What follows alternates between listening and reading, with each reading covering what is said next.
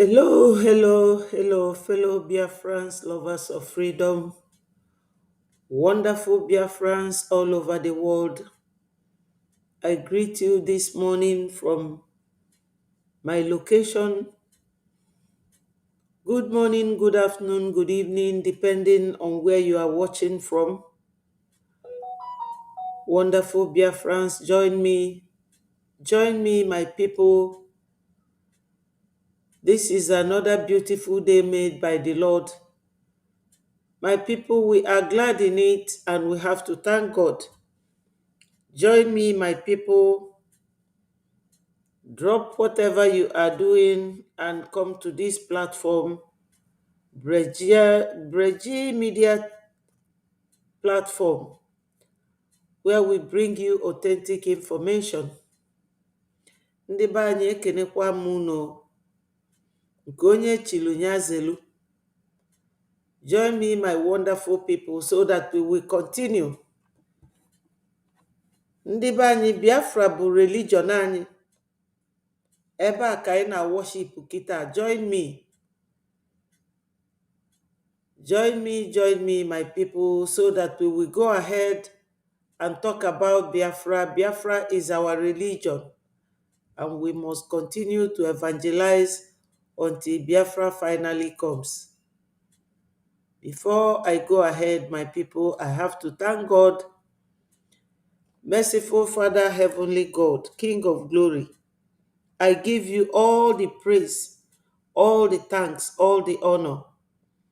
You are worthy to be praised, my Lord, because you say that in every situation that we must give thanks.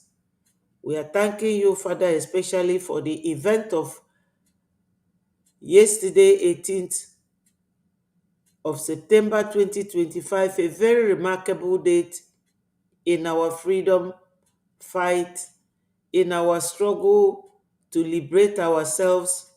Father, Lord, we thank you so much. We will continue to thank you and plead for your mercy over our leader, Mazi Nnamdi Kanu, for his healing, for his release. Father, Lord, please do it for our leader, Mazi Nnamdi Kanu. He does not deserve to be languishing in DSS dungeon. Father, Lord, he is there while terrorists are moving up and down, terrorizing the whole region. Father, release our Prime Minister, Meji Buagu Mazi Simon Ekpa. Release him because he's not a terrorist but a freedom fighter. Father, Lord, I also ask for your directives towards our APM Mazio Genkere. God, may you direct his footsteps. May everything he is laying his hands on succeed for himself, for Biafrans, and for the entire world. Father, Lord, I pray for all the men fighting for security and defense of our land, especially Gentle Yahoo. Nigeria can never lay their hands on him and our General Butuzo and many other of the commanders. Father, Lord, please, they have the voluntary duty to save our land, to secure our land. Please, Lord, do it for us. And bless every Biafran that contributes to our freedom. This is our utmost desire, our prayer, our wish. Father, Lord, we thank you. He say, wonderful Biafrans, lovers of freedom, time has come for us to kick it off with a very beautiful song.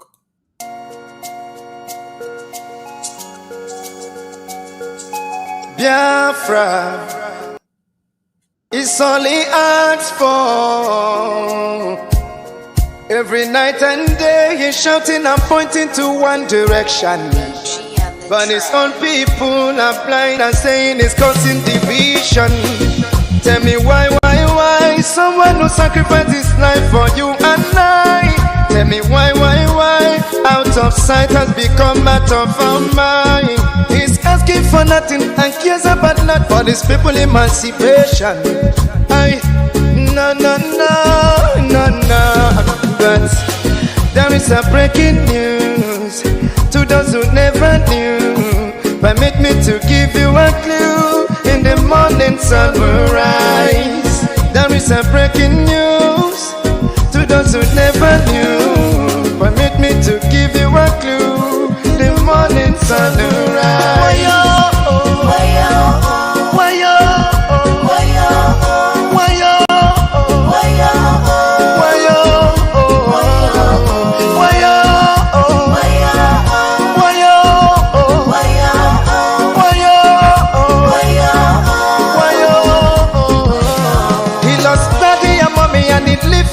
He doesn't care about nothing and abandon his family. Yeah. Oh.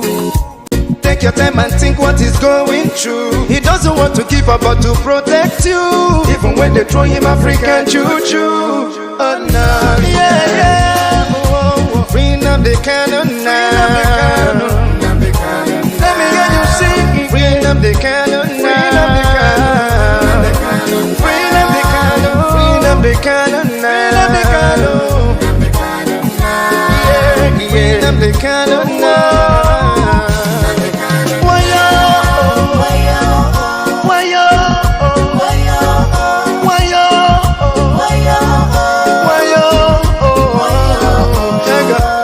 You hate him because of envy. We love him, he's one and only.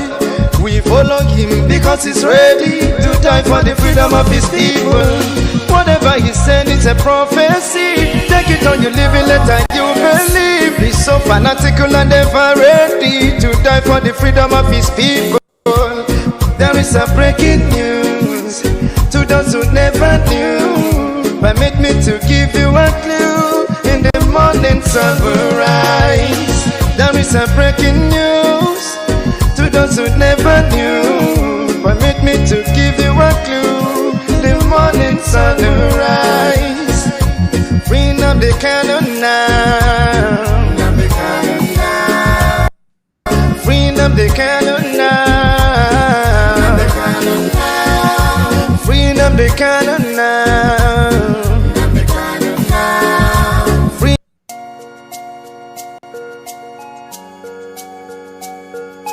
Biafra is all he asks for. Every night and day he's shouting and pointing to one direction. But his own people are blind and saying it's causing division. Tell me why someone who sacrificed his life for you and I. Tell me why out of sight has become out of our mind. He's asking for nothing and cares about not for these people emancipation. I no. But there is a breaking news to those who never knew. Permit me to give you a clue. In the morning sun will rise. There is a breaking news to those who never knew. Permit me to give you a clue. The morning sun will rise.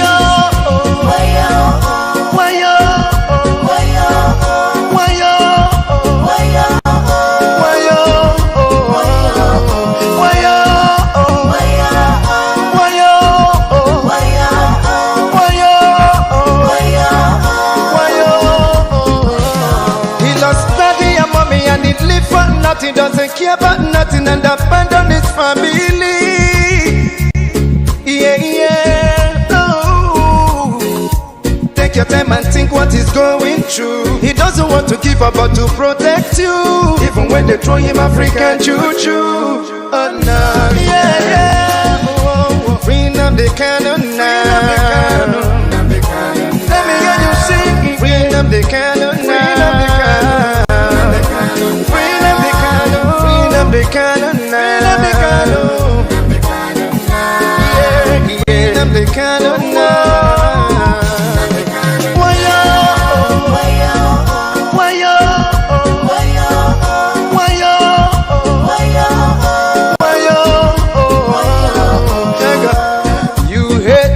because of envy. We love him, he's one and only. We follow him because he's ready to die for the freedom of his people.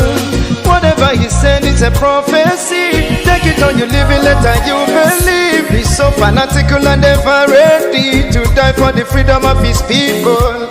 There is a breaking news to those who never knew.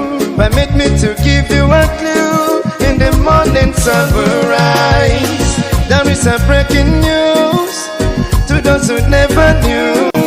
Permit me to give you a clue. The morning sun will rise. Bring up the candle now. Bring up the candle now. Bring up the candle now. Bring up the candle now. Bring up the candle now. Bring up the candle now. Bring up the candle now. Let me hear you sing. Everybody know my job is singing. Bring up the candle. Whoa. Bring up the candle. Yeah. Bring up the candle. Whoa. Yeah. Thank you, Biafrans, my lovers of freedom. Thank you, wonderful people. Today, my people, is another good day for us to reflect on what happened yesterday. So, my people, I have to actually look for our other jingles and play before I go ahead. Elias, come close, let me tell you. Stay away from Biafra. You can't succeed. So, my people, have we succeeded now or not?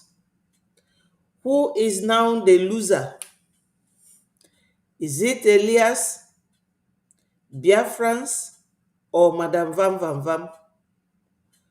Elias works with and for Biafrans. So, Biafrans winning is Elias' success. And Elias' success is Biafrans winning. Let us ask Madam Vam Vam Vam now. Between him and Elias, who is succeeding? Elias, come close, let me tell you. Stay away from Biafra. You can't succeed. Yes, Elias cannot succeed because he came to do Biafra, working with our PM, deceiving PM, lying to PM. So wherever he is now, you will know he is in the camp of the enemy. Penetrate Biafrans, a different breed of Biafrans that understood how the Fulani terrorist cabals and Nigerian government works. So when you see the criminal ex-Brigadier cabinet members, the criminal lobbyists that are parading with them in the name of trying to restore Biafra. So my people, I will play a video for you now that will confirm that this woman is the one killing all Biafrans. I will play a video that will confirm that. Somebody who is calling a lobbyist criminal, what does that show? So Biafrans, as I said yesterday, I haven't done that, but I will try and do it to find out from our information minister whether we should continue to use this as our jingle. I'm only obeying him because he is the Minister of Information in charge of Biafra Breji Media. That's what he told us. Always use this as your jingle before you do your program.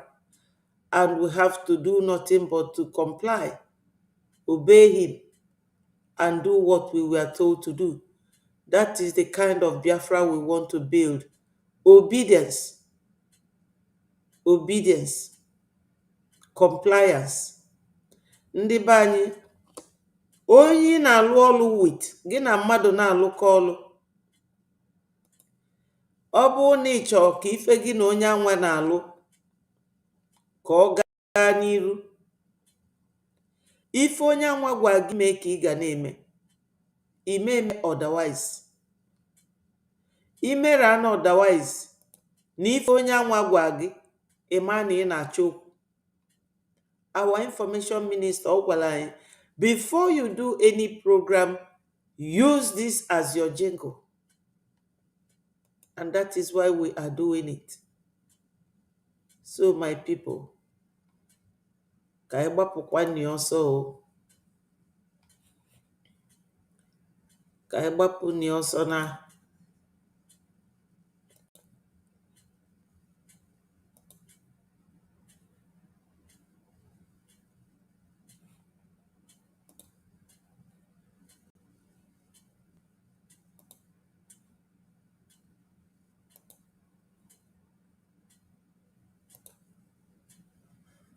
yeah, before we go to any other one, let's watch this. Biafrans, lovers of freedom, wonderful people. We have actually made a very remarkable history today, going to Washington, D.C. to talk to Americans. We are better in alliance with America than in Nigeria, because America is one of the world leaders who have respect for human life. They appreciate law, they make laws and they comply with it. They give you promise and they never fail you. Wonderful Biafrans, we can never go back to Nigeria. Nigeria is a terrorist nation, a nation that kills dream, a nation that have no regards for human life. Currently, our leader Mazen Nnamdi Kanu is sick, and the Fulani judge denied him transfer to the hospital for medical treatment. This is not a country we can be reasonably be seen to be negotiating with. So wonderful Biafrans. Our Prime Minister Mazi Simon Ekpa and Onyendu Mazi Nnamdi Kanu, even our leader Odumegwu Ojukwu and Philip Effiong, they will all be very proud of our APM, the level he has taken us to. I was reading through the comment section, and some people were saying that he hired a hall. You can imagine this hall. Just take a very good look at one of the Congress section of the rooms where Biafrans were allowed to air their mind, to air their views, to come and pour down their hearts. Whatever has happened to Biafrans today has been laid down. They are going to work on it. Do not think that Americans are foolish like Nigerians. No, they are very wise, very sensible, very civilized country. My people, Biafra alliance with America is going to pay a huge dividend. I say kudos to Biafrans who have been donating. You saw Michael Rubin, one of the American fellows. He came and spoke at length about Biafra, what we are going through in the hands of Nigeria, the killings of Christians, which we Biafrans are predominantly a member of Christian community. We are being annihilated on daily basis. Every Biafran should rise up. My people, take advantage of our IOU. Also take advantage of our BrejiRestorationHope.org, our new donation link, and make it happen once more. Biafra, we have broken the heavy barrier between our freedom and Nigeria. We are Biafrans. We are Biafrans. We can never go back to Nigeria.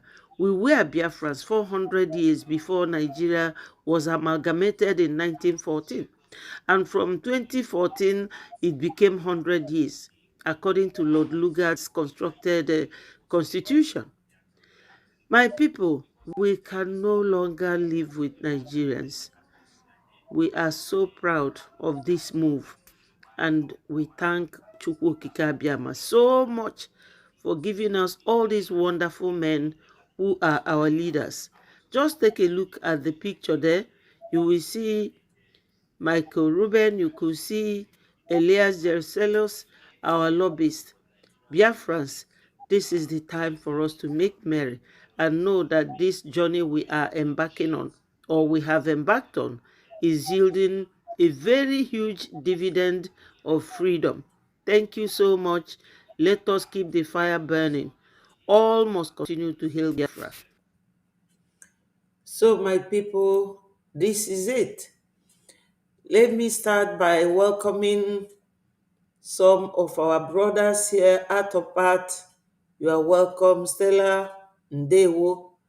Good morning, my big sis. Thank you so much. And my wonderful and beautiful sister Eukaria, I love you so much. Lars Benzico, thank you, out of part. Chichi, thank you so much for joining us. And Leko Lanre, yesterday I was like running up like a mad woman, like a little child, out of excitement. I was very, very happy. I know that, like commentators and all these fly by night media and the content creators, they will tell you that how could it be these few people? Yes, when Onyendu said that they are separating the chaff from the wheat, it means that we must not be millions that we get Biafra. When you look at the overview of how many people that got independence or congressmen that started this Congress, because this place where they are is a branch of congressmen's office. Yesterday, Biafrans made a very huge history. Hello, Chinenye Ndewo. Thank you for joining us. When you see all the overviews, you will see that it was only 56 delegates to the Second Continental Congress signed the Declaration of Independence. 56 of Americans, the Congress, they signed the declaration in the year 1776, July 4th. They adopted it. It mustn't be every Biafran.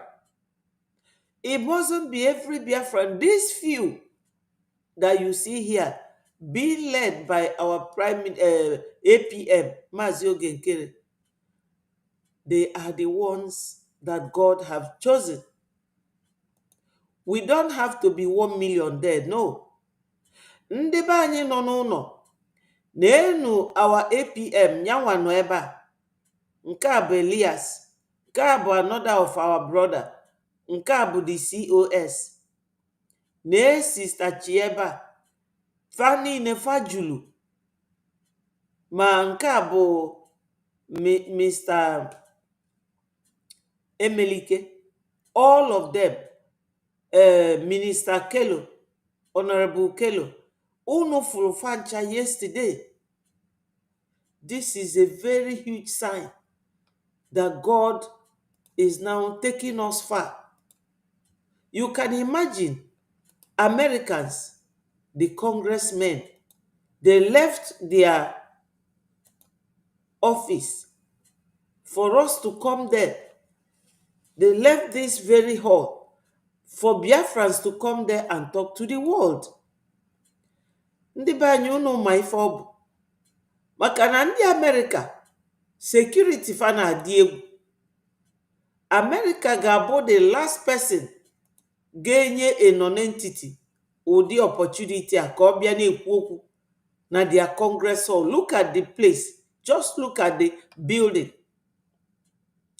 Ndị ụfọdụ asị no hall eji hayata. Kedu ebe a na-alụ ụdị hall a na street ebe ị ga-eje hayalụ?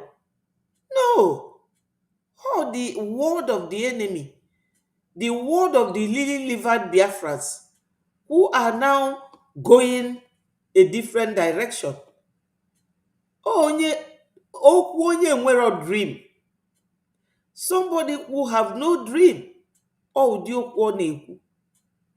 So my people, ife nchagbu na ife a bụ na Biafra emekigo a very huge history.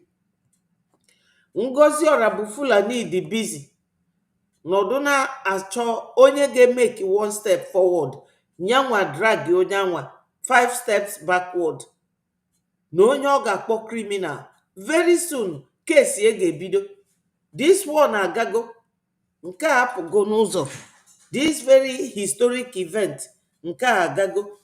Another step bụ Ngozi ịbanye n'ime mkpọrọ. Maka ọ nọ kịta na-egbu ụmụ be anyị. Ndị be anyị ka ngosikwa unu. Maka na asị na anwụta nwa nkịta akpe ma egosiri ya. You know, ọ dị ka mbọ ka atụli ya. Ka unu wee nụ maka na ife okwu. Ọ ife ọ nọ na-ekwugheri.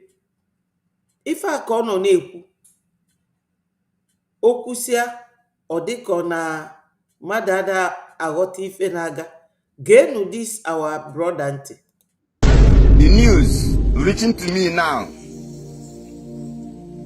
from Okigwe is that Akawa Nato is under siege. I want to use this opportunity to let the Biafrans to understand that the ongoing genocide war that is going on in the land of Biafra, precisely in Okigwe, as the information reaching to me, people are looking for their loved ones. People are missing. Watch this video. My people, the video akpọrọ unu mana oge ụfọdụ ọ bụrụ ife niile ka Facebook na-allow. O nwere video kpọrọ mana unu ga-eji uche unu. Onye a unu fụ nọ n'iru video anụnwa. Onye a ekepụrụ ya aka na abụ azụ. Mana achọrọ m igosie etu Facebook ga-afụ ya. Maka na anyị na-adị careful ife anyị na-egosi na mba ụwa.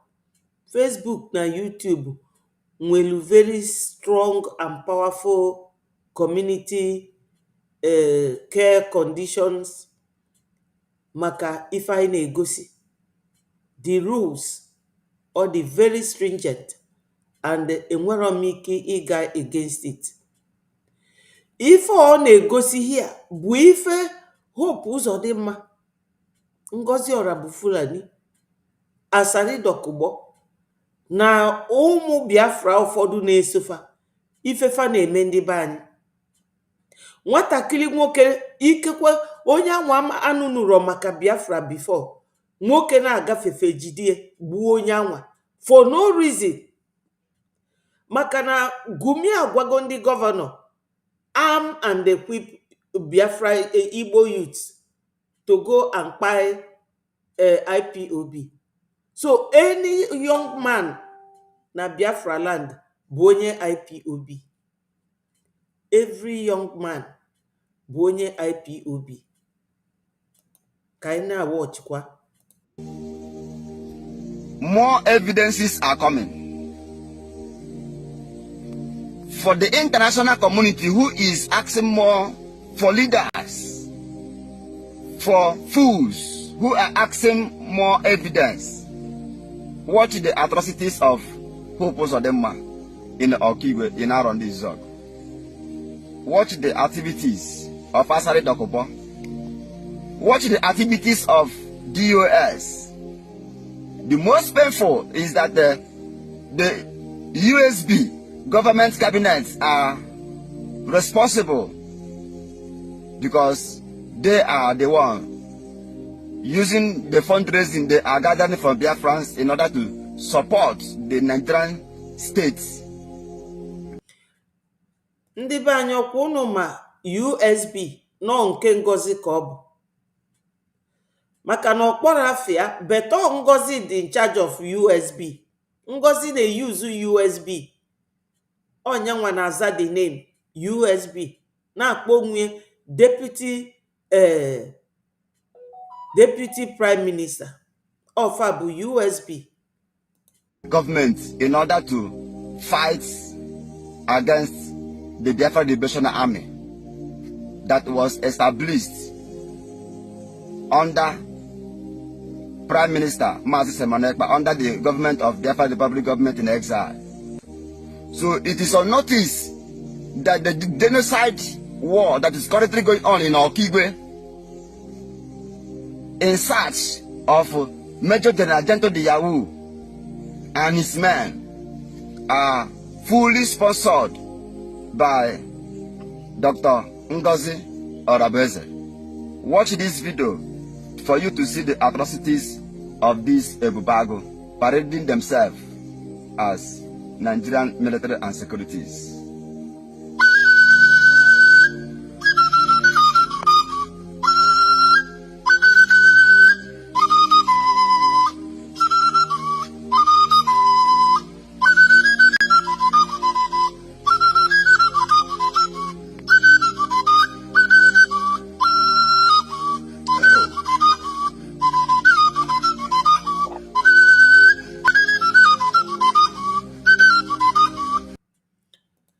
Ndị be anyị unu ne anya n'iru nje makeup unu afụ na iwe ji ya n'obi maka ife fa na-afụ n'ime ọfịa ebe anwa fanụ iwe jie. Ndị Biafra na-eso Ngozi, ndị Biafra na-atụrụ Ngozi ego, unu bịa nụkwala ife a na-ekwu. Ọbara ụmụaka be anyị a na-egbu na-arọ ndị Izuọgụ na Okigwe ọ dị unu niile n'isi. Ndị niile si na fa ga na-esolili Ngozi wee na-atụ ego. Ọbara ụmụaka be anyị a na-egbu dị unu n'isi maka na Ngozi bụ sabotu a. Ngozi na-alụrụ ndị Naijiria na Fulani ọlụ maka na nyanwa na onwe bụ onye Fulani. Ọbara ụmụ be anyị dị ya n'isi. Onwe onye nwere ife ọ ga-ekwu edobe m link ebe a. Onye anwa klik edi link bịa kwuo ife ọ chọrọ ikwu. Otherwise na-agakwa n'iru. Unu anụge?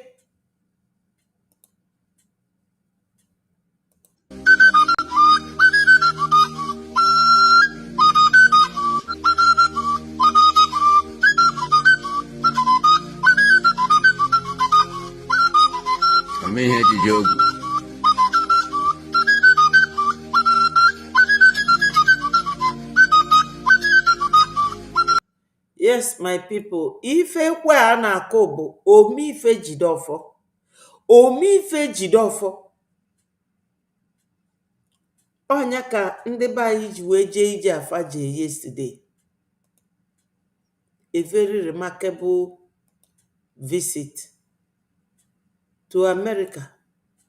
Ife nji wee tinye vidio Ngozi a bụ na ka unu nụ n'ọnụ this man nọọ Ngozi so ndị Ebubeagụ solu ndị otu Hopeless Uzodimma na Saridokugbo wee na-egbu ndị be anyị.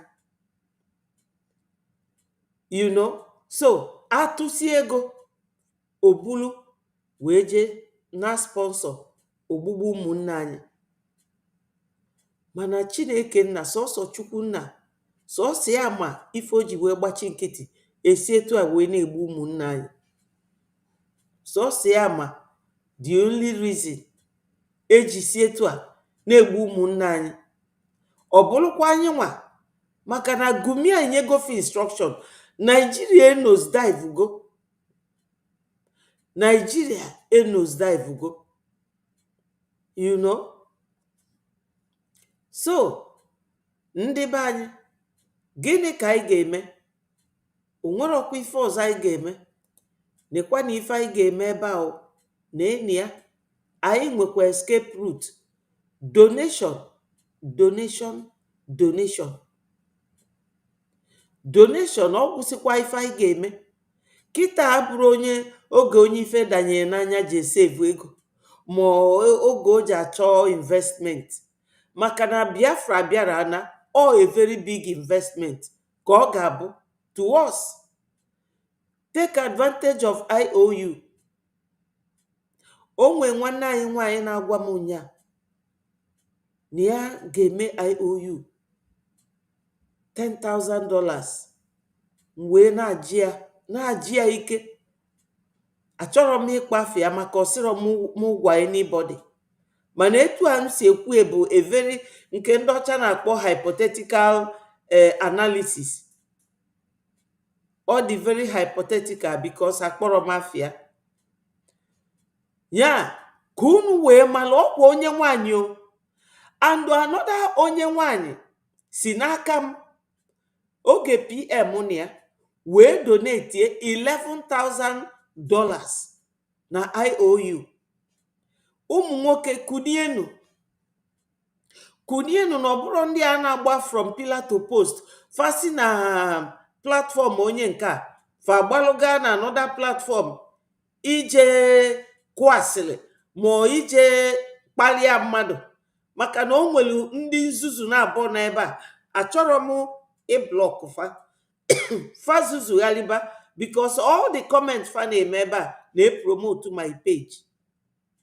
Fa continue na-eme onwe fa expose. I believe na ndị Fulani because famaza afa dịka afa ndị be anyị. Ofu si na afia bụ Ugo Best, nke ọzọ si na ya bụ eze ka unu wee ma nọ ndị Fulani. Ndị Fulani amụ na Biafra land.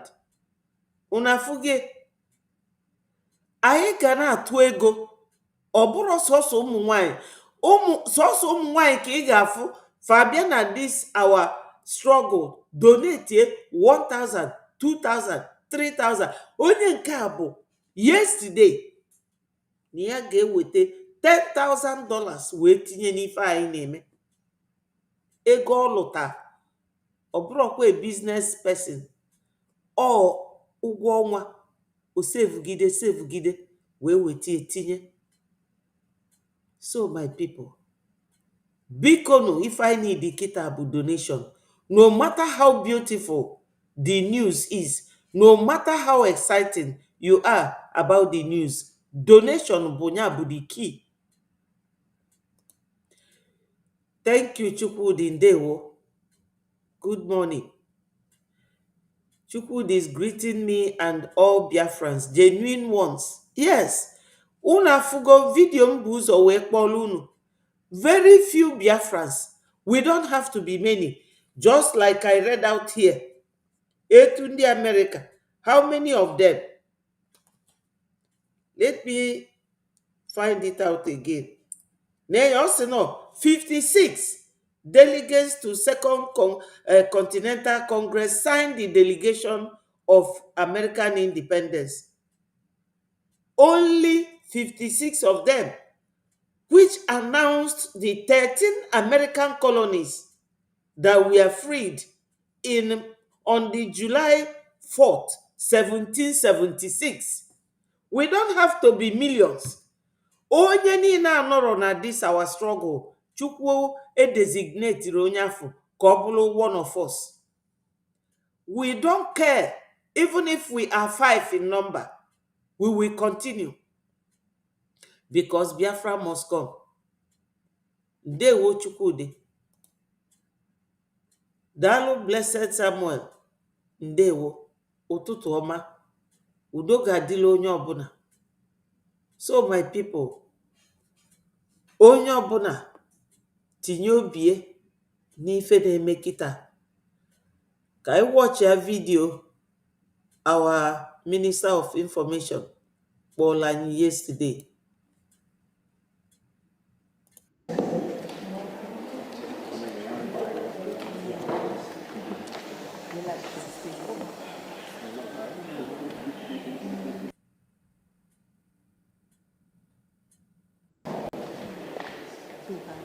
Reference.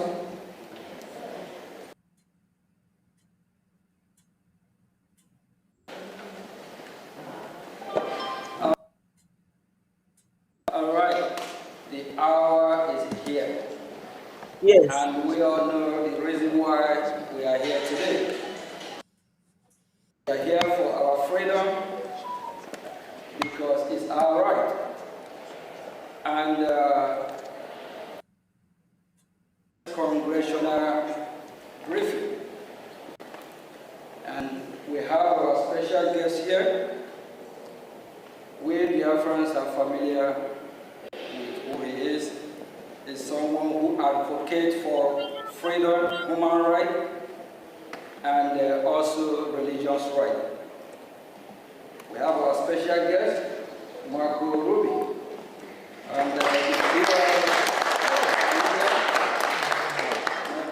Ruby is Senior Fellow, American Enterprise Institute. Thank you, Marco.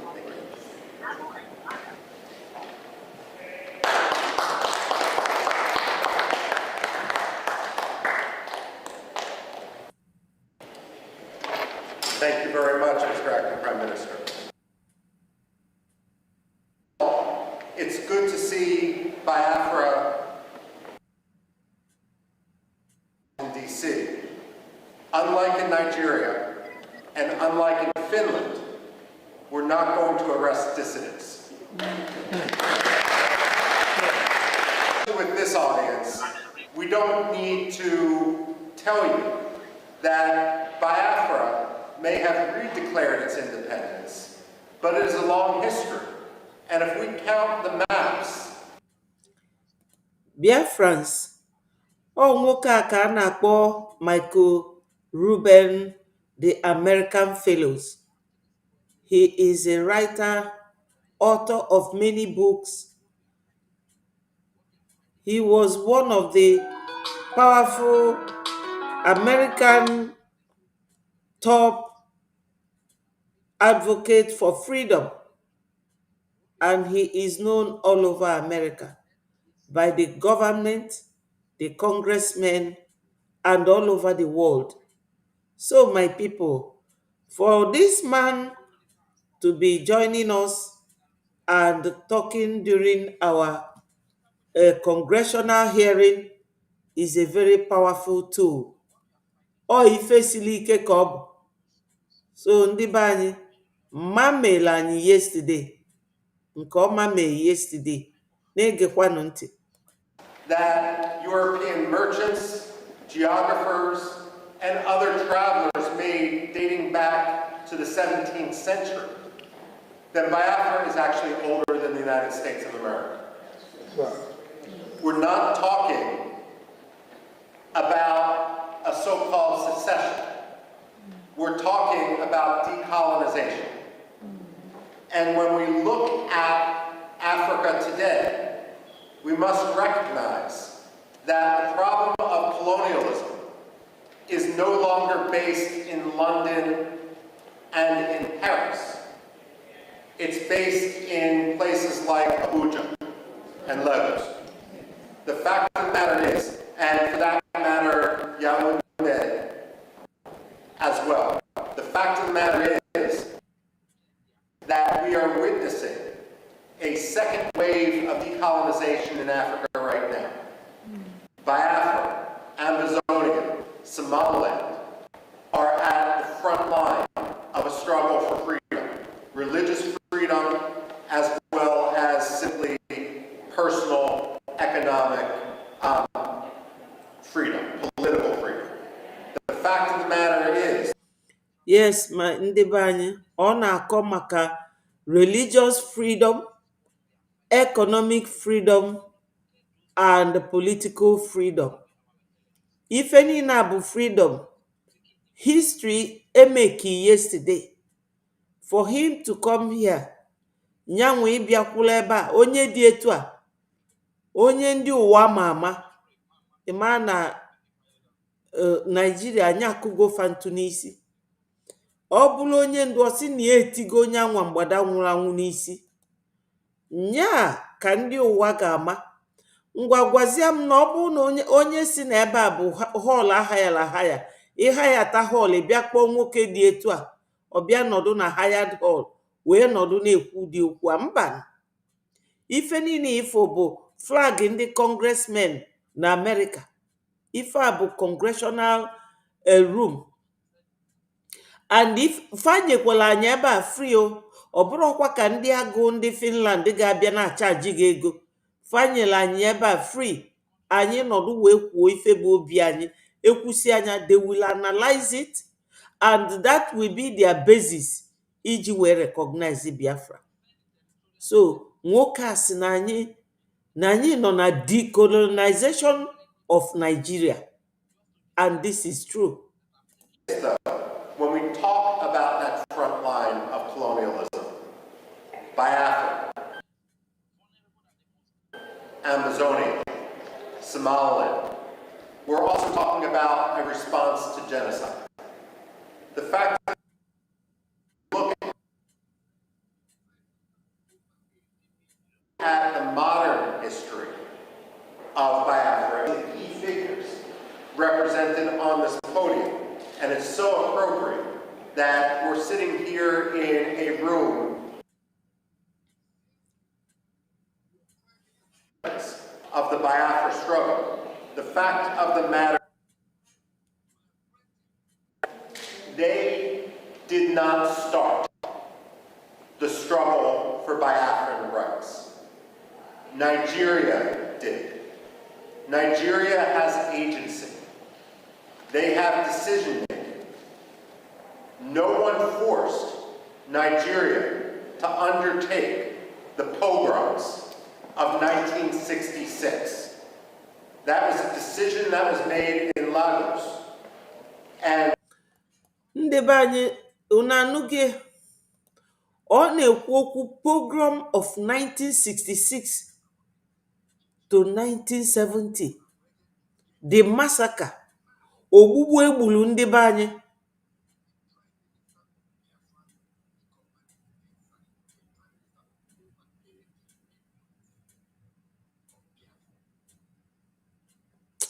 Unu ekwuzina maka nwaanyị a. Anyị nọdụ ebe a na-ekwu ife dị mma, unu emekizina kọment gbasatalụ nwaanyị a, maka na o nwere ife nwaanyị a bụ. Nwaanyị a marọ m aghọta. Ngwa gwagodunu m ife ọ na-alụ na this our struggle today. Kedu ife ọ na-alụ? Ọ distraction.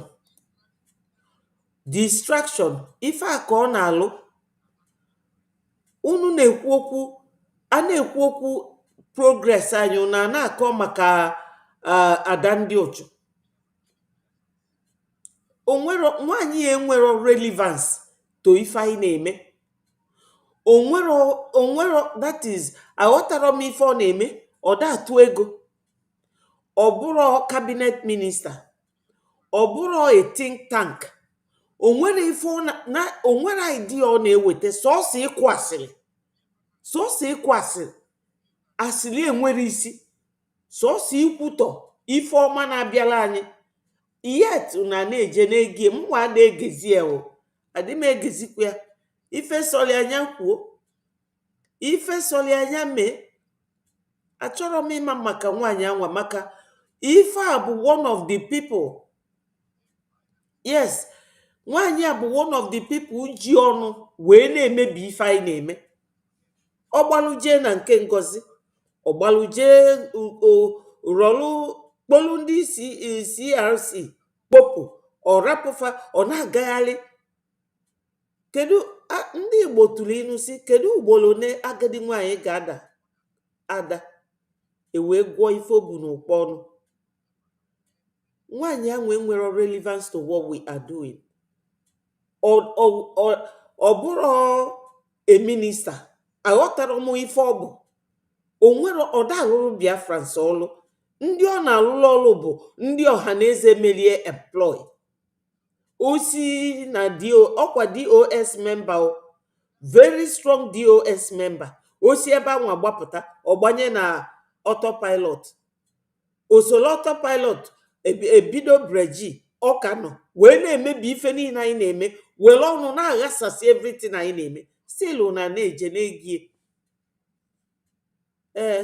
She said yesterday that APM Mazi Ogenkere said his black followers to come and gather that yesterday, and he paid this he paid this white man to come and speak to Biafrans. And I ask, unu egezina ife nwaanyị anwa na-ekwu ntị? Unu egezina ya ntị?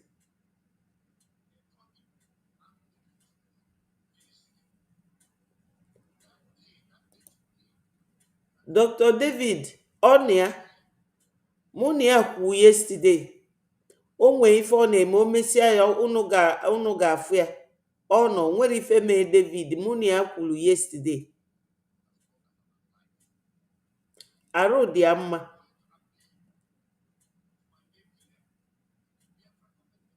Sunday, ndewo. Ndewo.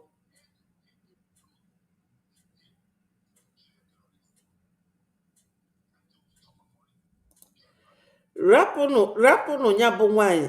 Ọka gbanarịrị ọkwa ndị Biafra o. Ife melia bụ ka asọtụgodo ikpe ka Ngozi jegodu court. Ngozi ka nọ na-amịali welu his own lawyers na-delay hearing ya. Efinishie nke onye nke anwa, nwanyị a ga-abụ the next person. Unu echekwana na ndị Biafra gbagie nkịtị, because anyị nwere a lot of evidences against her. So ka anyị continue unu. Ife soli anya kwube. All because no, or a corrupt-minded person. That's why Ojekwu bad things. Na our APM je hire hall. Hire onyocha ngwa neziano. Ne ndị chọrọ ka ewete Biafra. Because o nwere aki elurode. Ada ndị ocha aki elurode. Ị ga-afụ ụmụ nwanyị Biafra bịa kwuo okwu de. She cannot speak. She cannot represent Biafra in anything. O nwere ife nwanyị a bụ.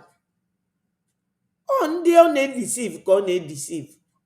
Mana ndị ahụ ọ na-edeceive bụ ndị chọrọ ịdị na-akpagharị na-akọ maka Biafra ma fa atụ na penny tụọ afụ. Fada atụ ego. Ọ ndị asịrị kasị, ndị enwere uche, ndị enwere isi. Yes. Okay, you carry her. You can call me so that we will talk more about him. Ngwadu. Daluso. Dewo. Thank you for that observation. At least Ogosi need the observant. Oh, ka genuine Biafran sisi eme. Onye afro nwanne ọ na-ajụ ase. Ọ bụrụ ada ndị uchu enwere aka ọlụ. All the nobodies wanting to be somebody. All the nobodies. Nwanyị anwa ọ ka digodu lucky. Maka ọ bụrụ na ekpesighị ikpe Ngozi ma onye ọzọ emere advocate for that. I will advocate for her sanction in court. I'm telling you. Maka na nwanyị anwa bụ major person na-destroy ife anyị na-eme.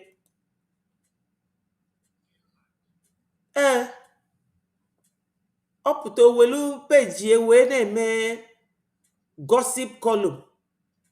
Una na-ege ntị. What we have seen, the struggle for freedom in Biafra, is a natural response to the repression, which is now more than 60 years old inside Nigeria, especially with regard to Biafra. Yes. This is natural response to the repression of what Biafrans are going through in the hands of Nigeria. Repression. Ọ bụ na ada ndị ụchụ na ọma onye nwoke a bụ ifugie na onye ahụ abụrụ mmadụ, ọ mara onye nwoke a bụ. Nwoke a bụ a government on his own. Maka na America gọọmenti mịa, Qatar gọọmenti mịa, Yemen gọọmenti mịa, Somali gọọmenti mịa, onye a unu fụrụ ebe a, all a government on his own. Michael Ruben, ada ndị uche ọ ga-ejenwu na search engine, na Google search engine, search aba nwoke a, gụọ onye ọ bụ ka ọ malụ na onye a na onwe dị ego one our APM ga-eme enweghị ego tutenwu nwoke a. The man volunteer maka na ọ bụ an American fellow that writes a think tank. Kedu ndị mmadụ na-ekwu okwu, ada ndị uchu a na-ekwu ọma onye nwoke a bụ. Ọ ife gosili unu na onwere ife ọma. Ọ mara onye nwoke a bụ, his personality.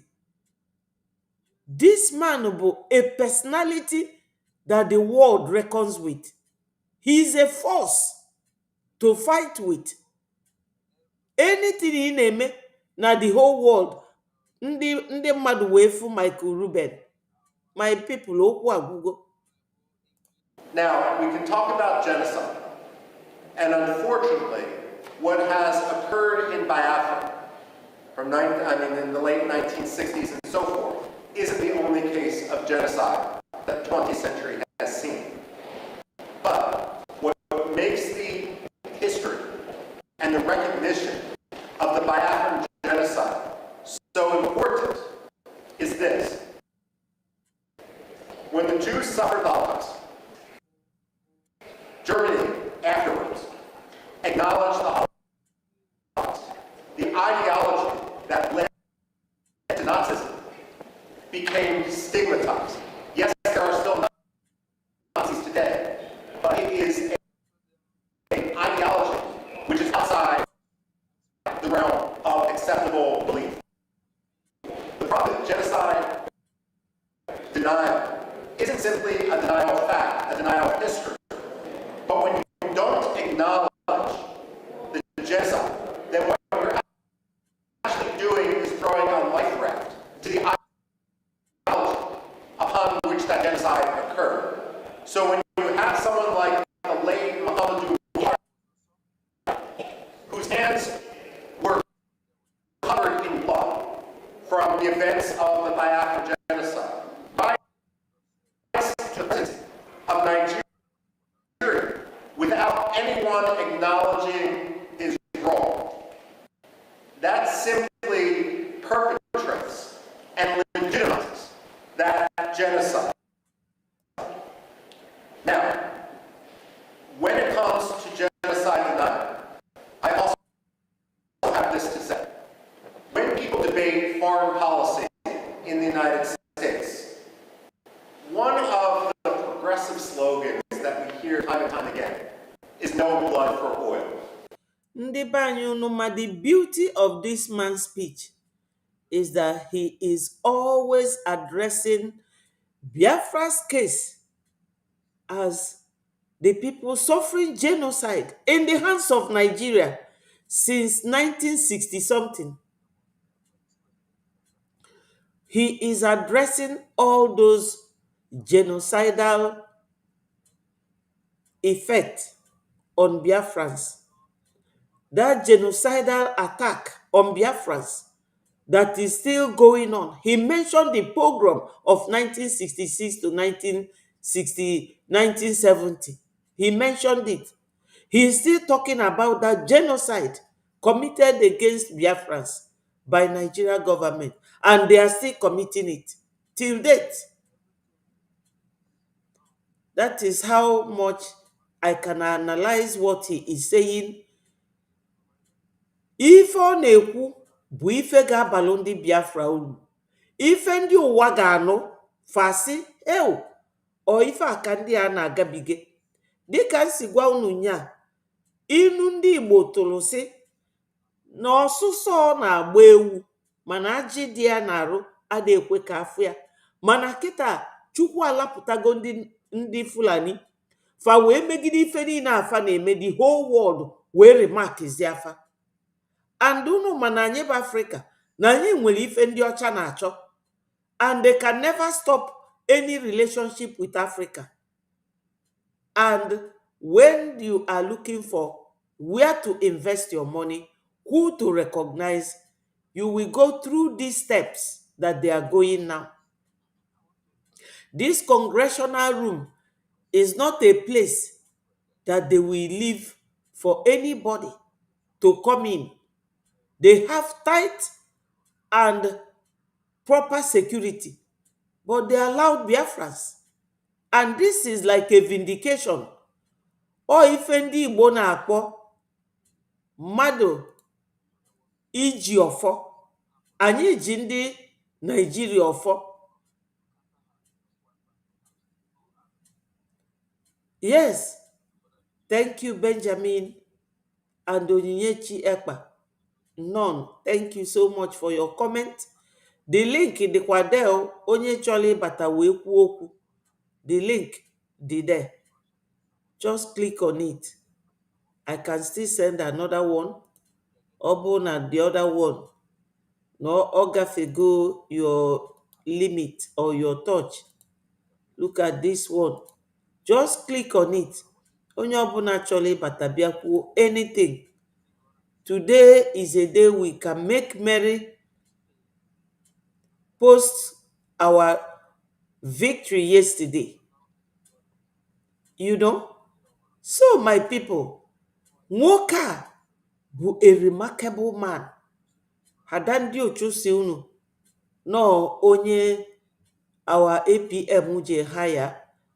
Now, o gosi na APM chọrọ ka melu ndị Biafra. Ọ bụ na APM kpatasịrị ego n'ụwa wee sị na ife Biafra ka a ga-eji na-eme. Kedu ife o gosi? O gosi na ọ chọrọ ka mma na-emela anyị. O gosi na ọ chọrọ ka ife Maazị Nnamdi Kanu ka ọkụ agụnyere ya n'aka ka ọ ghara ịnyụ n'aka ya, ka ọkụ our PM gụnyere ya n'aka ka ọ ghara ịnyụnarị ya. That's why ọ ga-eji wee were ego jee haya hall. Mana ọ gwago unu na ndị America Congress na fa nara anyị kobo, fa nara anyị penny, fa nara anyị even $1, na fa si anyị bịa ebe a free bịa gwa ndị ụwa etu o si wee dịla anyị.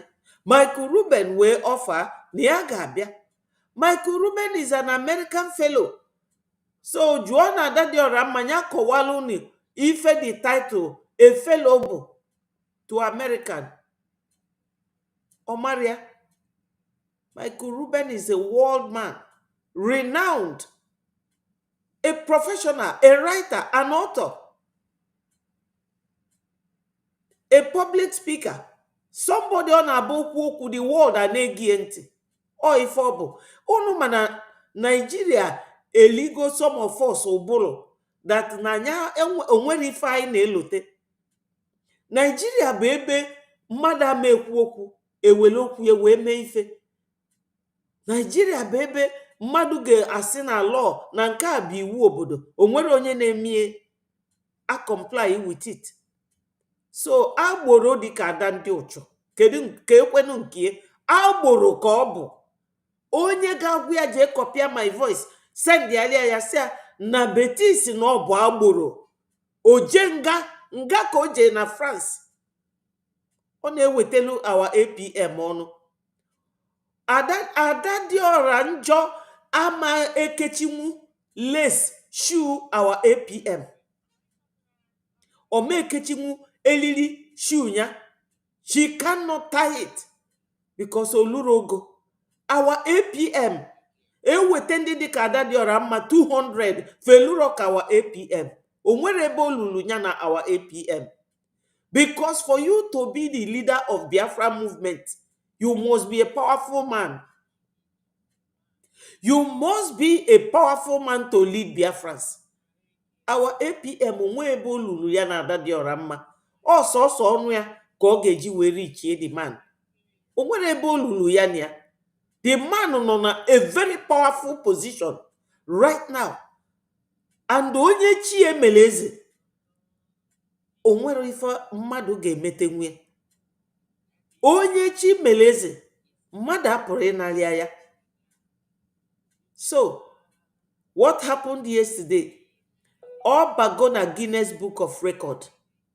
Na APM Mazi Ogenkere took Biafrans to the Congress, and that Michael Rubin, one of the American fellows, was there to talk. Unumakwa ife obu. Na obulu na ndị ọcha ga-etelevise ife a, no nwoke akafa ga-egosi. Then na dandi uchasi unu na oji haya hall kpọọ onye ọcha. Onwero nke ọma. Imago, he who knows not that he knows nothing is a big fool. Omaro no nwere ife ọma. Maka when you speak, people will know. I mean, sensible people will know the kind of person you are. Just open your mouth and talk. Then people will know the kind of person you are. Kebo lulunya na Michael Rubin call our APM. Well, I have a message for Alexander Stubb. No genocide for it. Finland has been a disgrace. Stubb has come to Turkey at the expense of the Kurds, at the expense of other dissidents, for the sake of getting Turkey to lift its de facto veto for Finland's NATO membership.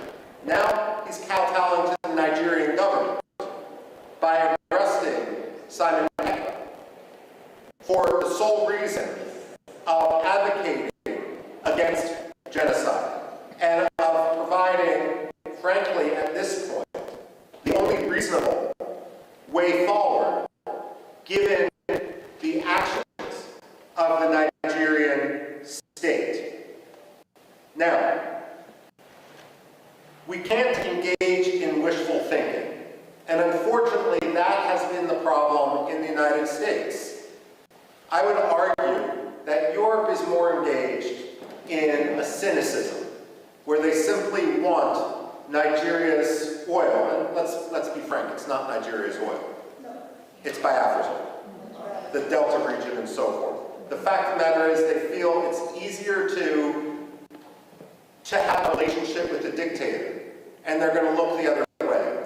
Never let the Europeans pretend that they stand as a representative of human rights when they act in such a cynical, racist, and way that is so contrary to life, liberty, justice, freedom, political rights.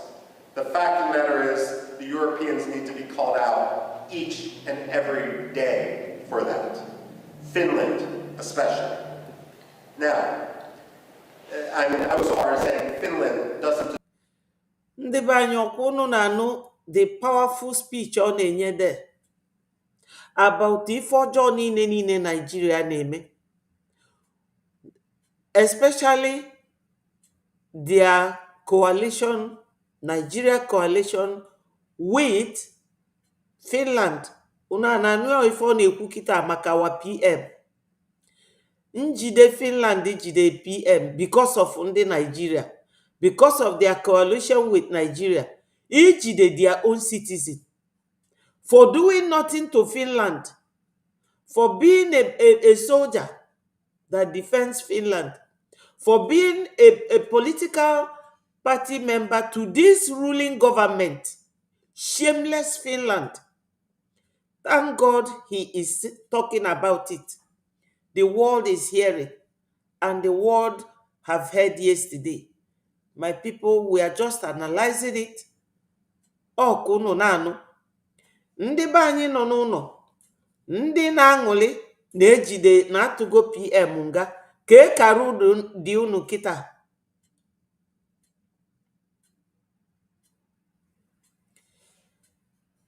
The picture, okay, let me try and zoom it. Um,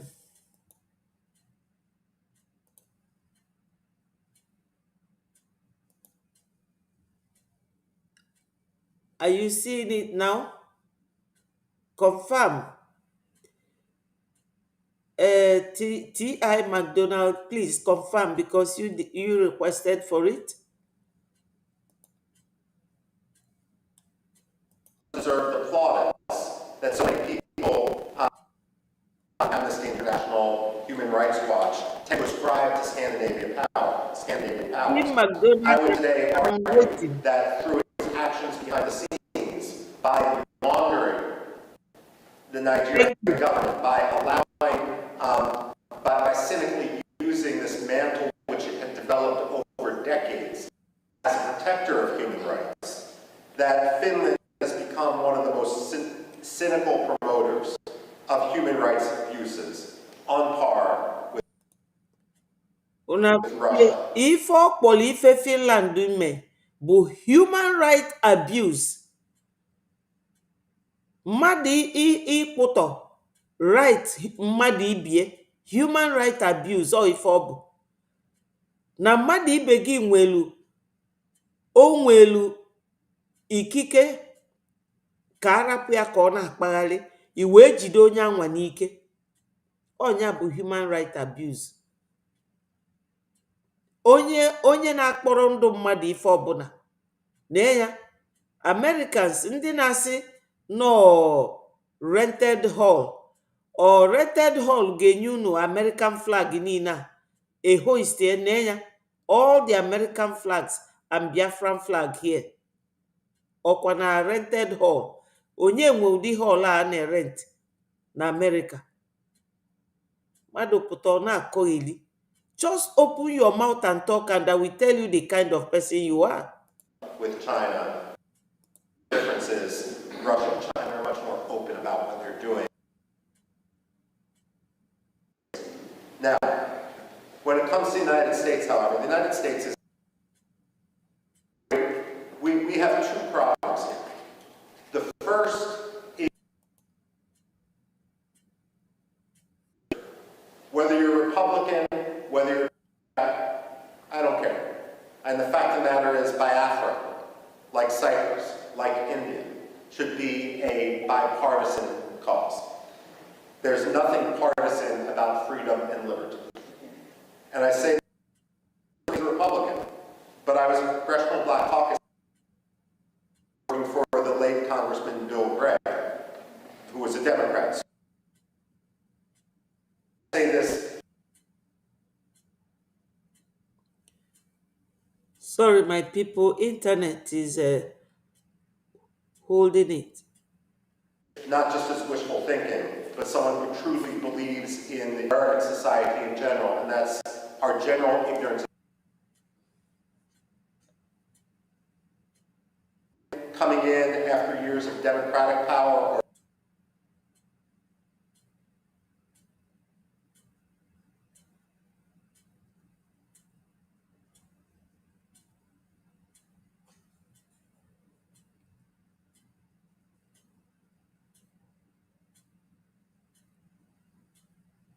People, Democrat coming in after years of floor of their office of the Dwight D. Eisenhower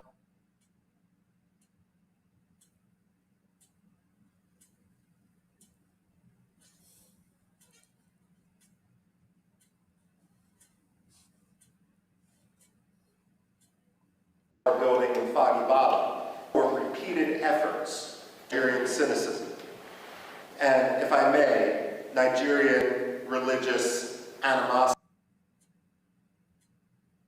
on the parts of some sectarian communities.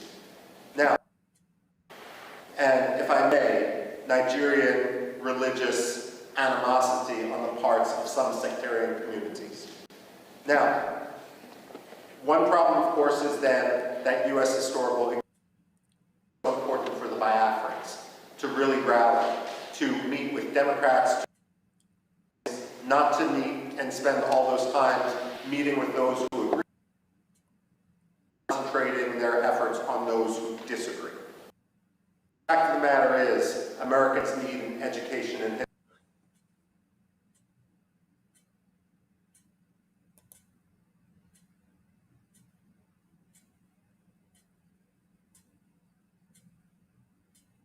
because the price of America, there's some good political appointees, there's some bad political appointees, and the same thing is true with the professional foreign service. But among ambassadors, however they get their job, there's two general styles.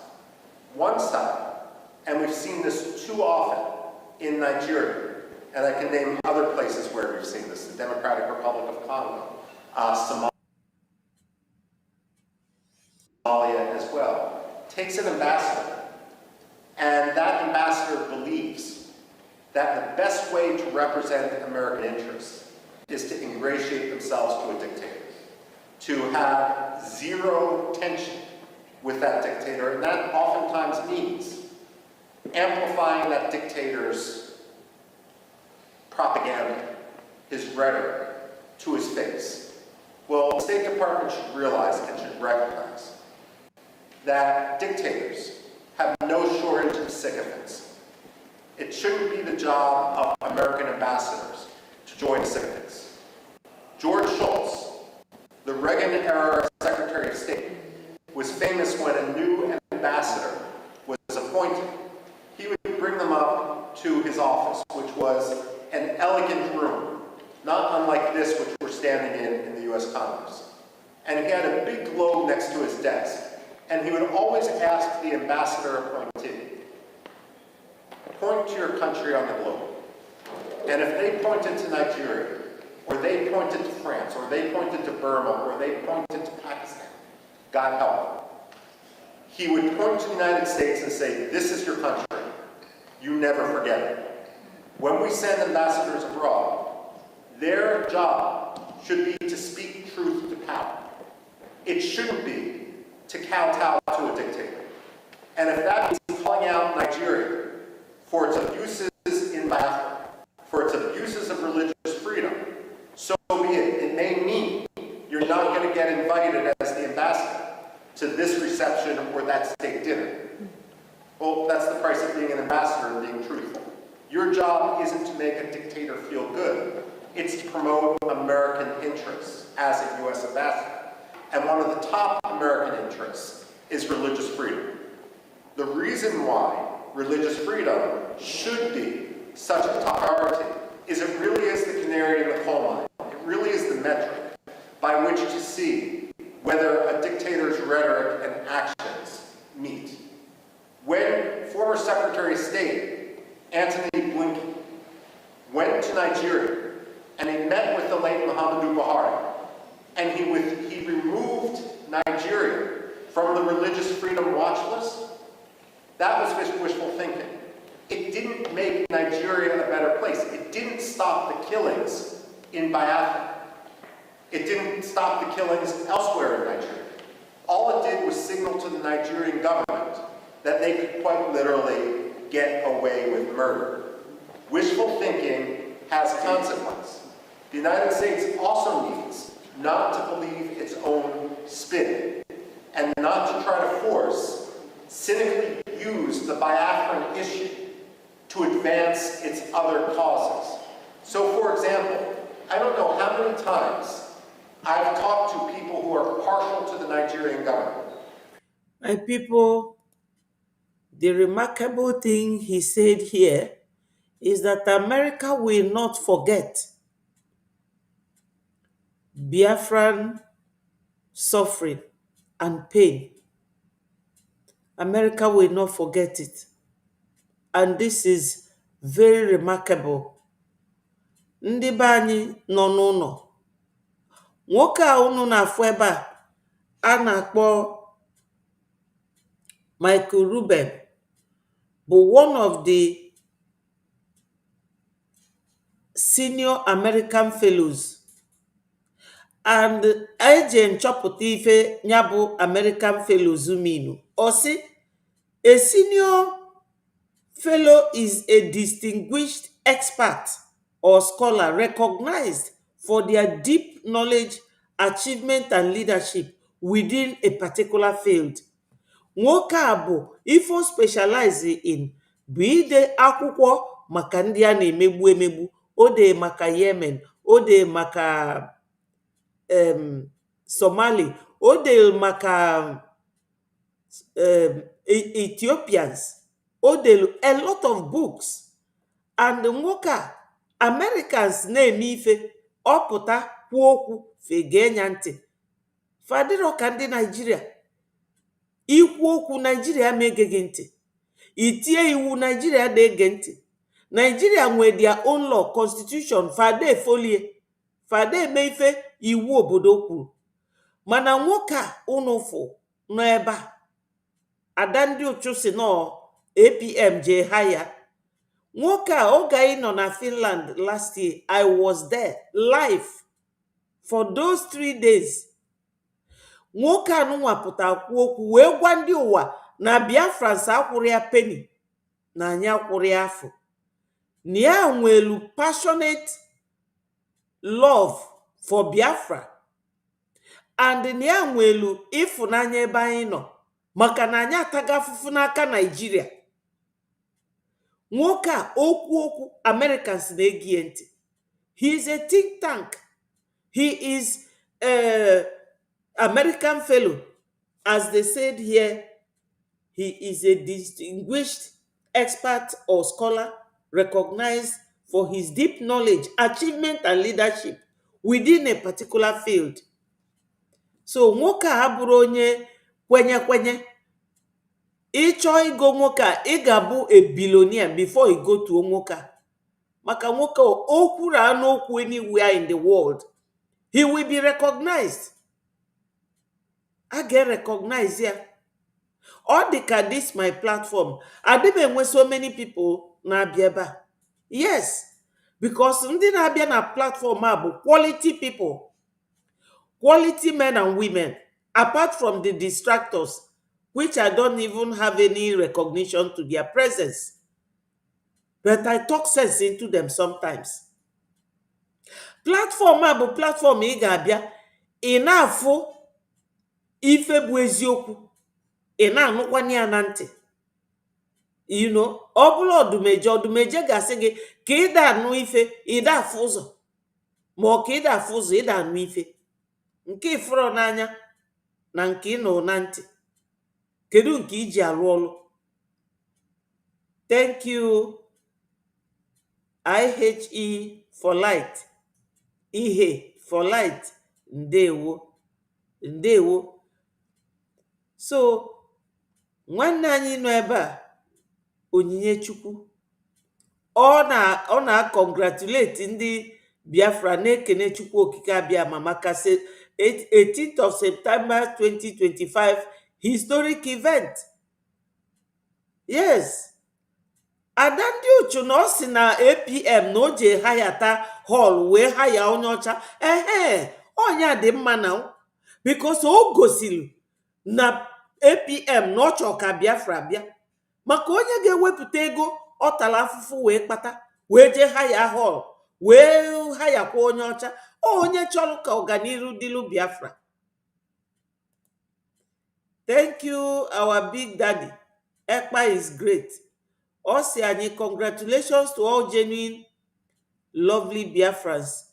Breji and God bless our able APM, His Excellency, Chief Ogechukwu Nkere, and all genuine, lovely Breji cabinet members. Airborne. Yes, airborne. Ndị be anyị need millions of people. Because as I said here, also few Americans, only few Americans, 56 Americans made, signed and declared independence of America. They did it on the 4th of July, 1776. We don't have to be millions to get this Biafra. No, my people. We don't have to be millions. Thank you, Yoshi. They are crying about Breji's success. Exactly. Yes. Oluchi is telling Biafrans, congratulations, all genuine Biafrans. We don't have to be millions. These few no here bụ ndị ezigbote nke ahụ onye ndu si anyị ezigbo Biafrans that they will separate the chaff from the weed itself. Ndị niile agbapụrụ agbapụ ọfa bụ that chaff onye ndu na-ekwu maka ya. I'm doing fine, Peter. Ndewo, m ga-akpọkwa gị leta. M ga-akpọ gị leta ka ị kọọ akụkọ. Hey, congratulations. Yes. Biafrans make a very good wave.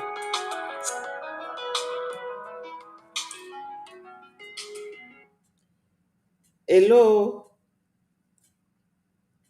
Hello. Yeah, anọkwa m na program. Ị chọrọ ikwu okwu? Oh, I just want to tell you that I'm just going to the home now. I wanted to call you later. I just informed you that I've been able to. Anyway, later I will talk to you. Thank you so much. I just want to appreciate you. Ọ dị mma. Ngwanụ, later. Okay.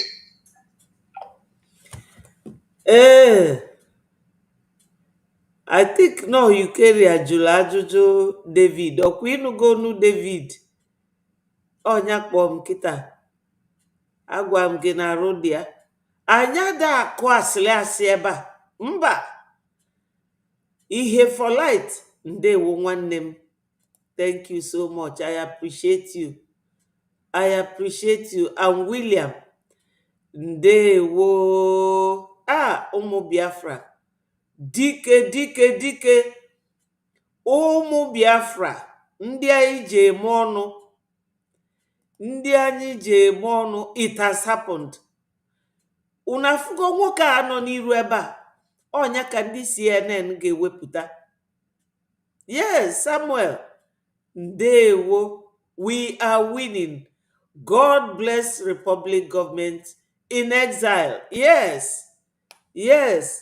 Michael Rubin is known all over the world. Kunu wee malụ onye na-ekwu okwu ada ndị uchu. How can you ịmakwa na nwoke a bụ a signatory on his own?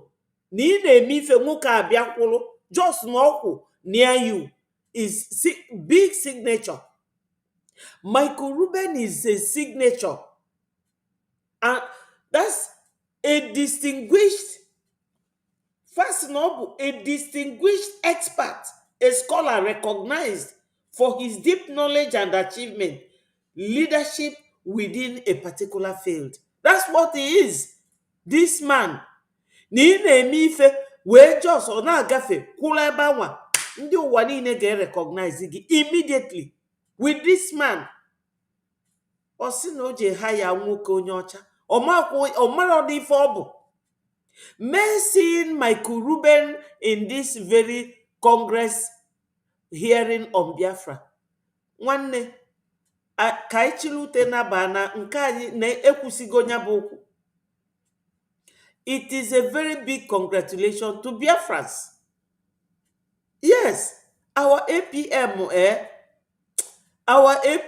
amarom ka m ga-esi wee kene nwoke a. This man, the real Biafran man ka ọ bụ. Onye bụ Biafra n'onwe ekita. Onye ndu si anyị mala ife niile anyị weli echedo this APM. Ife onye ndu gwara anyị. You know?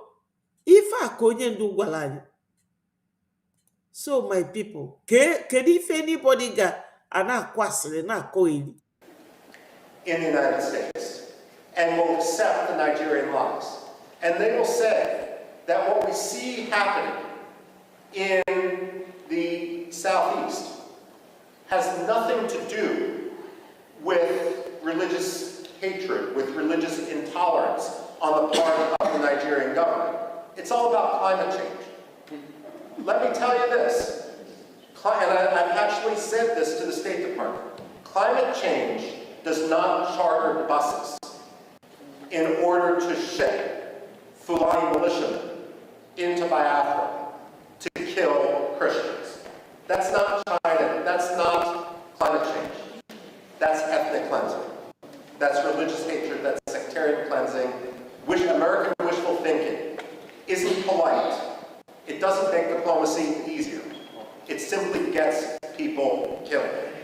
And this is also why it's so important for the Biafran people to rise up and not only work to establish their freedom in Biafra, to reestablish their country.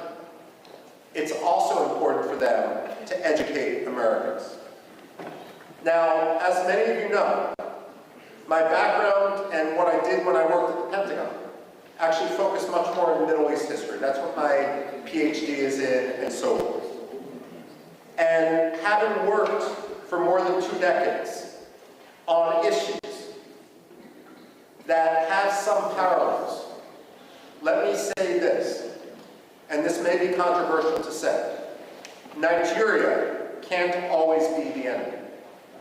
And the reason I say this is, while Biafra must be free, there can be no compromise on it. At the same time, an independent Biafra is only going to thrive when Nigeria, its neighbor, is at peace with itself. Una na nu ife ọ na-ekwu. All say that nothing can stop Biafrans, that Biafra must be free. No compromise. Nya, compromise bụ asị gị kama ị ga-eme nke a mezie nke a. No. All say that na Biafra ga-adịrịrị free. Na Nigeria enwere ike ịkwụsị anyị. Na fa bụ our neighbors, that they have to be at peace with themselves. Imana the speaker or the ekwusi okwu ọfụma, that Biafra, no compromise, that Biafra must be free. And with its neighbors. The fact of the matter is, the Biafrans are an engine of democracy. They were historically the intellectual capital, the economic capital of Nigeria when they were under Nigerian occupation. Have a role not only to win freedom for Biafra, only going to be confirmed when Nigerians also, and when the Nigerian military and Nigerian in order to advance their own. This is important, and this is it's understandable that you focus on Biafra, but I had conversations in the past with Iraqi presidents and prime ministers, and there's a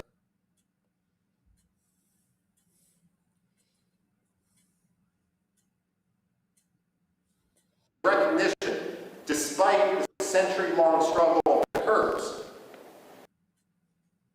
the so-called ruin for their neighbor next door. I've had this conversation with the Cypriots and the Greeks, vis-a-vis Turkey as well. Turkey is a problem today, and Turkey is a problem which is going to work with Nigeria. What the Greeks and the Cypriots will tell you is, while today Turkey acts, once Turkey fundamentally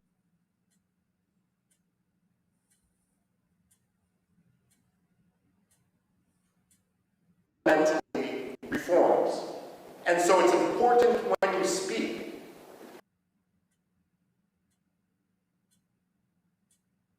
to promote the freedom for Biafra.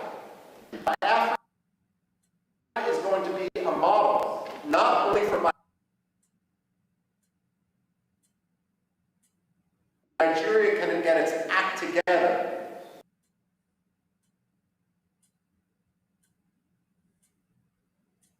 Even as Nigeria heads towards the precipice, the American satirical newspaper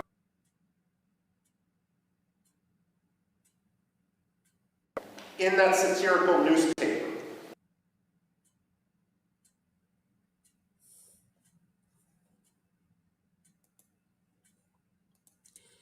Yes, Yoshi. Yoshi, you are very correct.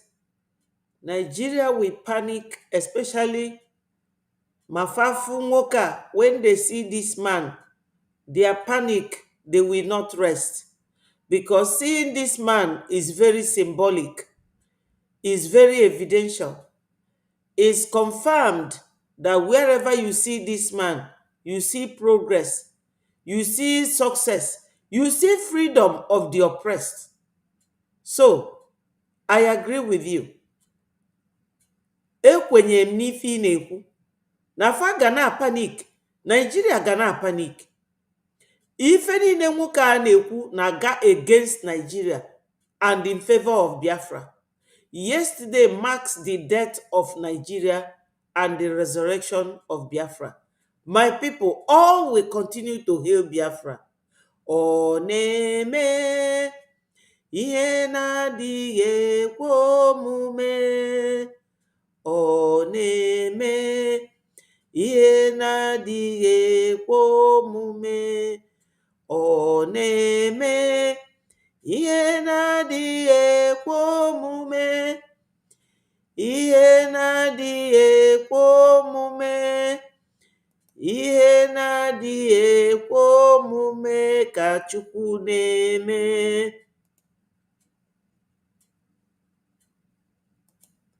No matter what in it is. 2008. It was a fake announcement.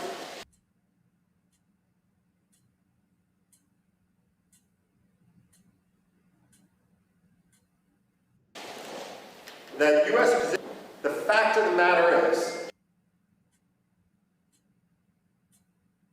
as if they have a choice. The fact of the matter is,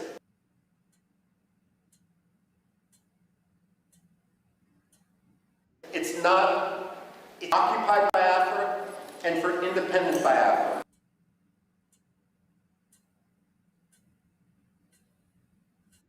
To border a failed Biafra is going to need to recognize that it's a failing state. It's a building. It's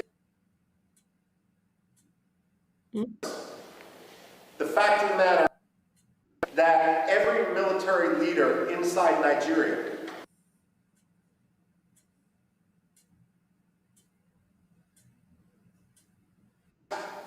their own Nigerian public by trying to be prepared for that.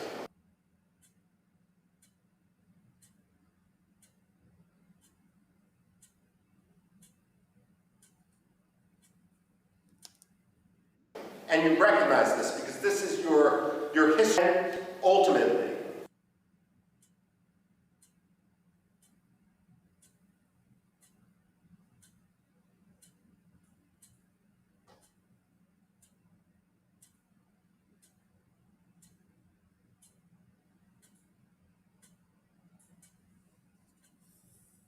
You will thrive and need to make, and this is not for the people here, but some dungeon.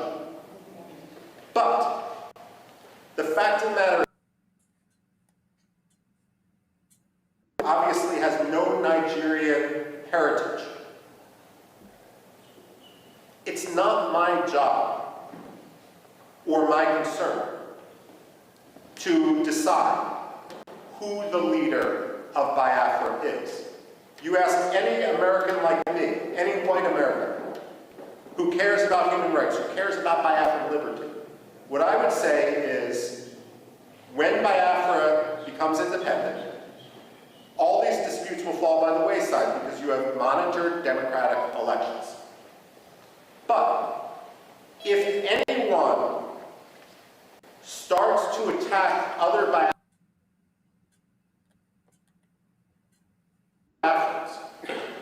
in the presence of European politicians, American politicians, United Nations is giving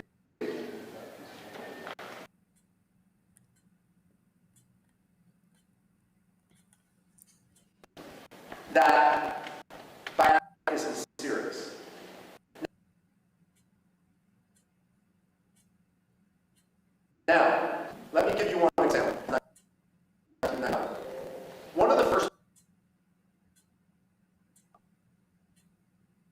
the Kurds in Iraq, in northern Iraq, are divided between two major political parties. One was Jalal Talabani's Patriotic Union of Kurdistan. The other was Masoud Barzani's Kurdistan Democratic Party. And between 1994 and 1997, these two Kurdish parties fought a civil war to suggest that anger among the Kurds was hot, would be an understatement. They hated each other's guts. 2,000 people remain missing to this day from that civil war in northern Iraq between the Kurdish parties. And again today, that region is essentially divided. Barham Saleh had a rule as the representative of one of the two Kurdish parties in Washington, D.C. His rule was, I will talk Kurdish politics to other Kurds, but I will never talk Kurdish politics when someone else is in the room. Because the only message that Washington needs to hear is Kurdistan must be free.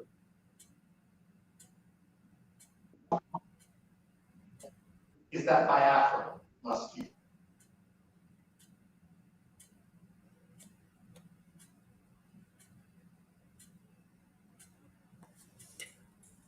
Well, my people, I think because of the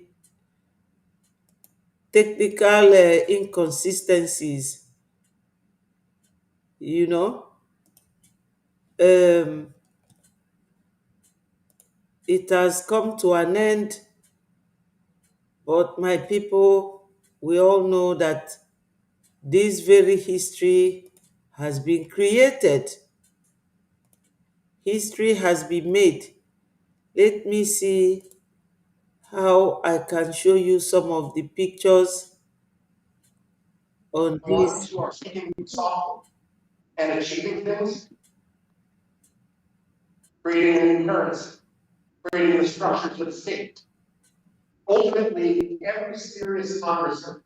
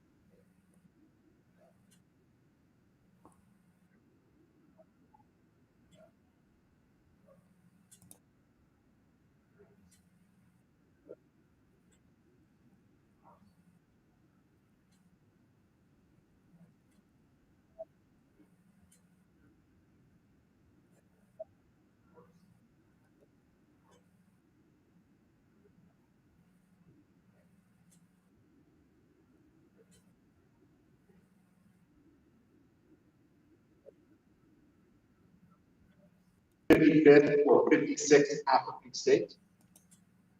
And I have absolutely no doubt that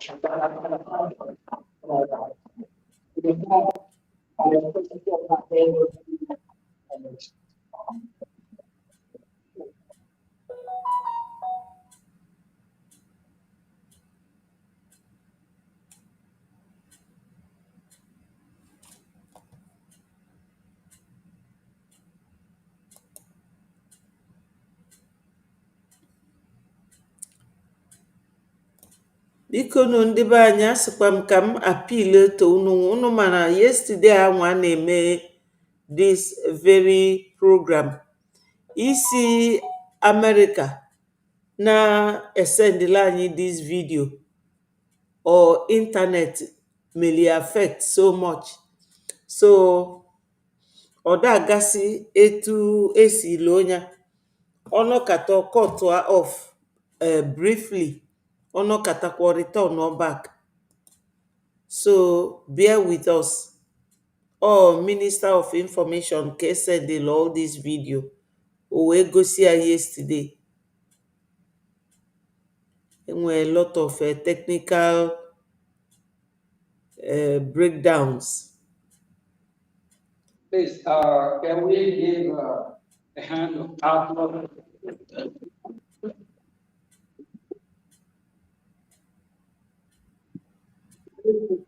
friend of humanity, not just Biafra. He fights for me, he fights for you, he fights for the global community. And he is a kind of one. Ka m kenekwa Clement Ikukuchukwu ndewonu. Clement and Patrick Nwachukwu Udodi.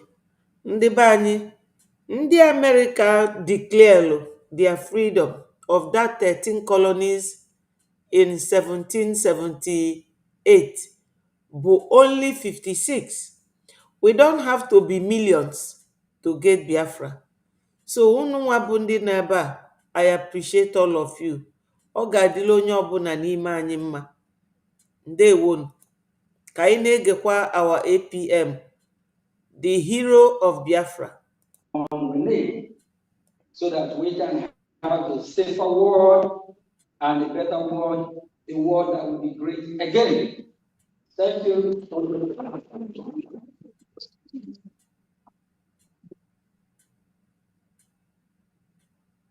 My name is Oge Kunkere, Biafra Republic Government Acting Prime Minister. I'm here acting on behalf of His Excellency Simon Ever. As we are fighting for our freedom. Thank you, Patrick. We are making history and we tell our story to the world.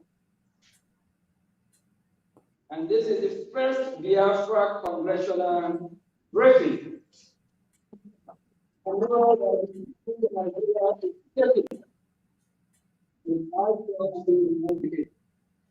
Nigerian government, they protest to stop this hearing. They protest. They have not started protesting. Thank you all for being here today. It is an honor to speak today during this historical congressional briefing on Biafra, the first in modern times. They protest. They have not started protesting. Thank you all for being here today. Thank you. It is an honor to speak today during this historical congressional briefing on Biafra, the first in modern times. I want to thank Michael Rubin, which we are just giving hand of applause now before, of the American Enterprise Institute for his unwavering support and friendship to the Biafran people. Today, I will provide a broad overview of Biafra issue for all those watching. Nigeria is oil-rich country. When we say Nigeria, it's Biafran oil. Marco just on his speech, he made it clear. It's Biafran oil and a continent power in Africa. It is a multi-ethnic, multi-language, and multi-religious country with a population of about over 200 million people. There are three major ethnic groups: the Igbo, the Yoruba, and the Hausa Fulani, and 250 other smaller ethnic groups. The Hausa Fulani are predominantly Muslim and live in the northern Sahara of part of Nigeria. The Yoruba who live in the southwest are split almost even between Muslim and Christian. The Igbos, along with related tribes whom we refer to as Biafras, the interface of this submission, inhabit the southeast part of Nigeria, which is Biafra, and we are no longer Nigeria. We don't identify ourselves as Nigeria. We are Biafra.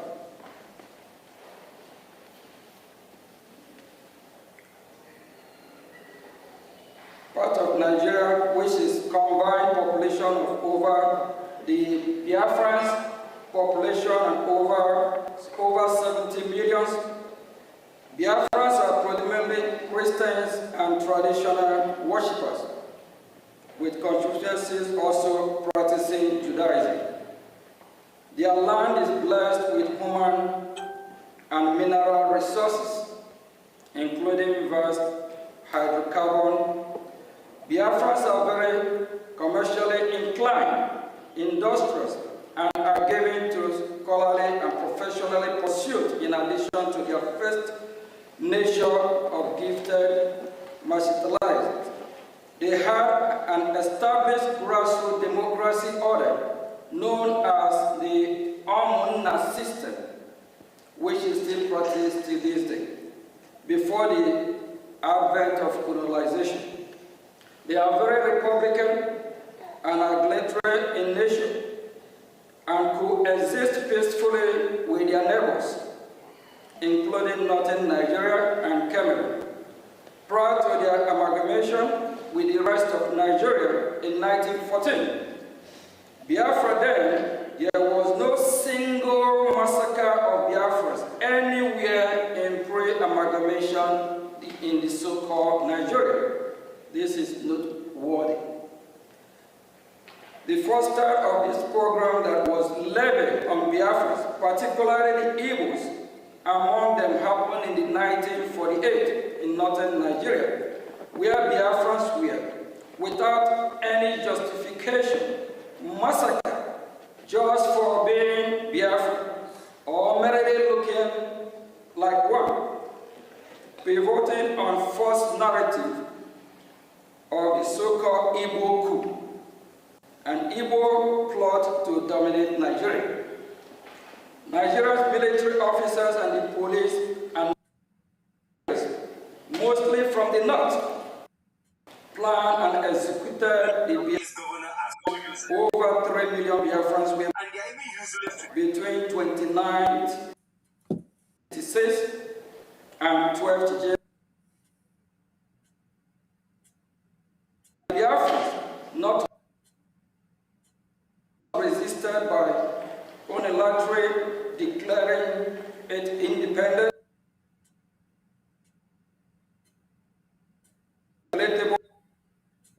and more horrendous.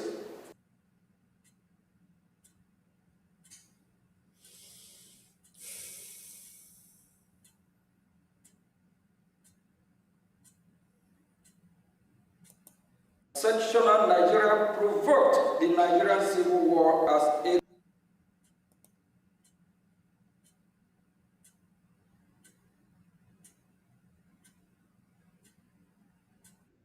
for the age in northern Nigeria. The difference is of Biafra.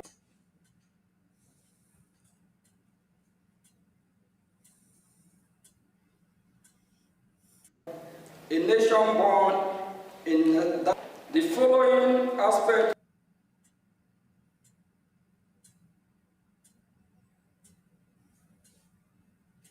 from recent the war that follows in instructive and its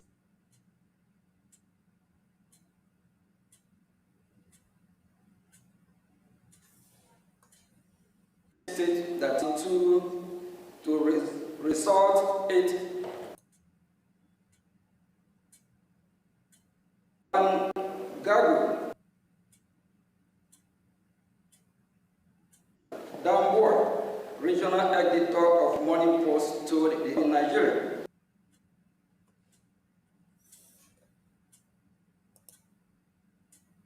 It is a fight between the North.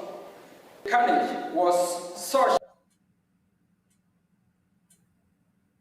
that had the Roman Nigeria entire military leadership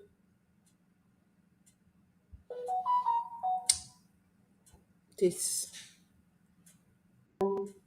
successor continue to control Nigeria and thus ensure that no accountability was exacted for a crime of such shocking scale. And to date, no apology or remorse has emanate from official Nigeria or any of the prime state actors. It is the state of affairs and the post-war political suppression of Biafra that grandfathered the insurgency of Biafra agitation in recent times.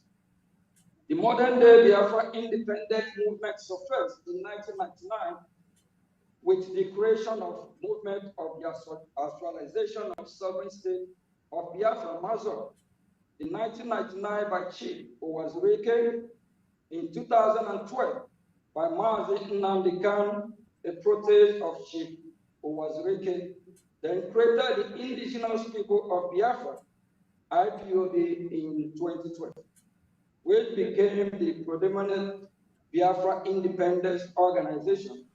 Post-war agitation for Biafra and support for IPOB accelerated in late 2015 when former President Muhammad Buhari systematically embarked on widespread anti-Igbo policies, coupled with his open toleration of Fulani Islamic terror that was breaching the northern reach of the Igbo land. It was in the face of this that the indigenous people of Biafra, IPOB, and the idea of Biafra government in exile gained much traction as protector and defender of the people that have been detained by the government of the day of Nigeria. It is to be noted that virtually all of us present at the vanguard of Biafra we are born after Nigeria civil war ended in 1970. So in our renewed quest for Biafra, we are not driven by any sense of personal loss of the war, revenge, or bitterness, but by instead a sense that our people are being mistreated badly and are victims in becoming victims of another people genocide. Vast majority of the Biafrans share the same view, even so, quietly because of fear of retribution by the Nigerian government or other non-state actors in alliance with the government. Ndị be anyị, ife ọ na-ekwu ebe a, onye ọbụla ga-eme agree with our APM na ife anyị na-ekwu maka ya abụrụ revenge. Revenge bụ imegwalụ mmadụ ife o mere gị. Anyị gbaghalụ Naijiria ife niile famili anyị na 1970 wee join kwa afa wee zaba Naijiria, zụba ego ndị Naijiria, na-azụ ego fa, weli ya na-azụ afịa, weli ya na-asavụ Naijiria, yet fana commit atrocity, murder, annihilation, ikpochapụ ndị Biafra. Ọnya ka ọ na-ekwu kịta. Aka nọkwa n'elu na fa asịrị anyị ndonu na ife anyị mere unu, fa na-emezi the worst one. Maka na during the war onwe ndị bi n'ugbo, mana kịta onwerozi ije bili n'ugbo, ọ dị ka iwere aka gị jee mụnye onwe gị ọkụ. Fa nọzi n'ugbo nọdụ everywhere. The level of intimidation, killing, raping, murder of innocent Biafrans is the worst now. Ndị be anyị, onye niile si na esoro na-anụ ọgụ a wite obi ọchị a, ife ga-eme onye anwa ọ bụrụ ọmụnwa ga-ekwe. Maka na ife na-eme onye anwa ọnya na chie ga-ama. Onye niile si na ya chọrọ ime Biafra, nya jiri nwayọọ pụọla anyị. Onye ndu si, if you don't want to join in what we are doing, you better get out. Ife APM anyị na-agụpụta ebe a. Maka na ugo ka Chukwu tubere anyị, na o nwere onye ọchịchị ejidelu nwanne ya pụta, dịka oge ejidere onye ndu PM pụta bulie n'isi e wee jide ya ọsịrọ o asorendago m ọsịfa mba na iwu bụ na ụmụnne m ga-enwere onwe fa ejidekwa APM pụta wee kwechiri apụta mmadụ asị na APM na-enye na o nyelu bribe ka nwoke onye ọcha wee bịa kwuo okwu ma ọ na o je rent ya a place ehe na ọ ife mmadụ like ka ọ mee ka ọ na-enye bribe for ọ ife mmadụ ịchọ ka ife bịa. That's why o ji wee je rent ya hall maka na onye ga-afụ this hall na picture ndị congressmen on the wall iwee mee ihe ọnụ iji ede si na ife abụọ na aha ya ịha ya ụna ịha ya kwa ma flag ịbịa kpolu flag kposa. Look at this hardwood eji wee lụọ this congress room. Ịnọkata echi isi na mmadụ je ha ya House of Parliament ndị Britain. Ọ ka unu wee malụ na ọ bụrụ onye niile na-akpọ chukwum ga-eje n'igwe.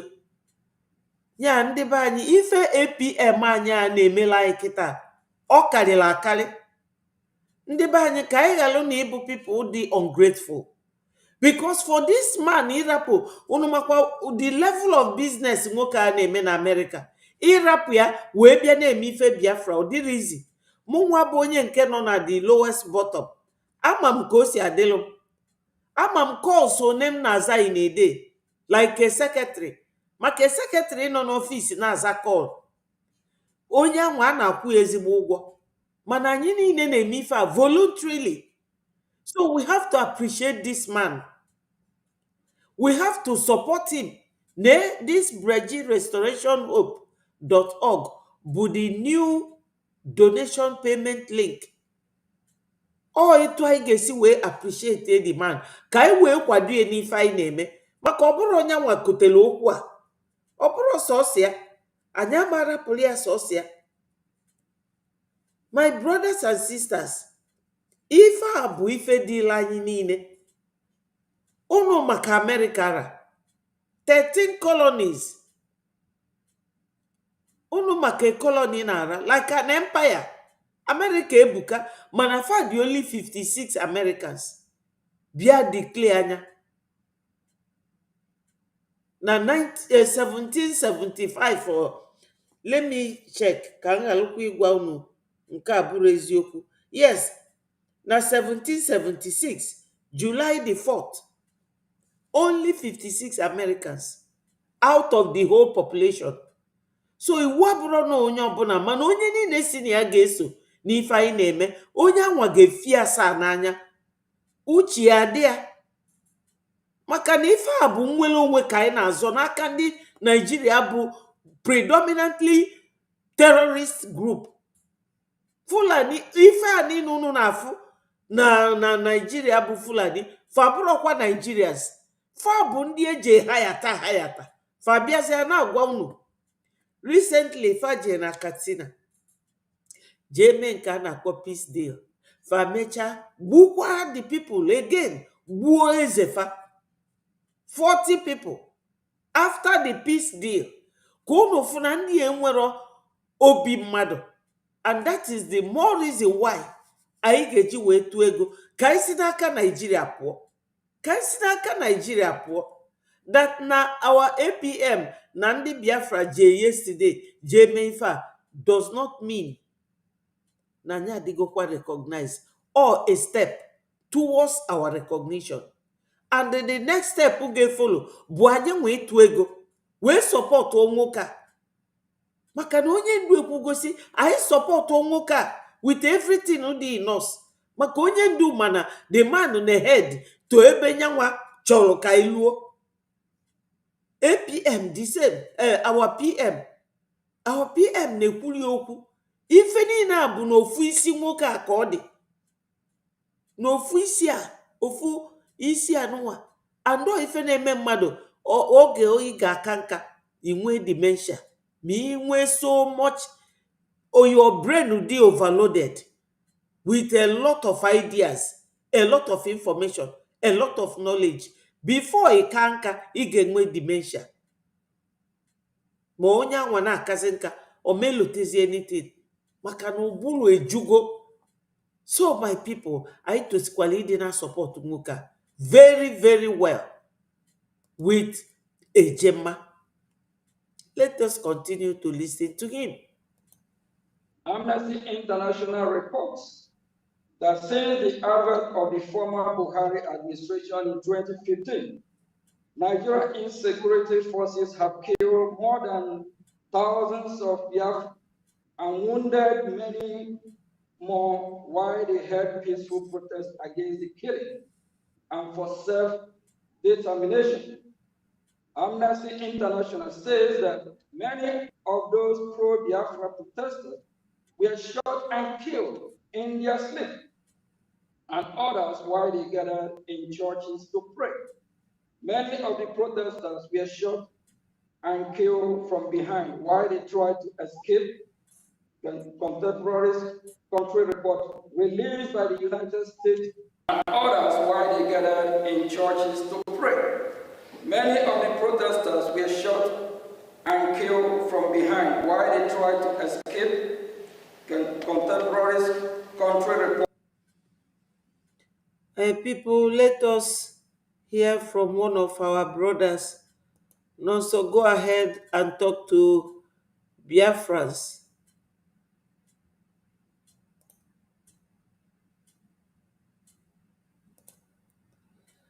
Go ahead, Nonso. Good morning.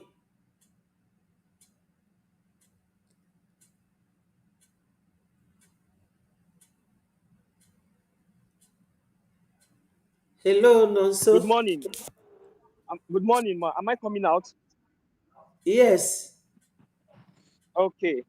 So, good morning, Biafrans. Mommy Betsy, good morning. Dalo, ma. Ndewo. So, Emma, I just na bata na program gị na. So, when I know ebe ịnọ na-ekwu ihe gbasara the history I make yesterday. Yes.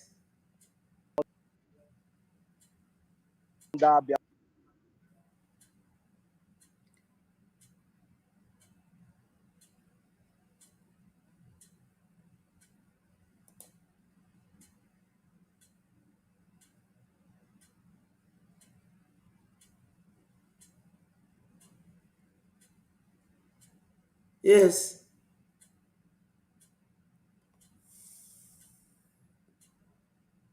No, so you have to come back.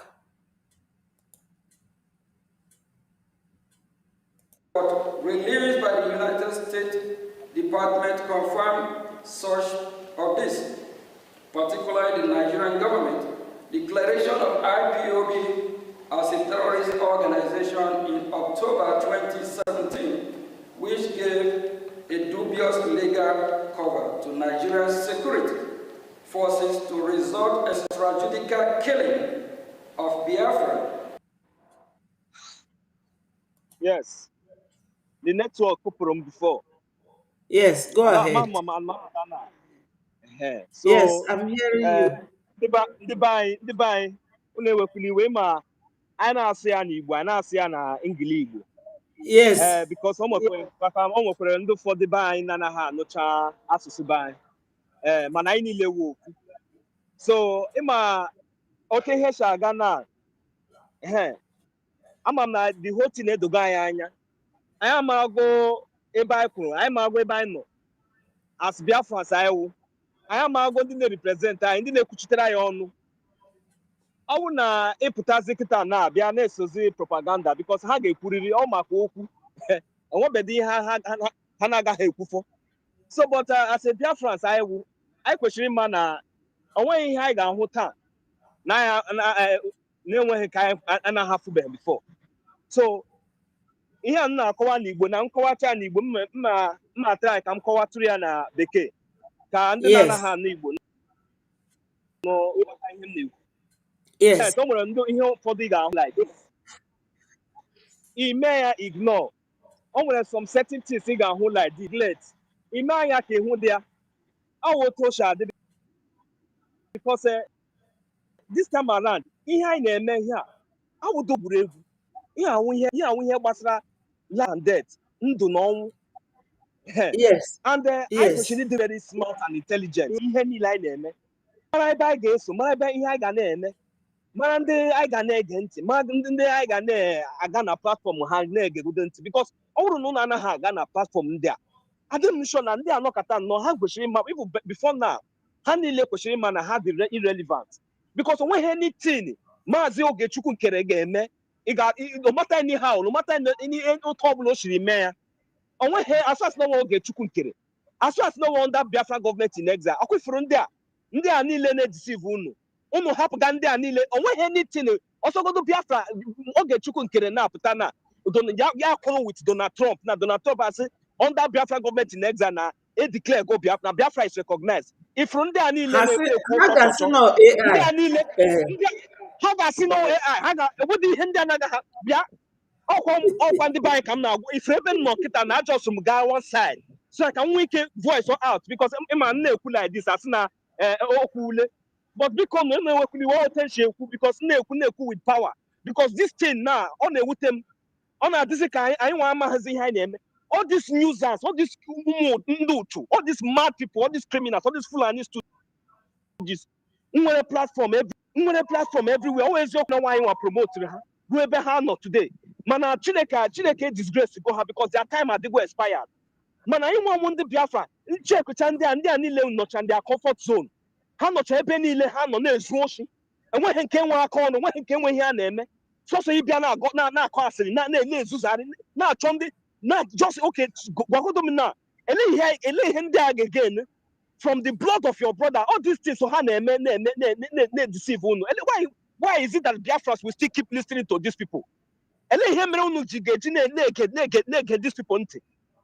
You are iji anya gị na-abọ na-ahụ ihe mege life. Iji anya gị na-abọ na-ahụ ihe mege life. Then somebody apụta mepe television, mepe video, mepe YouTube. No one place now nonsense without even making okay go to that person see go na it's na onye nke mere go show them nke mere go show them your own nke ihe mere ele ihe unu mere nothing. So because the my point in the raise out here wuna unu marakwa na anyị nwe government anaghị adị tu n'obodo na government dị tu n'obodo. Ọnwụ ihe mere Biafra Liberation Army na ndị Nigerian trial oge ọbụla ha n'ala anyị ha ga-anwụrịrị nke ahụ iwu maka na anaghị enwe ọchịchị na-abụ n'ofu obodo na Biafra land assistance na ma ha chọrọ ya ha like ya ma ha like ya.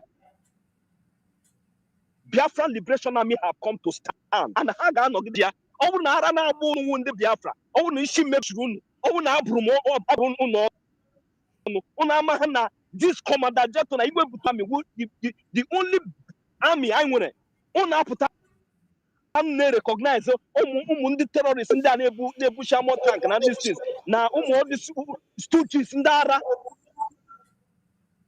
ara niile ọnwụ ndị ụmụ ga na-ege ntị ha pụta heburu amọ tank apụta ụnụ na-ezuzarị then ụmụ fụ ndị nke ụnụ because na enwebeghị amọ tank because enwebeghị barak because enwebeghị helicopter fighter jet na ihe niile ụnụ na-ezuzarị ụnụ na-ele the little thing anyị ga-eme the only hope anyị nwere the only hope the only defense the only thing anyị ma o nwere any other hope ị nwere o nwere any other hope anyị niile ma Obi Kubana ma Peace Square ma ụnụ niile ọ bụrụ na isi adịghịzụ ụnụ mmazi ụnụ emepe anya like this ụnụ na-ahụ ote ndị Nigeria government with evidences everything the kidnapping of Mazi Nnamdi Kanu and everything ha na-eme anyị na-destroy properties anyị na-egbuchi anyị and enwebeghị anybody pụtara na nwe ike ikwu okwu the little effort the little thing anyị nwere ike ime is support to bring na-take Biafra awareness to all over the whole world. Ụnụ apụta some people eme a na-akọ nonsense instead of it to promote ọgwụgwọdụ n'ọwụ hall ka erentịrị ọgwụgwọdụ n'ọwụ ihe a ka erentịrị instead of it to promote and support ị na-akọ eri ihe anyị na-eme na-edeceive ndị be anyị ndị kwesịrị pụta ka anyị mee ihe anyị ga-eme n'oge ka anyị reduce ndị zu na-egbu ka anyị nwee ike nwere nwa ihe anyị na-eme ele ihe ị ga-ege mana ịnọ n'obodo oyibo in on France, in on America, in on all those places. In the government, government they take care of you. Government in our school, in our law free. Actually, in our juice when you have in paper fridge, you run Ghana Street, you go to cafe, sort of 50 cents. Obina digma in our garden news or the Maputa Paga, so improve government bus, more government tram. On our song. Then they are no longer namadi here with freedom. Namadi here with airports. Namado tense in me plane nation. Man, the guy won. Man, the number he will say till how when he get people say some of them don't even have access to even get a car on their own. We all know all these things. I need much all these things. For how many years can I know Bodo Yubo? All these things, man, I'm the canon who some banana na I question dojo bodai. Nile Abankit, Makona Mazinam the canon at town, Anima Wono, this 5 years, Mazinam the canon not there. Oh, 50 years. Makano na prison, a kidnap here, a tigre and Urala. And I have where I go log, and I had deny go everything. He had to go Congo, Uno Chosri Congo, Ono feeling a Mazinam the canon, Ono feeling Ono feeling a peace, Gabirun. Lalai, it can never happen. Chekwani Chofuma. All my candy and a cool chocho, all my candy sabo, all my candy and dara, this is not the feeling now. Okay, Kerewu, their problem. Instead of Biafra supposed to be your problem. If you feel is in a Fulani and the Janja with Diana lose and I choose it. Oh, was okay, Kere, Makanoge Kere, and may here's Makanoge Kere na bribe. Makoge Kere, he and the Zuku. Because this is a bribe, Chagunu. Una choko leo oge kere tika keni lenyo mazina the canon on imenga our prime minister hekbere na make it. Then the only government, the only person, the only hope I when in United States of America, the only person who the active na me now with lobbies with confirm and you know accessible lobbies that you can go online and make research on these people with our Anthony's all these evidences on the Iba George relax against our prime minister in Finland. The reason why India just struck out in Hobula Basra Biafra na Ihenileha Hebrea before. No, because of Biafra government in exile, no, because of all these lobbies and Ihenile, our acting prime minister name now under the other legality. Here Kahuru, I have a Zubo, I try here Zotie. Mana prime minister Gaputa, Biafra Gabiari. For those of you that think that you have platform, deceiving Biafrans, I have said it before. Biafrans are wise, Biafrans are smart, and Biafrans are intelligent.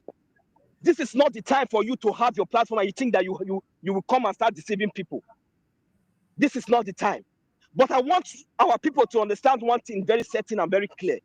That you see, these evil people who have been compromised, there is nothing that you will ever do. There is nothing that they will ever see. Even as long as, you know, they have already been compromised, their duty, their job is to always say negative things concerning every positive things that is happening to the Biafran people. So as for this time around, you as a Biafran, if you keep going and listening to propaganda and you allow yourself to, look, let me tell you, the destruction that will come before them will also come before you. Be careful, be wise, and follow the right path. This time around, it's not, nobody is convincing anybody. But if you know what is good, you have to do it. Avoid propaganda, avoid gossiping, avoid negative thoughts, avoid negative thinking, avoid those negative.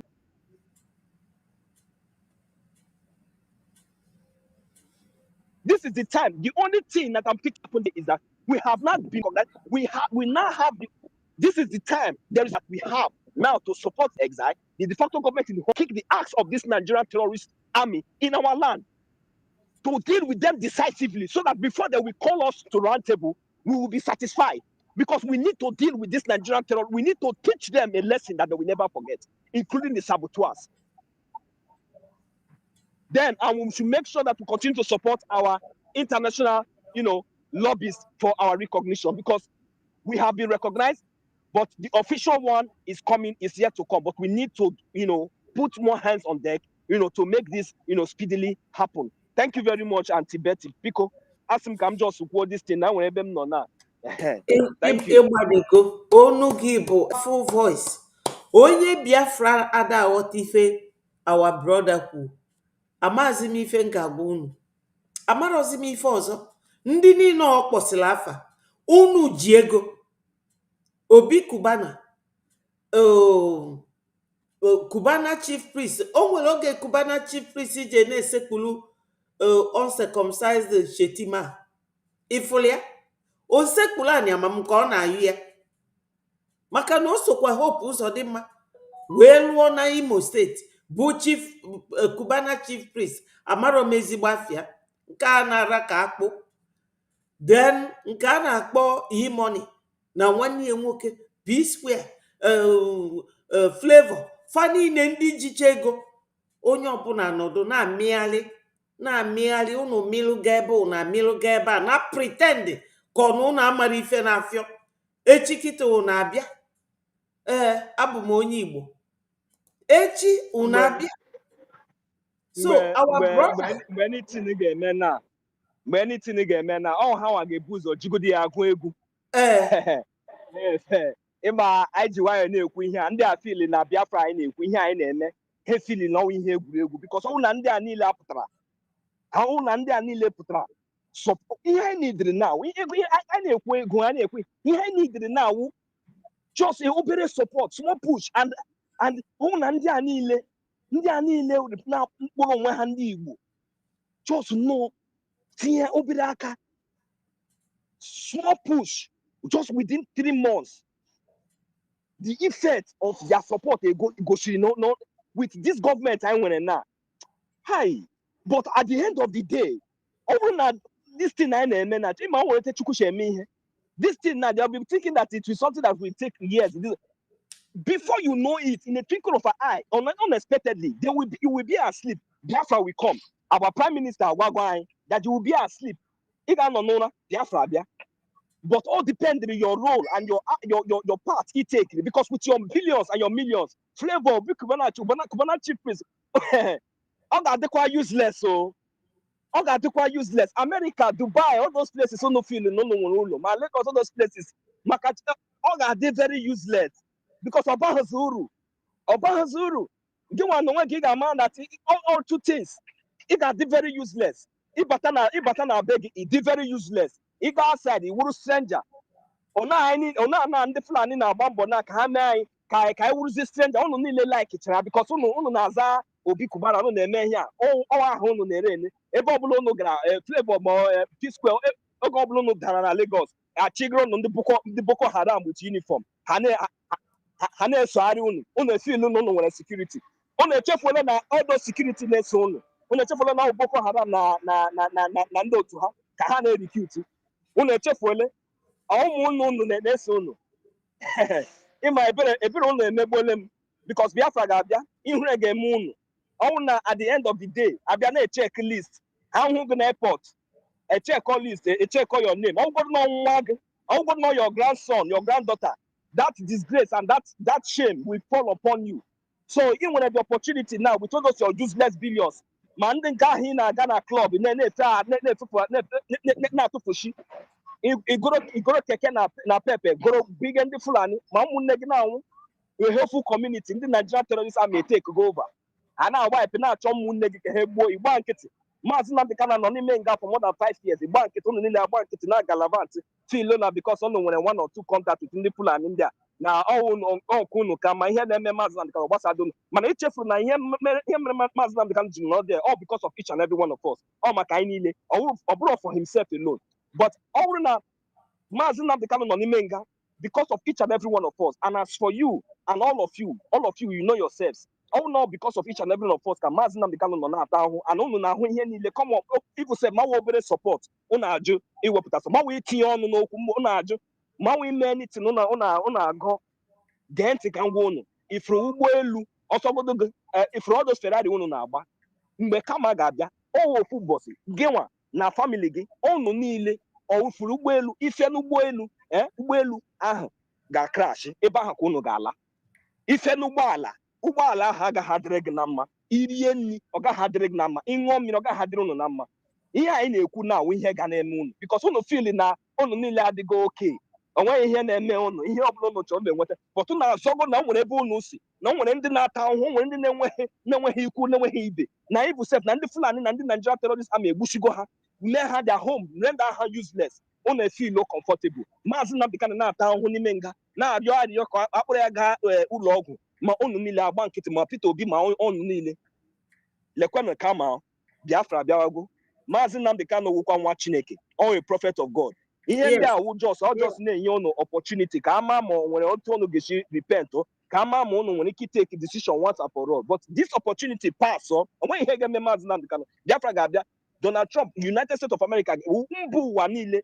ga-embrace this Biafra government in exile ga-embrace Biafra true Biafra government in exile very soon in no distant time and oge ahụ at that time ihure ga-abụ nkunu because the kind of progress ị ga-abata na Biafra land rapidly ọ ga-shock ụwa niile ma unu na onwe unu okporo onwe unu Obi Kubana na all those things because at the end of that day, by that time all those your names ma ego niile unu nwere na mba ofesi ha niile ga-adịcha useless ọ ihe m kwuru. Thank you.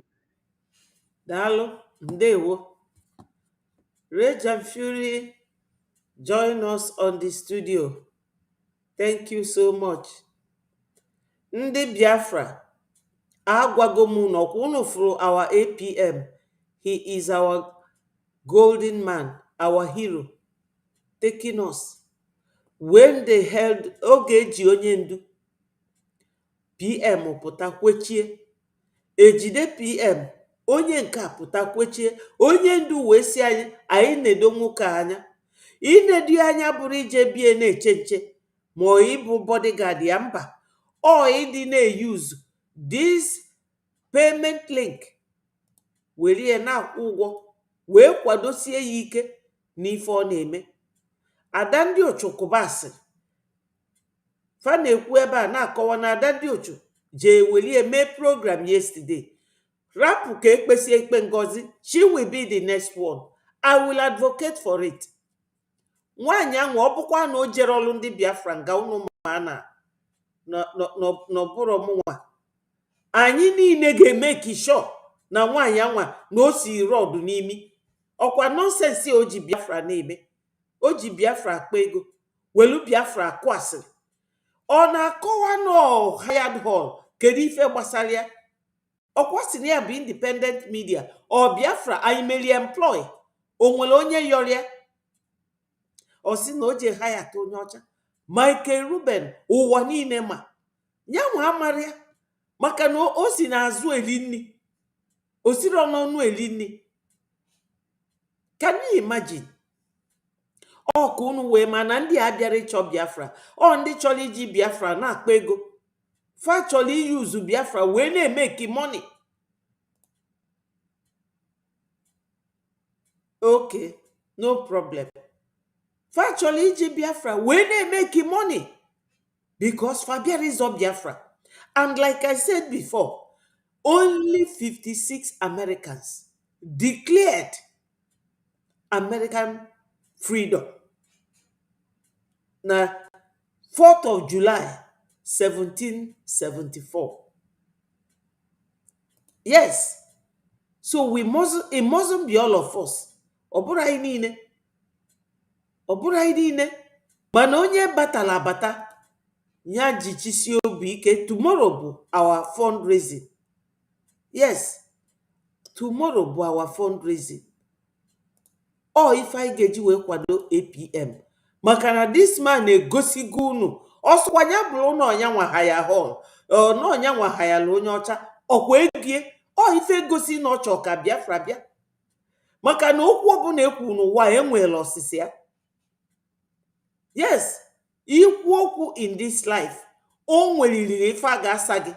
Ọkwa ọ hayala ya haya fine, ọ hayala onye ọcha fine, or for what? For Biafra, which means o nwere interest Biafra attacked.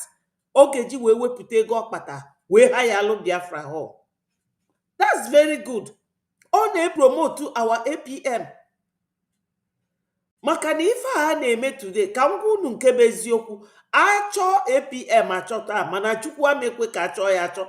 Example ka m na-enye. Achọ chọta another Biafran ga-apụta. So Nigeria anyị amalugo ka unu si eme. All this crayfish media, this and that, unu kpolu wee na-eso anyị. We know how to follow them. We now know how to relate with them.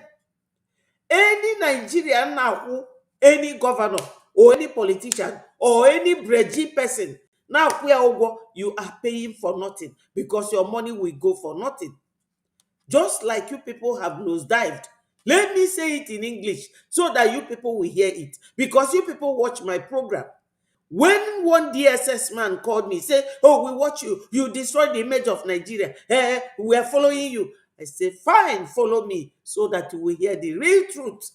So I will speak it in English. All the money you have been given to governors. Oh, take loan, go and fight IPOB. They will take that loan, they will take it and send to their families abroad. Because it's not easy to live abroad. Because they are very organized. Their system does not have leakage like what you have in Nigeria. So you Fulanis that are recruiting people in Breji, we now know how to follow them. Some of our people can go to Adadi Orama's platform and listen to her, but they will still go to Biafra and donate. That is to tell you, Fulanis, that we know how to deal with you. We now know how to deal with you. You can never succeed over us. Look at our APM yesterday. He made history. He made history. This is Congress Hall. Somebody like Michael Ruben cannot go to a hired hall to talk. No, he cannot. He came here because this is the Congress. He came and spoke. And look at it. Al Jazeera carried it. Let me see if I can see it on my information minister's platform. So many media, top media houses that carried it yesterday. So many. We don't come here to lie to you people, because what we are doing involves human life, involves our brothers and sisters' blood. Then onyanwa na-emegheri ọbara ụmụ Biafra ga-akụfa gwogwo tie fa mgbada nwụrụ anwụ n'isi. We are serious. I've told you people that they killed my immediate elder brother, who was 15 years old during the war. They killed him. He never came back. That's my own bitterness. Nigeria, you must fall. Whether you like it or not, see my face. I don't hide my face like Biafra disunite. Do whatever you can do to me. I must say it, that Nigeria will definitely collapse. Nigeria will collapse. Ụmụ Biafra na-eso ndị Fulani. Ebelu na-eme. Nekwa na ife na-eme ndị Benue na Plateau. On the gburu ndị bayi during the Civil War 1966. Ndị bayi si ugwu Awụsa na-anata olu Benue, Makodi, Fegbuofa. Gịnị na-eme today? Egwu arọgo ndị nkata ike. Ọ gịnị na-eme taa? Etu a ka ọ ga-adị unu niile. Na ya kịta ebu m ụzọ kpọrọ unu vidio Kedafia Angel Makeup. Ebe the man nọ na lament. No, Ngozi Ora bụ Fulani. Na support ndị otu Hope Uzodimma na Ebubago na Asari Dokubo na kịta na fa na fight fa na Okigwe na-egbu ndị be anyị gwogwo. Ngozi, hey, ife ga-eme gị n'ụwa oh my God, ife ga-eme gị n'ụwa na ọbara ụmụ be anyị na-akwafu. Ada ndị ụchụ onye ga-akọtụkwalụ this part, kọtụrụ ya ji egosie. Adịgo m out for two of them. Maka na before na January fawelu mgbasi asịrị na-egosi picture m, na-egosi video ndị mụ na ndị media mgbachifa nkịtị. Mana kịta anya na-acha m ọkụ. Anything unu chọọ unu ga-afụ ya. Anything fa chọrọ fa ga-afụ ya. Ọbara ụmụ Igbo egbu, ọ ga-efe unu ajụ. Jenu jụọ ndị Benue ka ọ dị fa today. Fulani welu fa na ọbara fa na-ete anị Obro na dem happy na na-egbufa mana nke onye kotere obulu. Onye kote obulu okwefu this Biafra war. Obala ụmụ ba anyị niile a na-egbu n'Ọkigwe today. Aka Ngozi Orabu Fulani na-akpọ onwe DPM onye asị. Lies. Oburu asị ka anyị ga-eji nweta Biafra. Oburu gossip. Ị na-ekwu wa na-aga ka ewu na pretend yali. For those of you nọ na Nigeria na-akpata ego unu amaro na na-azọ Biafra. Ndị afụrụ unu n'anya, they don't want you people. Unu na-ezuzu na-esofa. Peter Obi win election welu 5 evil judges wee napụ ya na anya unu korokoro and onwere ife unu ga-eme. Onwere ife unu ga-eme. Ọ dị ka ndị na-asị ọ bụ na onye ndu nwụọ today n'ime ụlọ mkpọrọ na afa ga-eme nke ndị ba ya onwekwa ife unu ga-eme. Nke afa na-eme unu ka onye ndu dị ndụ, gịnị ka unu mee? Gịnị ka unu na-eme? Ndị nzuzu. Etu a ka Ojukwu si wee bịa na 19 something wee si unu kedu ife unu na-edevelop be ndị ofe mmanụ. Ọkwa Obasanjo bịa gbusie unu. Fana Babawo si na ife faji wee support ndị Fulani bụ that they can't face Fulanis alone. Na ọka anyị wee nọdụ. Anyị wee nọdụzia with you people. Unu agbara afịa ndị be anyị ọkụ. Unu ewee katapilo kutu unu. Ndị nzuzu na nọdụ. Kama unu ga-eweta ego anwa wee bịa zọpụta Biafra.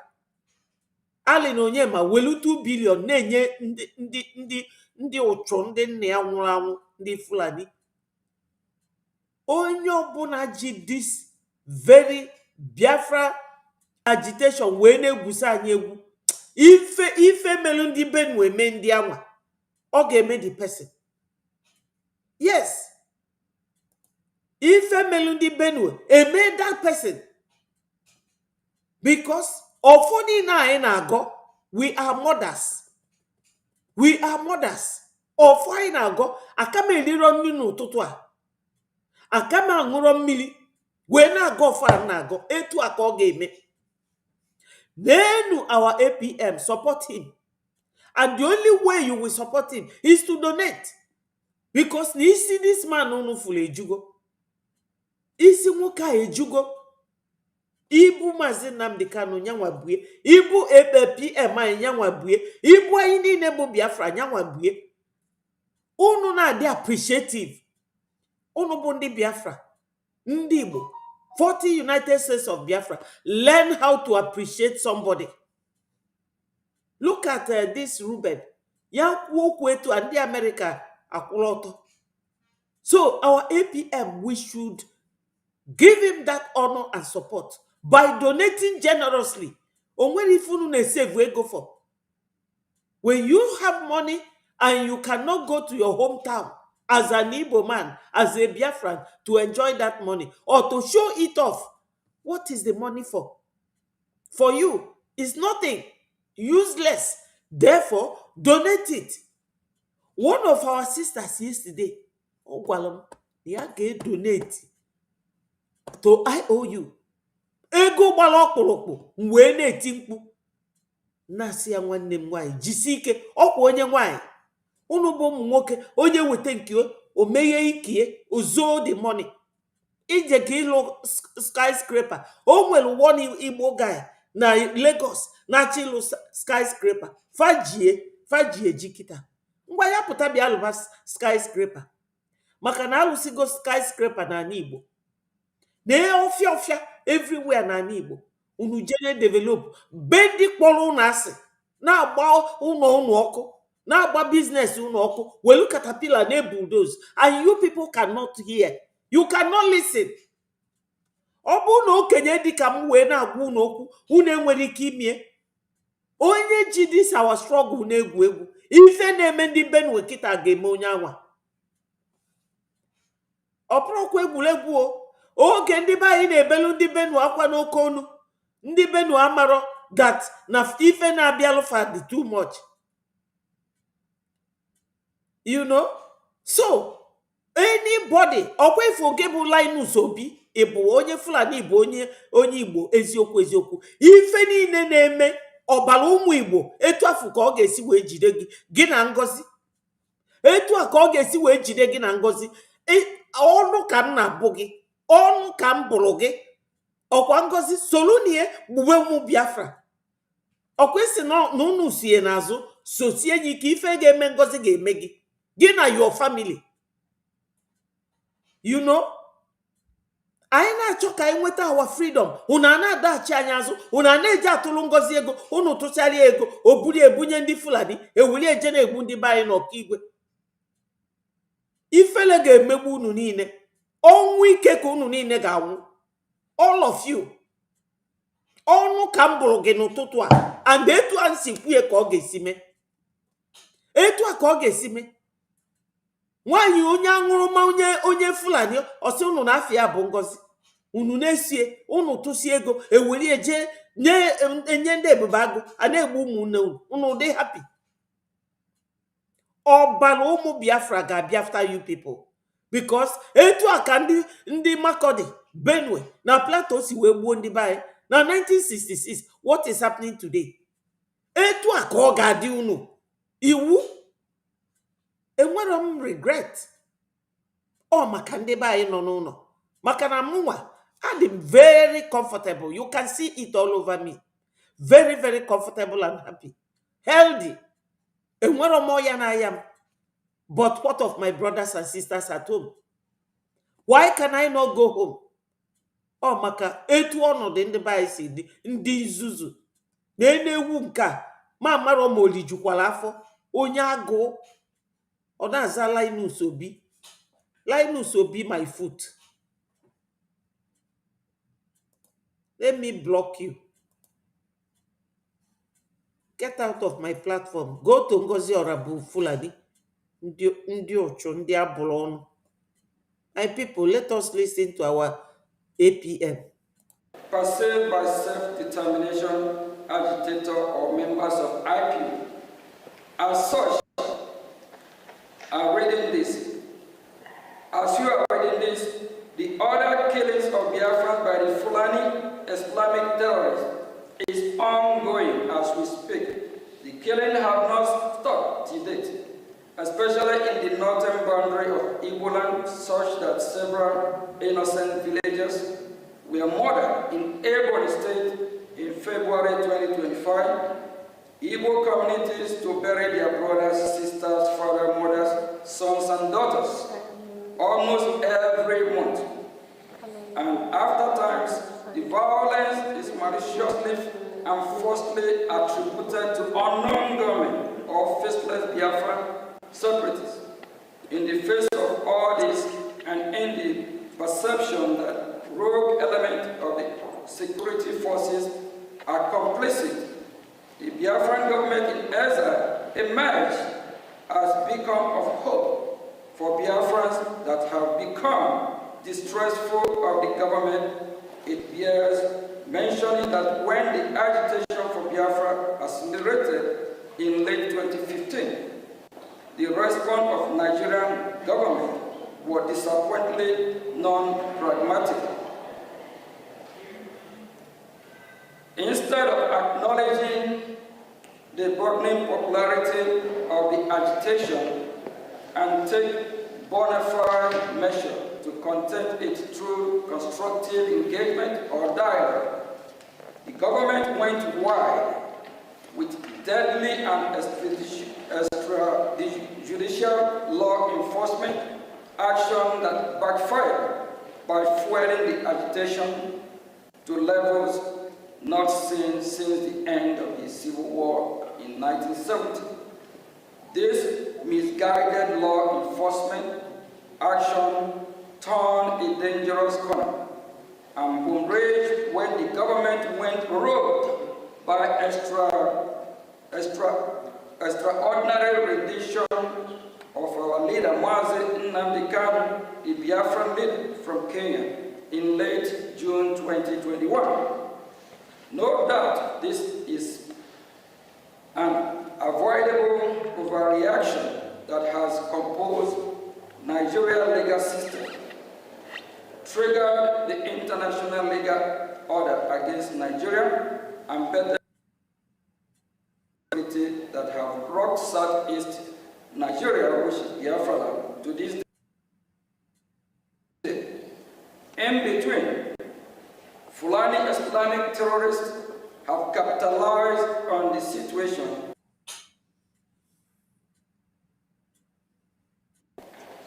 Our Republic government in Ezen region, of which he is the Prime Minister, as the next illustration of the Biafra independent movement.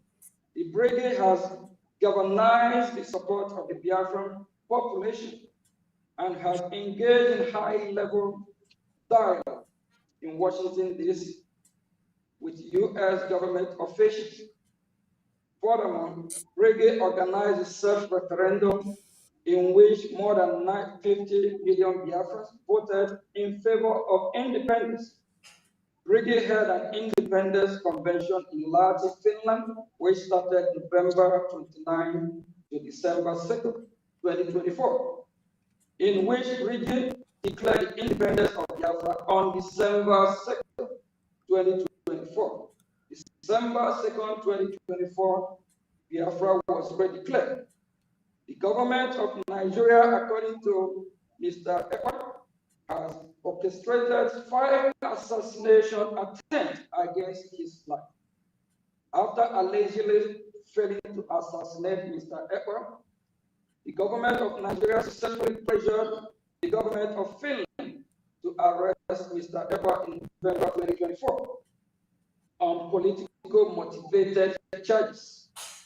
The government of Finland then issued an indictment against Mr. Ekpa, as well as subsequent conviction, which demonstrate the political nature of the persecution at the instigation of government of Nigeria.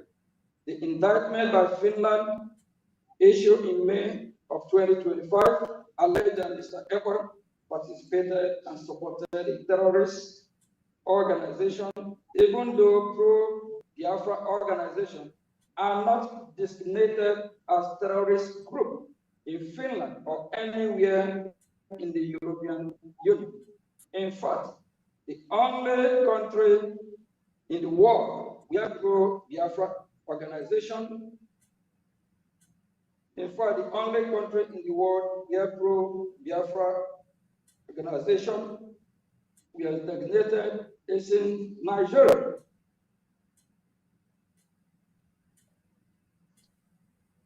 For the government of Finland to accept that the Finnish citizen holding political position regarding internal policy matters within Nigeria is somehow a criminal offense in Finland is nonsensical and absurd, and demonstrate that Finland is engaging in a political motivated prosecution.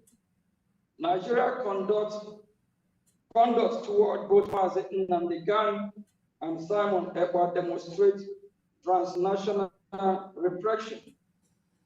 At the moment, the issue of Biafra, the insecurity in southeast Nigeria, which is Biafra land, and all the unpleasant aftermath cannot be resolved, while the federal government of Nigeria persists in detention of Mazi Kanu, while Finland persists in detention of Mazi Simon Ekpa, and Biafrans continue to be marginalized. Foregoing, we must respectfully suggest the following to the U.S. government. 1, we urge the United States government to invoke the Global Magnitsky Human Rights Accountability Act, Summit 5 of Title S 11 of 114-28328 to identify and impose travel and financial restrictions on all officials of the federal government of Nigeria and any Nigerian non-state actor implicated in the killing of Biafrans present in their homeland in southeast Nigeria, which is Biafra land. We urge United States government, including through targeted sanctions and or tariff, to pressure the government of Nigeria to release Mazi Nnamdi Kanu and allow him a safe passage out of Nigeria. Three, we urge the United States government to pressure the government of Finland regarding its political motivated trial and conviction against pro-Biafra active Simon Ekpa. For we urge the United States government to deny all bilateral assistance and visa to officials of the government of Nigeria if it continues to engage in transnational repression against both Biafra activists, and if Simon Ekpa and Martin Nangan continue to be held in detention. Consequently, Biafra troop brigade are ready to engage with the international community, include the United States of America government, especially in seeking to establish a newly independent Biafran state. The brigade is willing to engage in deal making with U.S. government and come to economic defense and security agreement with the United States. Biafrans represented by brigade are willing to negotiate with the U.S. in reciprocity and in anticipation for specific demand, interest, and expectation of the U.S. recent event in Sub-Saharan Africa have created a compelling need for United States of America to get involved in the Gulf of Guinea. There is no better opportunity than that presented by the Biafra. For example, Biafra can be an ideal place for U.S. military base, as well as seaport. Biafra can also be host to African installation.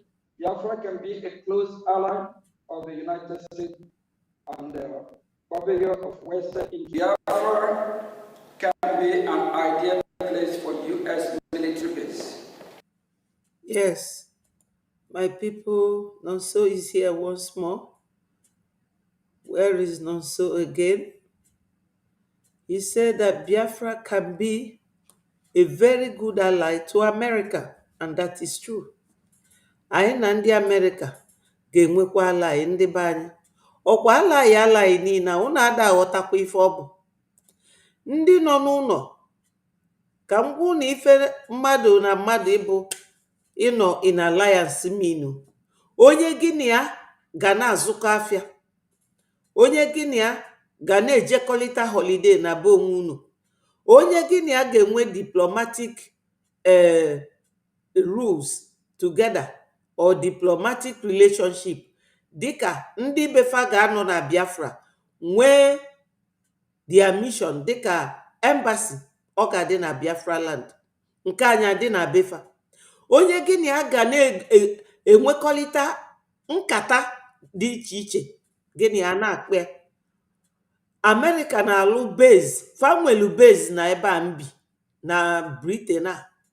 America nwee base ebe a. America enwekwuo base na be anyị. Onye bịala anyị ọgụ fa igwe ndị anwa ka ose. Ọ ife ọ bụ. So ndị be anyị na-afa dị mma inwe nya bụ alliance, and unu afụghị na enukwute hall farapụlụ anyị bịa nọdụ hia wee kwuolu ndị uwe okwu. And because na ndị CNN na fa afụgo nọ n'ime Congress ka gọọmenti fa rapụrụ Biafra nọdụ na-ekwu okwu, CNN wee dị forced to carry it. Jenu na CNN news search ọ dị there. And onye unu gafụ bụ Michael Ruben nke ada ndị ochu Chukwu kpọrọ ọkụ si nọọ onye ahayatara ahayata.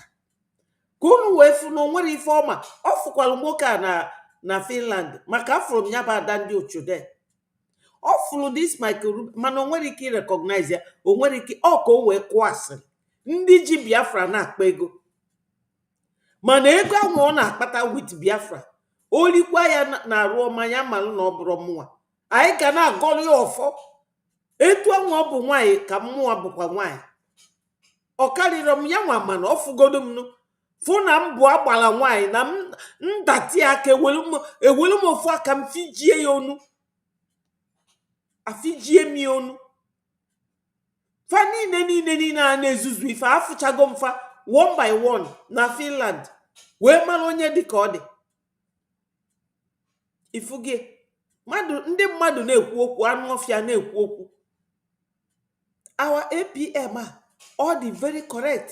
Even no guru yesterday, he read my mind. He spoke my mind. Maka no ife the world to silinu ko ogwafa yesterday. Nigeria is shaking and they are quaking. They know the consequences of ife me yesterday. Farmer what it is to them. No America na-ebunye bufe ego. Ngwanu faje ndị Ukraine je ebunye fe ego. Ndị Hamas je ebunye fa. Ọkwa Hamas je Nigeria ayoyo. Ọ ndị fa na support. Ọ ndị fa na support. Ndị Iran ọ ndị fa na support. Ndị na-ebunye fe ego faje eme mpụ na aghụghọ fa na-eme.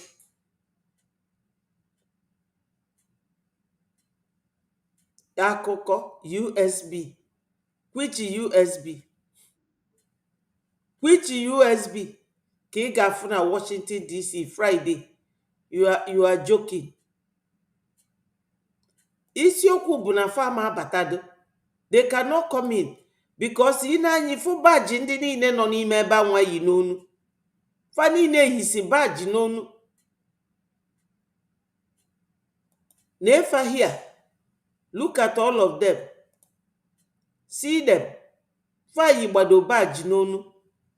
Ọ bụ na afagadro confirmed, you will never get in there. Impossible. They cannot get there. Ọ bụrụ ebe niile ndị Biafra lu ka ị ga-asị na you expect ka ndị USB na ndị CRC bata ebe. Ọ nke ọgbọ na ọgbọ. Ọ nke ọgbọ na ọgbọ. Yes, Michael Ohama, I am very funny. Funny indeed. Onye nzuzu. Get out of my platform. Onye nzuzu, onye iberibe. Kedu ife ị na-eme here? Mụ nwacho ka Biafra bịa. Kedu ife gị nwacho? What do you want? This old woman, you are very funny. I am funny. Indeed, I am funny. You will never get old. No matter your age, you will never be old. That's what you have from me this morning. Onu kangana bunu one by one. I am very, very old. But you will never be old. I forbid you. Whether this Michael Ohama is your real name or not, whatever your name is and whoever you are, you will never get old. Impossible. Akabuchielum gear today. Ima denata old. Watch out. Ima denata old. I want Biafra to come. What do you want? What makes your old mother funny? That I am funny. Very funny. Funny as what? Funny for wanting my own nation. Useless Michael. This old woman, you are very funny. Funny for what? Do I invite you on my platform? Because this platform is for Breji Media, where we want Biafra to come, where we want the world to know about our mission, about the pain that Nigeria is causing us. If you're here, Nasi, Nebo Michael Oham Subukwa Gebawa. Man, you will never see old age. Onu Kambulo Gefa. Yes. I'm funny old woman, but you will never see old age. If you are old age, man or bromua. I am very, very old. I am laying good example for Biafra children. I want Biafra. What do you want? Even though I have blocked you, you can never make any comment here. This is not your platform. It is mine. And this is Breji Media. Distractors. So, my people, let us listen to APM once more and we will call it a day. As well as seaport. Biafra can also be host to African installations. Biafra can be a close ally of the United States and purveyor of Western interests in the region.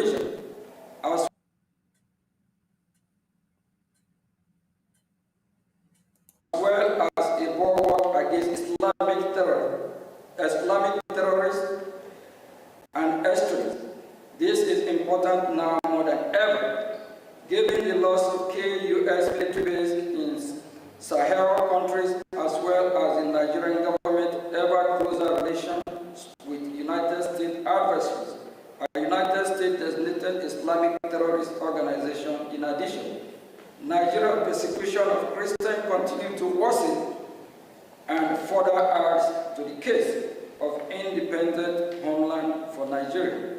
Christian population, just as U.S. recognized of Somalia, present great benefit to U.S. strategic interest in East Africa. Similarly, Biafra can present opportunities along similar lines for the U.S. in West Africa. We hope today's historical briefing will provide the precedents for further diplomatic engagement. And before I say thank you, we believe that we have sent our message, and we are damn serious for our freedom. We'll continue fighting. Our freedom is our right. No one else can do it better for us than us. And we are sending a message to the world, especially the United States of America. We appreciate the opportunity and the privilege they have given us to voice out so that they can do what is right. We believe they are listening. We believe very soon we'll be having more diplomatic engagement with the United States of America, the leader of the free world. Thank you.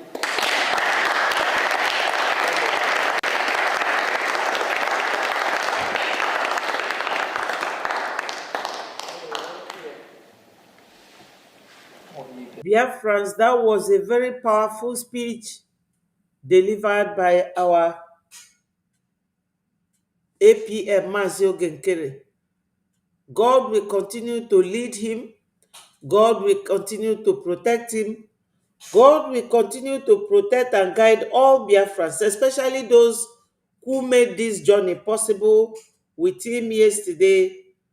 Ndị be anyị, ọ ga-adịlụ Maazị Oge Nkere mma.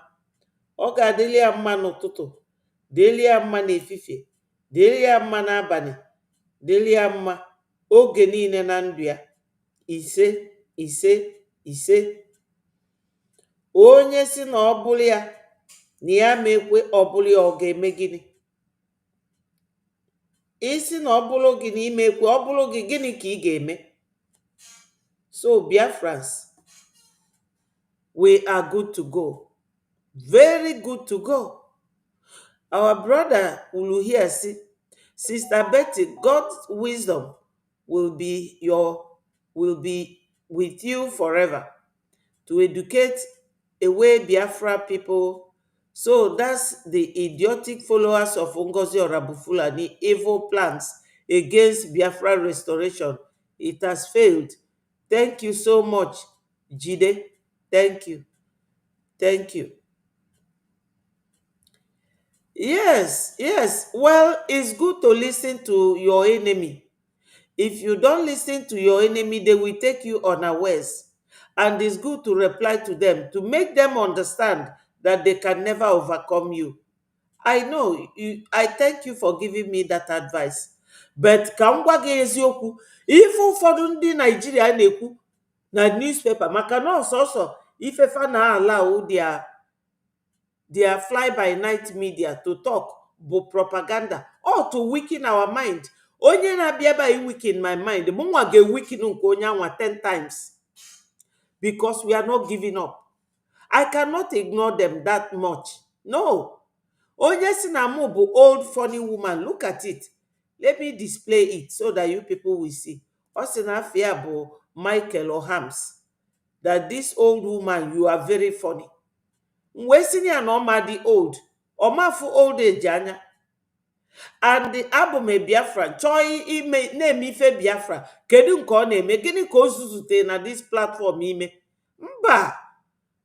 Oge agasị mmadụ ekwukwana anything na ọbụrụ kịta. Aga m ekwukwuo karịa. Ọ dị mma ịgwafa na anya dey give up. Maka na fache na ọfa bịa harasị anyị, anyị agbaba n'ime ụlọ jezo. Ọkwafa ji onye ndu, Biafra is moving. Eji Maazị Simon Ekpa, Biafra is moving. Because that is what they want. And that is what we all want. I can never keep quiet. My brother, Tofiakwa, anwụrụ m anwụ ga-eji keep quiet. Ọsọsọ onye nwụrụ anwụ ga-emechi ọnụ. Mụnwa m emechi ọnụ. Ị bịara n'ebe a ị distract m, mụ nwe distract am gị 10,000 times. Yes, I will tell you that your plan is dead on arrival. Because they want to weaken us. They want to make us deaf and dumb in our own land. It will not happen. We will speak out as our APM has come out here to speak to the world from the Congress room. Imakwifobu is a great achievement. No. Don't tell me focused. I am focused. 100% focused. I've just told you why I respond to them. They cannot dampen our spirit by distracting us. When you are distracting me, I will distract you more. That thing you came with, I will make you realize that it is dead on arrival. The spirit of distraction, we can never be distracted. It's impossible. That is a very wrong language. Nobody can distract me. Do you know my profession? I am a professional speaker, to be very honest with you. I can speak for 3 hours non-stop. So they can't distract me. Don't ever know such feeling. No. Nobody can distract me. Impossible. I will give it back to you. Because when they come here and say something, you know that the word of mouth is very powerful.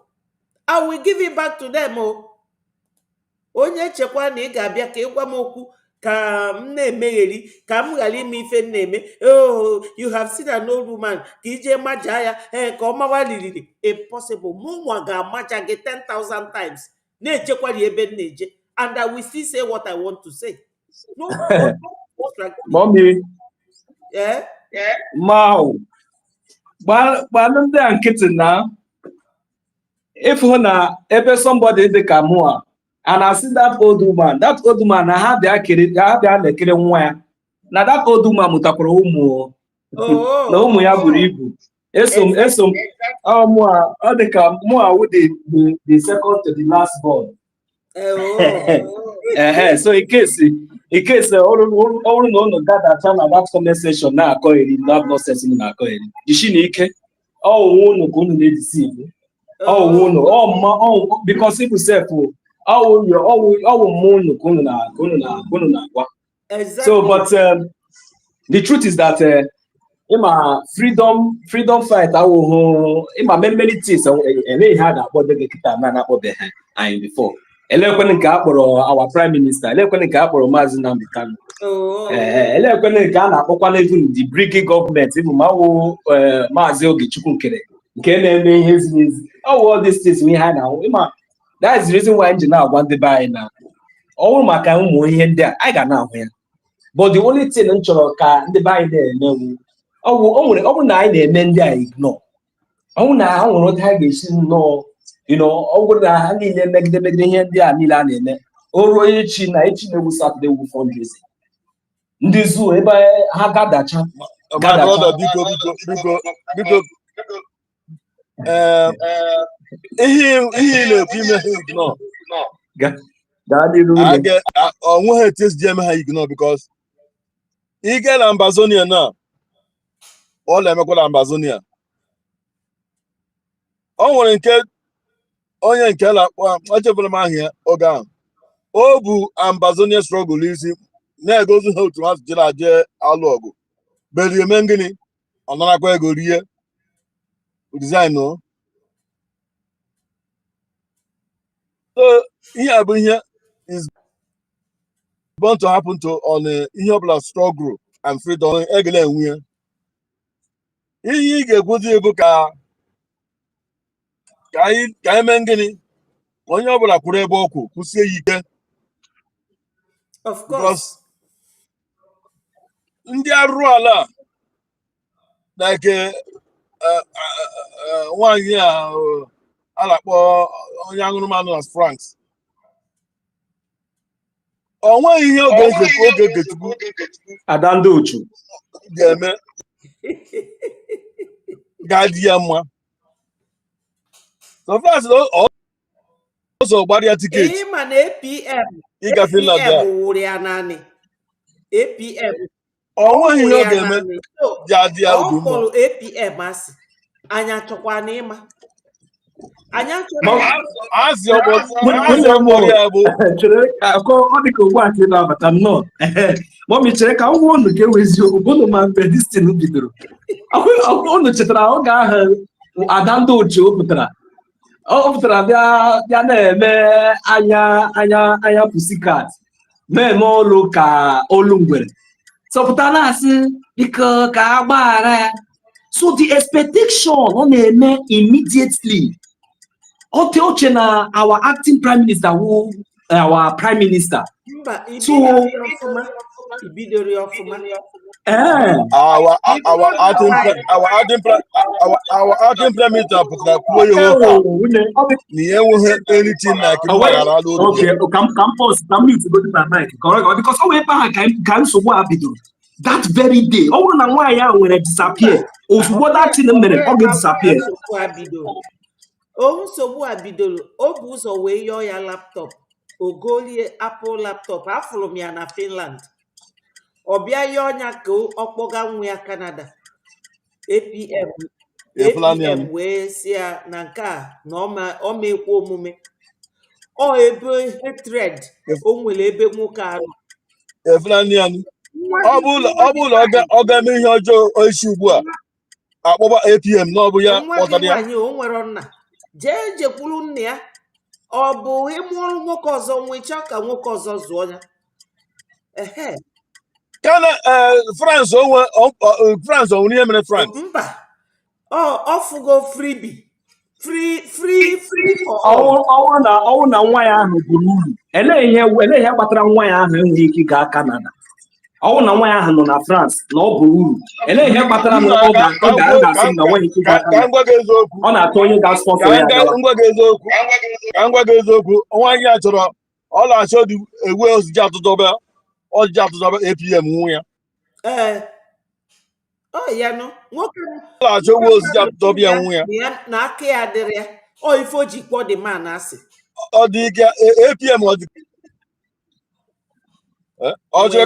dị ka APM ọ bụ onye dị alụba nwaanyị jide ụmụ.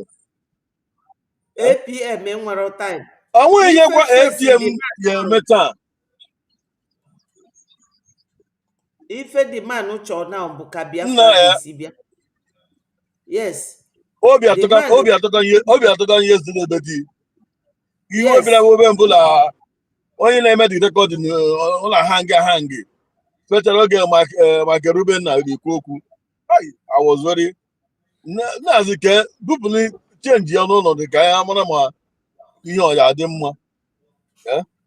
Obi aṅụrị kpara wee well because elere m anya ndị accountability afọ ha lee anya ndị USB chaja afọ ome nke m fọrọ nsi ya so ole ọ bụ sọsọ oge nkere bụ onye na-aga ihe niile ha na-aga ihe ha na-aga fil obi adịghị ha mma. Anyị mara sị na ọ bụrụ oge nkere pụtara kwurezie ihe ha na-eme na ka ile ebusa ego onye ọbụla eriju afọ ha karịrị like gbuo ya well onye bụrụ ụgwọ ụlọ ya ọ bịa bi ihe onye nwe ya dịabara ahụ ọkpọbịa ha chefuolatịra ọ bụ otu nwoke ancestral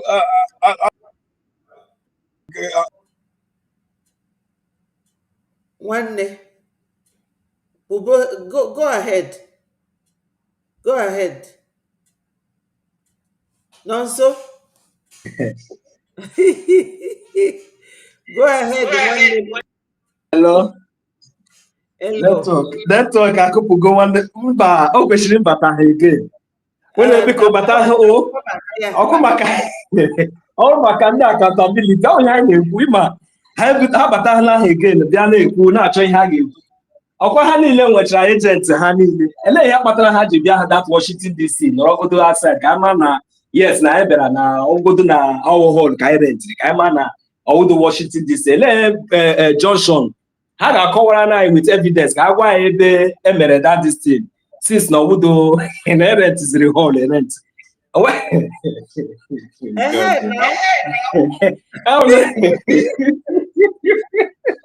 the hall because much of Biafra. Ndị be anyị si na ife mmadụ na-aspend ego ebu ife dị ya mkpa.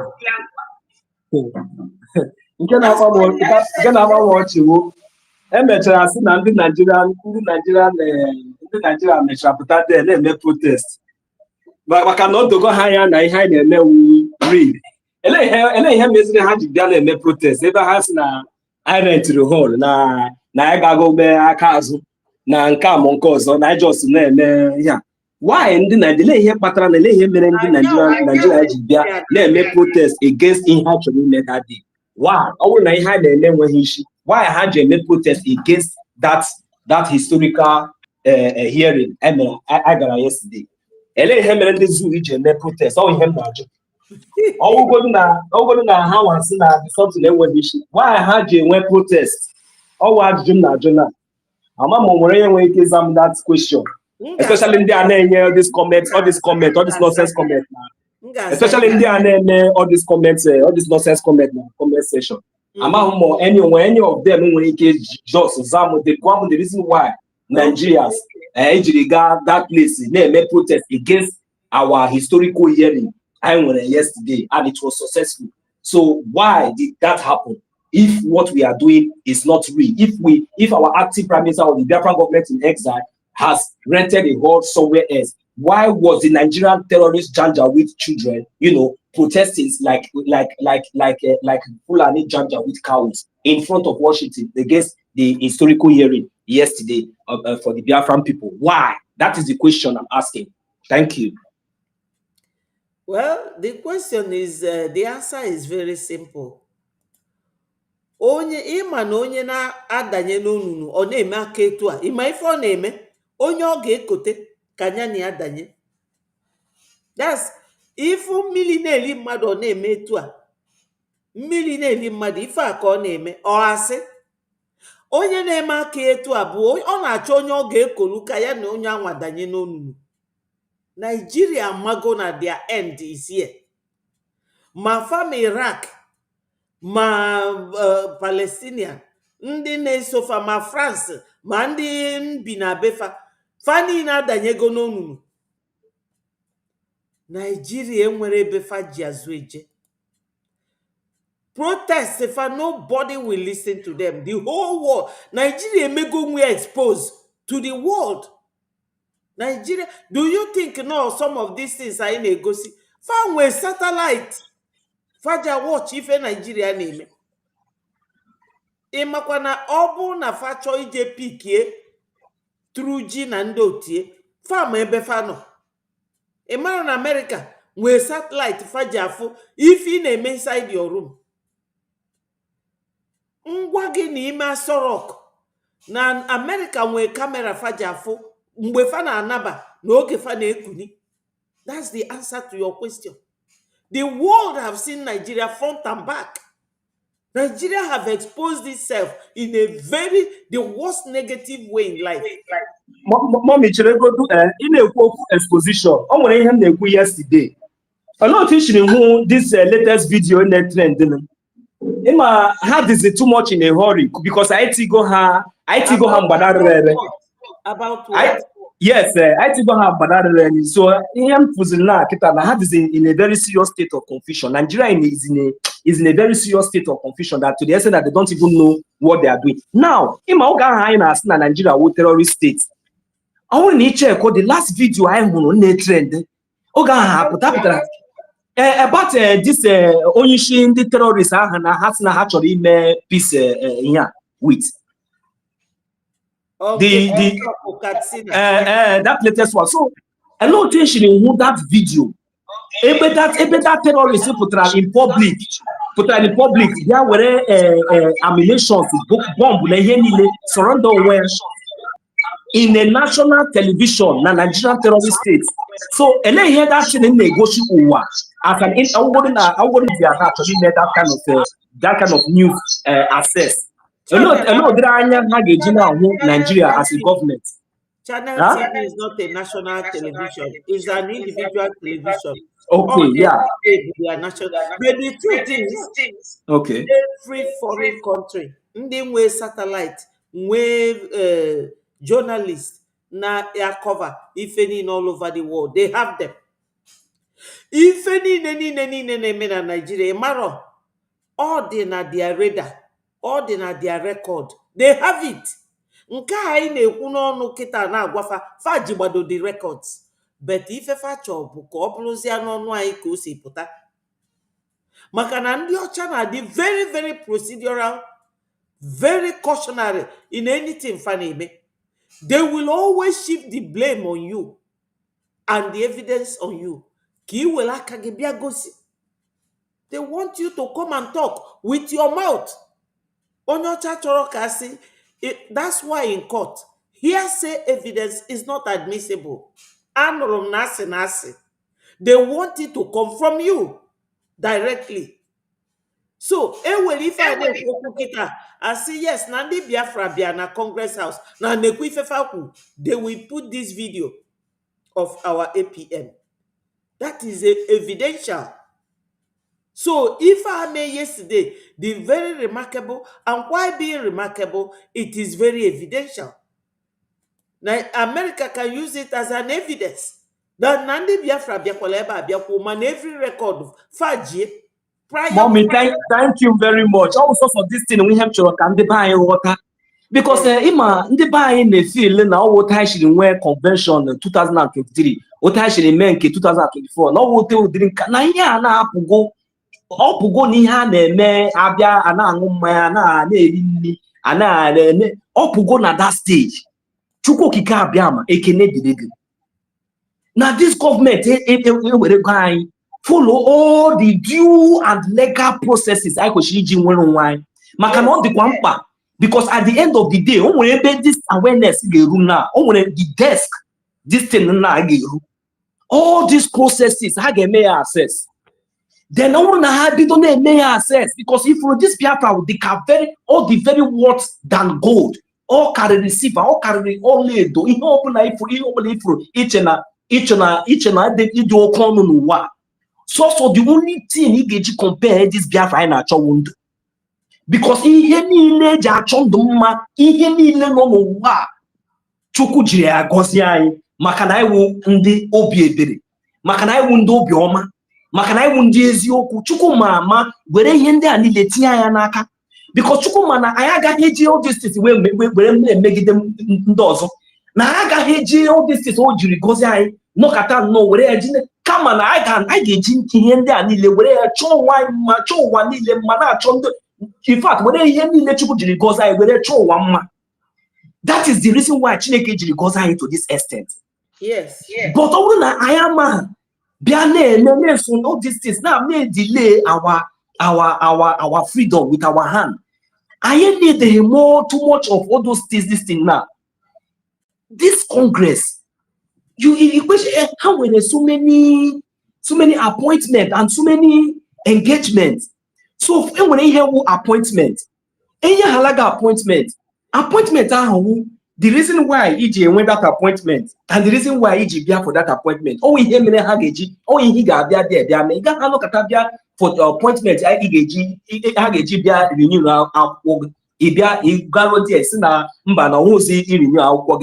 Nature cause mba. The fact is that these Congress executives, Nandi Shimahani ile, Mandi Dirabia, Mandi the president. Hanile they are aware of what transpired and what happened in that place yesterday. Now maybe the kind of response or the kind of result I that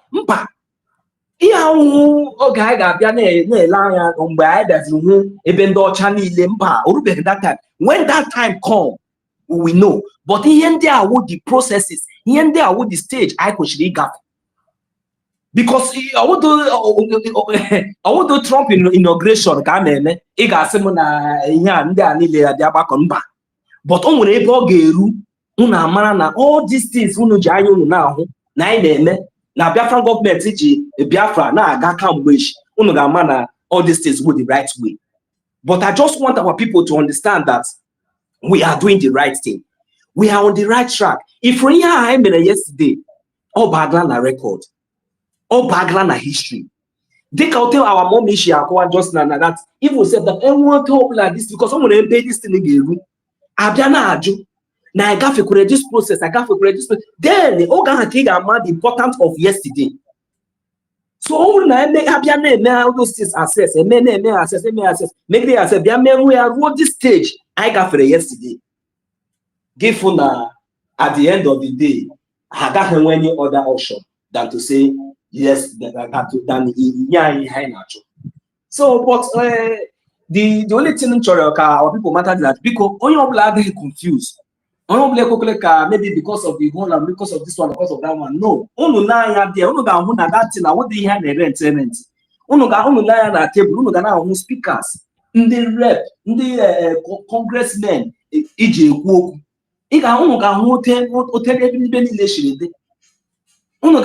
Yes, now the place but all these things I won't know the issue, but behind the outcome, and the outcome we hear they got shock so many of you. So already can on offense, already can on that side, in the gossip, already na club ndo tundara ma utundu uchu. And there's now how I wouldn't bun and ndo uchu.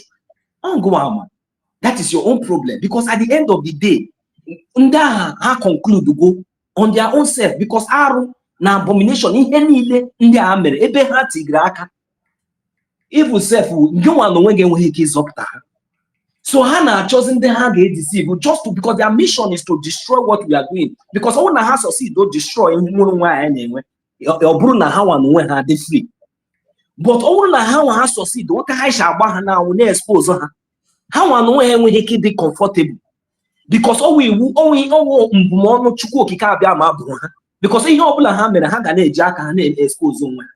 So ihe na-agwa unu, any of you na-eso ndị a mara na-eso ndị a na-ahụ ihe niile ndị a, and without evidence hapụta na-akọ, without evidence hapụta na-akọtụ mmadụ, without evidence when ihe ha na-eme, when anything unu hụrụ na na-eme any positive thing unu anọrọtụkwa na-esokwe ndị a, just because you want to listen to gossip, just because you know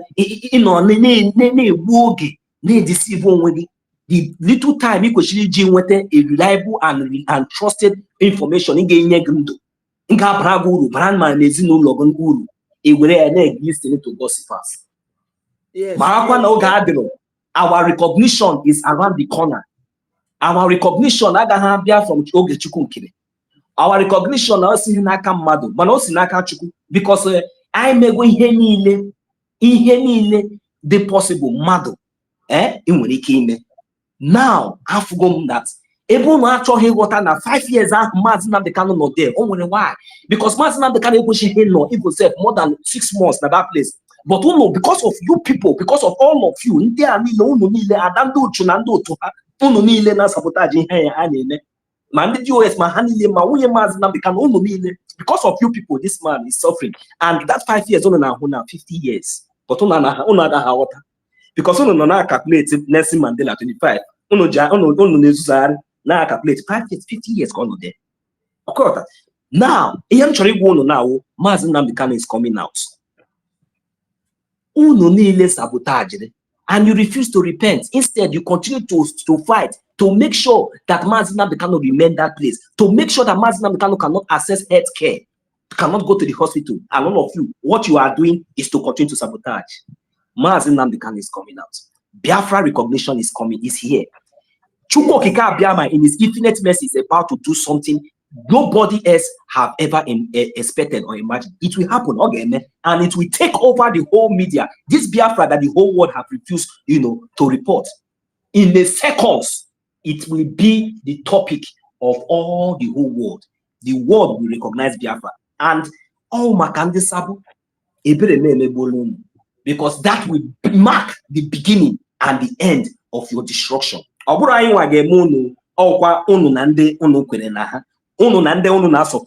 because Biafran land will be fully protected for only Biafrans and those genuine peoples that we come and come. But as for unu the Biafra, sabotage the henny all that time, kono gama na 20, na 100 bogo. So thank you very much. Yes. Dalo aka apụkwana ka m gwa gị ife ka m gwa gị ife dị m n'obi. Ife dị m n'obi kịta aṅụrị dị m ito our APM maka na ibu obu ọ nnukwu ibu. Biafra bụkwa oke obodo, forget ya na anya ka dịrọ recognize. Biafra bụ a massive country. Chukwu fụrụ Biafrans n'anya. Ifuga aja niile anyị na-achụ, ụmụnne anyị na-anwụ n'ụlọ, ọbara ụmụnne anyị a na-akwafu ọmana n'iyi. Nke akwafu na 1967 to 1970 ọmanakwa n'iyi. Ndị egburu n'ugwu Hausa na 1966 o nwere ike ịna n'iyi. Ka nkọlụ unu ifebe eziokwu kịta unu afụgo na APM dị serious. We have to support him financially. Echi bụ our donation day. Unu afụgo na ọkụ a unu gụnyere ya n'aka na okwero na ọ ga-anyụ. Mana ịgwazi ndị be anyị ka fa ghọta ndị nọ n'ụlọ maka na olubego mgbe anyị ga-emechi kịta. Ghọtanụ ife a, ndị nọ n'ụlọ na-agba egbe ọ bụrụ fa ga-eweta Biafra. Mana ife fa na-eme ga-eso na ife ga-eweta Biafra. Mana ọ bụrụ fa nwa. Maka na Ojukwu ji ego nna ya niile wee nụọ ọgụ, nụọ ife niile ọnụ, Biafra bịarọ. Wee nụgide ọgụ a wee lukwa today, Biafra bịarọ. Ndị nna nna anyị fanụlụ ya bụ ọgụ, Biafra bịarọ. Sọọsọ ife a na-eme kịta ebe eje yesterday o ebe Biafra ga-esi wee bịa. Ka unu wee ghọta, everyday nga na-akọwala unu ife a. Recognition ka anyị bụrụ a nation of our own. Because na US article charter article 51 nyere iwu a nation ga-eji wee bụrụ a nation. Montevideo Convention nye iwu. So ofu iwu anwa anyị enwego security men na defend our land for our defense and our security. Maka oge ndị America jụrụ ya, do you have an army? Nke anwa adịgo down. Nke anyị aka nwetara now bụ recognition, so that na UN ga-enye anyị code as a nation. Anyị enwe that code bụrụ a nation. Maka na Biafra bụrụ a nation today, anyị na-enwe representative na United Nations ma fa kpọọ meeting. Mana akpọ meeting kịta sọsọ Nigeria ga-eje wee cover the, maka Nigeria tosi ịbụ at least 10 nations. O wee bụrụ one nation, ọ ndị ọcha merie ka o wee dịlụ fizi ịdị na-ebu ife niile unu nwe. Zamfara gold only started around year 2008 or 2010. But Malaysia na this oil na gas bido na 1956. 2 years after bụ 1958. Wee bido mebe oil anwa wee lukwa echi onwe ife Nigeria nwere ike produce out of that oil. Sọsọ ngwa agha kafa na ego maka na Fulani na-achị. So if I need bụ recognition, and APM take go a very bold step yesterday o gosi unu, gosi ndị ụwa na nekwe ebe anyị nọ, nekwe ife anyị chọrọ. Maka na after this video unu fụrụ ọ na-ekwu okwu, abịazi jụbazia ndị be anyị ajụjụ ofu na ofu, onye ọbụla na-ekwu ife ọ chọrọ. Ụfọdụ onye ọbụla kwuru nke, mana anyị amelude maka the video dị long. Ife na-akọwalụ ndị be anyị ka unu ghọta na APM na ife ọ na-eme na ọnya ga-enye anyị Biafra. Ọ bụrụkwa isi jee goo ngwa agha niile dị n'ụwa. By the special grace of God, the little faji anụso ndị Nigeria ọgụ na-emeli ndị Nigeria. Because Buhari kpọrọ anyị dot wee chee na anyị bụrụ dot, egwu atụba anyị. na afa bịara n'ozugbo fa nwụchikọrọ anyị mba. Since Buhari nọ wee luo taa, Nigeria ji abịa agba anyị bọmbụ, ebu amọ tank, kpolu ndị amị with Musa with Buratai femeligo mba. So we thank God for that. Mana the main thing ga-akwụsị Nigeria ịbata na Biafra land bụ nke our PM APM Maazị Ogekere yesterday with these genuine Biafrans. These few number of Biafrans, offer Bundia Wamazi Nnamdi Kanu Kpolo, separating the chaff from the weed. These few number bu genuine Biafrans, including you and I. So, unu wabonde no wotano na our APM no na anu ogwa isi nabo. Ona anu ya isi nabo. And nka nwere ani isi kita aye nwele onwe anyị. Anyị ama enwezi ndị na-abịa be anyị bulu egbe bulu mgbọ na-abịa. Ụmụnne anyị na-enwe divided mind. Ụfọdụ asị achọrọ m Biafra ka chọrọ m Nigeria, mba ya chọrọ Nigeria. Onye ekwetere anyị ga-ekwetere ya. So na ịbụrụ anala nation kita, o nwerozi another country ga-eburu ọgụ wee bịakwute anyị. Because oge anwa anyị ga-anọ na United Nations as Biafrans nwee representative. Ndị be anyị Biafra bịara na kita, anyị ga-enwe ezigbo ụzọ, nwee ọkụ, nwee mmiri, tap in every house, nwee gas in every home, nwee school ụmụaka anyị ga na-eje free of charge.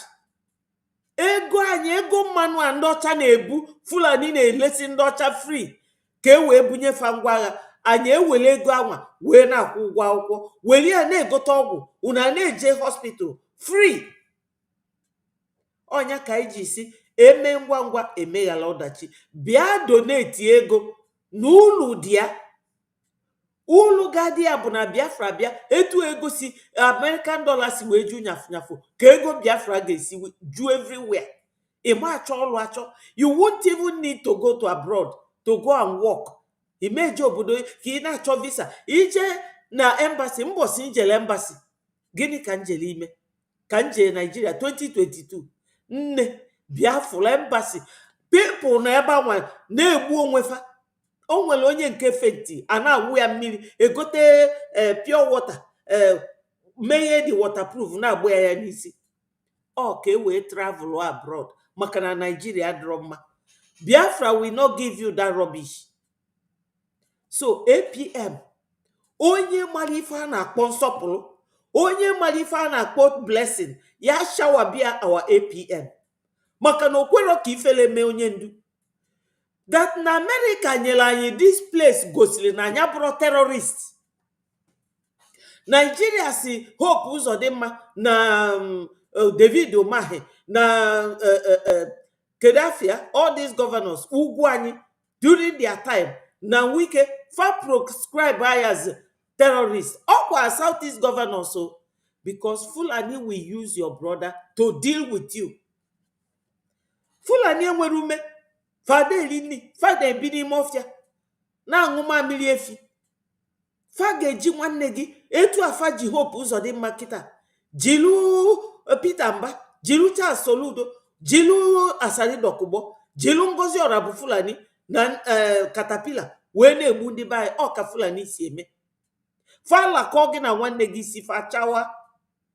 Ifu gị unu anọdụ na-egbu onwe unu. Ụfọdụ abịa na your platform na-akọ iri. Confusion o ife Fulani bụ. Maka na nwa bekee na-ezifa wee sifa nsogbu adịrọ mami. Ịma ndị be anyị kwesịrị na-aghọta something. Ọ ya ka na-akọwa Chukwu okike abịa ma na-emere anyị. Why we are doing what we are doing. Maka na ụfọdụ na-aghọtara. Okay. Because to be recognized ka Nigeria wee pụọ na our land. Ọ ife a na-eme ife a na-aghọta na ya ka ọ na-aba unu n'isi. This is the proper explanation of what happened yesterday. Ife a mere ụnya gosiri unu na Biafra bịago.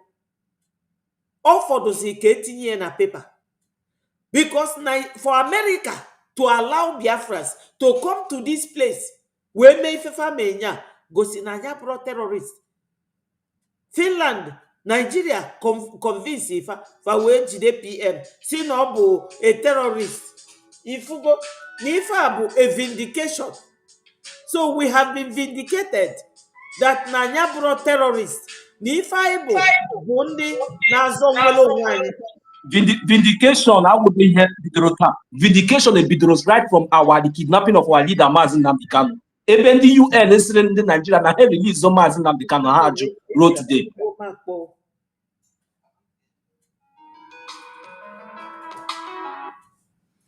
Go ahead, my brother. Yes, in a vindication. Vindication, somebody like me and every genuine Biafran we even the reason why I'm because they didn't make enough money. Because all I'm more because I found that Obahu the more I bear here now and all these things. I'm a him but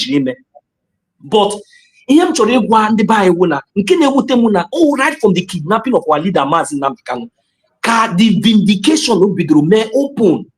And all right from that kidnapping of Mazi Nnamdi Kanu, no matter anything, also what Biafra government in exile emerge, even before Biafra government in exile emerge. Only as a real Biafra, I could see manner. In fact, all that from that time, Kaikushiri is puta nigwe support make sure that people say anybody need share sabotage or anything. But the problem is that our people, they still allow themselves to be penetrated. They still allow themselves to be confused. Because somehow or the other. You have to explain to them. This is the only way to explain to them, mommy. You understand? Because the only way to explain, we need to let them know where all these things, where they got it wrong. Look at what they were supposed to do, and this is what they're supposed to focus on. Because in Mazi Nnamdi Kanu write that time now, let us apply our critical thinking. That is what has been guiding me. Or when he also, or one more here, Biafra government in exile, they hear my advice. There is nobody telling me what I am saying or what I am doing. It is because I am being guided with wisdom. That wisdom is the critical thinking, knowing fully where to start. It is not rocket science. But if you are misguided, if you are misguided somehow, you ask questions. Then if you find yourself in a place where you cannot ask questions and you are always bullied, what do? You desist and you go to a platform where you get questions and you get good explanation. And that will be the only way you'll be able to help yourself.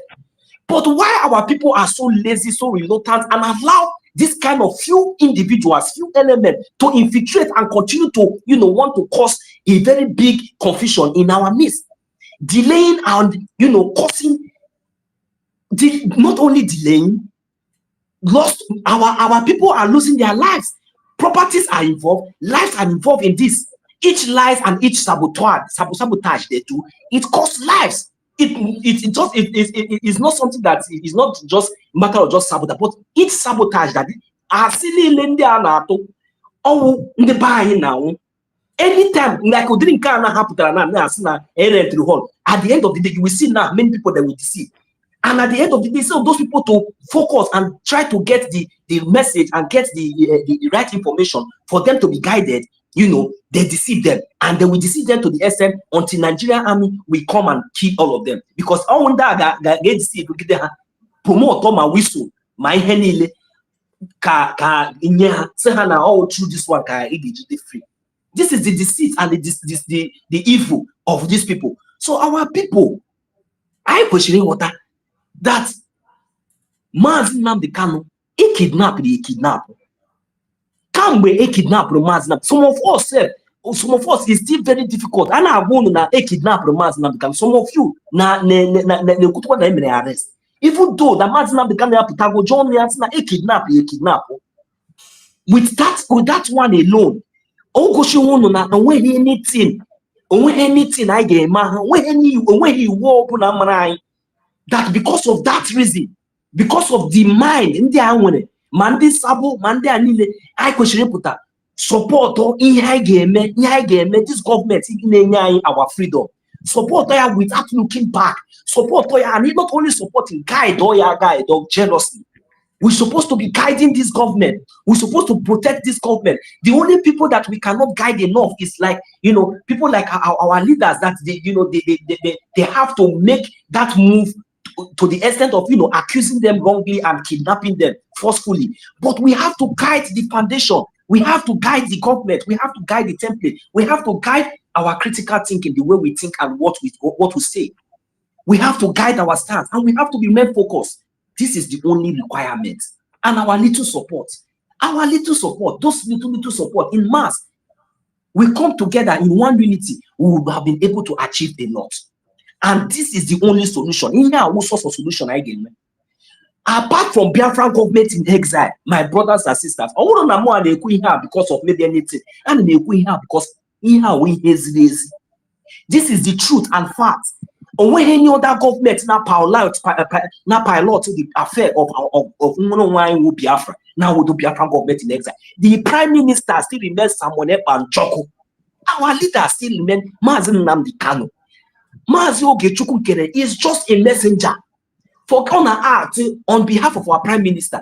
Even our leaders, they are line our leaders, to my prime minister, to our messenger. They have been serving us voluntarily.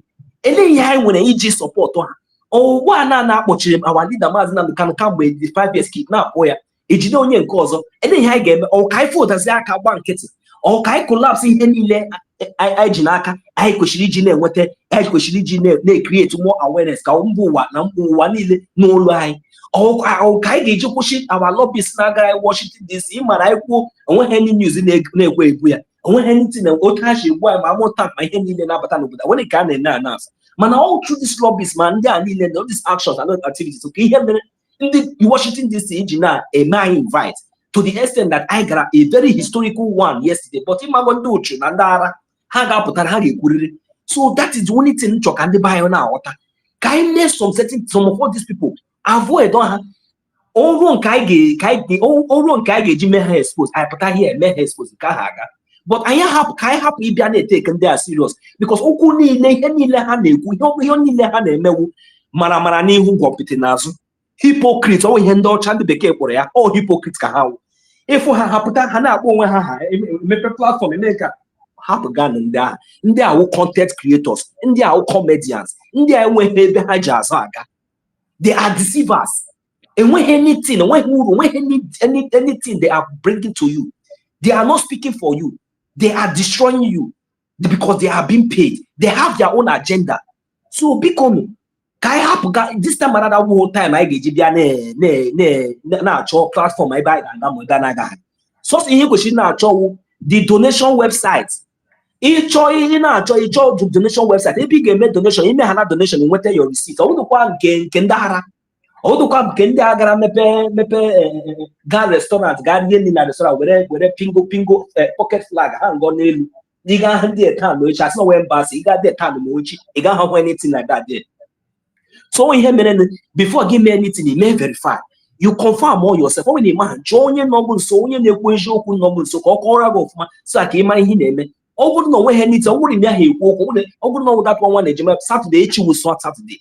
Kaina get together. Kaina more tigeshi is support for this government because also I need now with defense.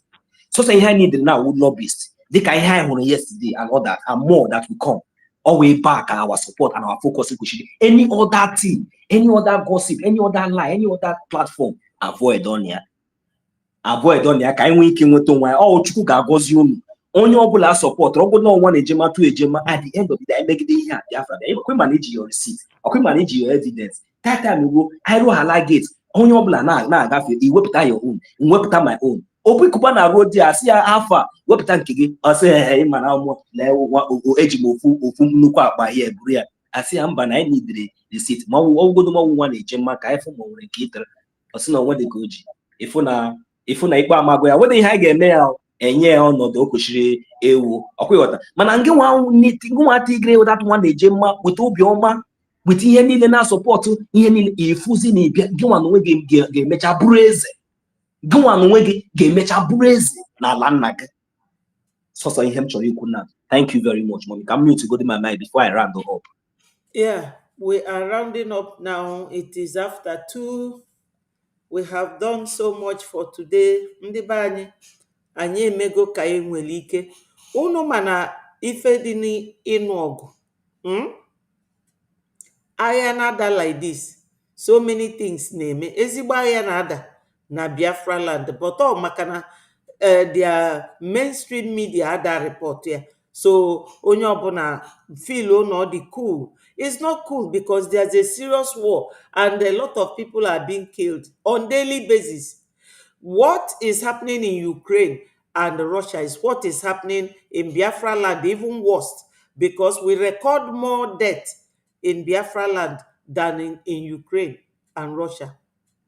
Yes, let any, what do they call it, journalists go and do their findings. But in war situation, this is how it happens. There are many propaganda, many saboteurs on both sides. So ọ dịrị anyị mwute na anyị na-afụ ife niile anyị na-afụ. At least kịta anyị enwego obi na ife mee na ebe ife anwa jekọ anyị amalụ. Dịka ndị apụrụ nụ na this 2 months ago bụ ndị CRC. Ọ bụrụ before ndị Biafra na-amaliriri. Ama m how many calls m nweta? Over 20 calls. Ọ gịnị na-eme, ọ gịnị na-eme. But onye gwara okwu oge gị ntị. Because famago no etu ndị ilo anyị si eme. Onye ilo gị nwere ike iyuzu nwunye gị bịa deceive ogi ma ọ bịa ha ma gị. So anyị ma na anyị nwee ndị ilo. Anyị makwa na o nwee ndị nọ n'ime ife anyị na-eme. Chukwu ji nwayọọ nwayọọ na-epik ife out. O nwere onye anyị chụpụ ọfa ji akafa achụpụ onwefa. Nke onye ndu kpọ separating the chaff from the weed. So that mental toughness onye ndu na-ekwu okwu ebu ife niile ifo ine ya anya, analyze ya, move on.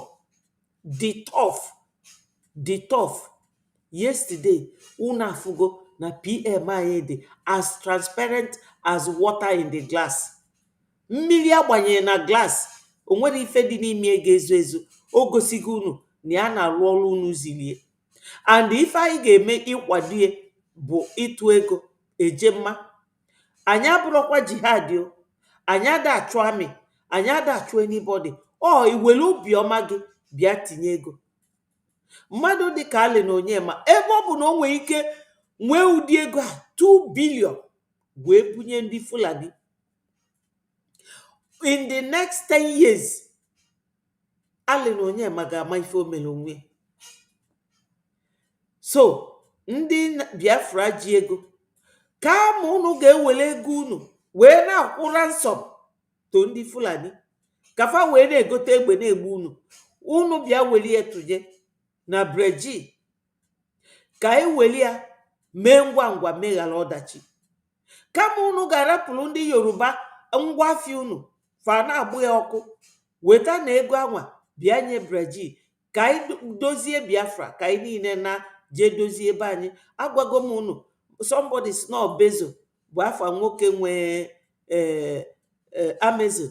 The man enwere shop or home business. Check nwere ebe nwe Amazon shop or home business delivery. You can be in your homeland in Biafra land wee na-eme business ga-enye gị billions. Pụtanụ na be ndị ofe mmanụ na fafuru unu n'anya. Nekwa nwoke a bụ onye furu unu n'anya. You know? Thank you so much. So ndị be anyị, o nwere ife ọzọ anyị nwere ime than to donate and support this our APM. Onye ndu gwa unu ife unu mee ya, ọ si unu well everything in you support this man. Success bịa na space kwuo ya, ọ bụrụ sọ mụ nụrụ ya. No nso amara m nọ that day me nụrụ ya. Anụrụ m ya. For onye ndị gwa gị something, a man na ife anwa ga-enwe isi. Onye ndu be prophet. Unulo na ife a na-eme na DSS na ọ ga-egbu Fulani amara onye faji. Nwoke anwa bụ alụsị Jizọs. O nwere ife ga-eme onye ndu. Arụ na ahịa mmadụ n'ụlọ ọgwụ onye dị detained. George si no na ọ meje ụlọ ọgwụ. Fa chọrọ igbu mana ọ manwụ. anyị ewulugo ọbara Jizọs gba onye ndu okirikiri. Ife ọbụla ama emie, ife anwa niile na-emie we turn to healing. N'ike nke Chukwu ọ ga-turn to healing. Onye niile na-abịa ebe a na-eme m attack, don't waste your time, because ebe Biafra nọ ka mụnwa nọ, I can never move. Oge ngozi bido, ndị na-akpọ m ebe ị ga-anọ, ebe ị ga-anọ, mbanụ, abụrụ m onye a na-akwa aka. Ama m ife m chọọ at my age. Ọ bụrụ na m amara ife m chọọ, ịma na m bụ agadi alụlụman na m na-asị asị. Ama m ife m chọọ. So unu niile ọ bụrụ kwe chikita Biafra bịa elozoma chụpụ m, wetakwa ego gị kịta. Weta your money. Weta your money bịa support onye ndu. Support Maazị Simon Ekpa. Support APM. Support ife anyị na-eme. Because we are doing the right thing. Mommy, ka m tinye ọnụ n'okwu ihe gbasara dis support gị ma ekwele m ya before, but ọ nwere ka m were nwayọ kọwara ha ọfụma. Now, ele otu ọ ga-adị gị on the judgment day, ewu the last day. That very day, onye ọbụla ga-esi ebe ọbụla o si wute obi aṅụrị na-akwa njike na-aba flight na-abata n'obodo ha. Then go on onwe gị mara na iwu sabo. Gị mara na ibu self apart from nke ndị sabo dị go dey separate. Na ị nụrụ this gospel a na-arịọ ọgụ kamgbe how many years? Say donate. Or suddenly ala ma ebuo, ọ bụrụ na onye ọbụla ji obiọma na-ala befa. The telling news ebe niile ya na-akwụ na-azụ ịga America ibe ọbụla airport ibe ọbụla ya na onye ọbụla na-ala enyi ga-agwụ onwe gị that day. Because with your millions, with your billions, with ụka aha gị, with ihe niile ma ndị nọ Abuja ma ndị nọ unu ga-ahụ ma ndị nọ different part na-ala Biafran land maka na Biafra abịago.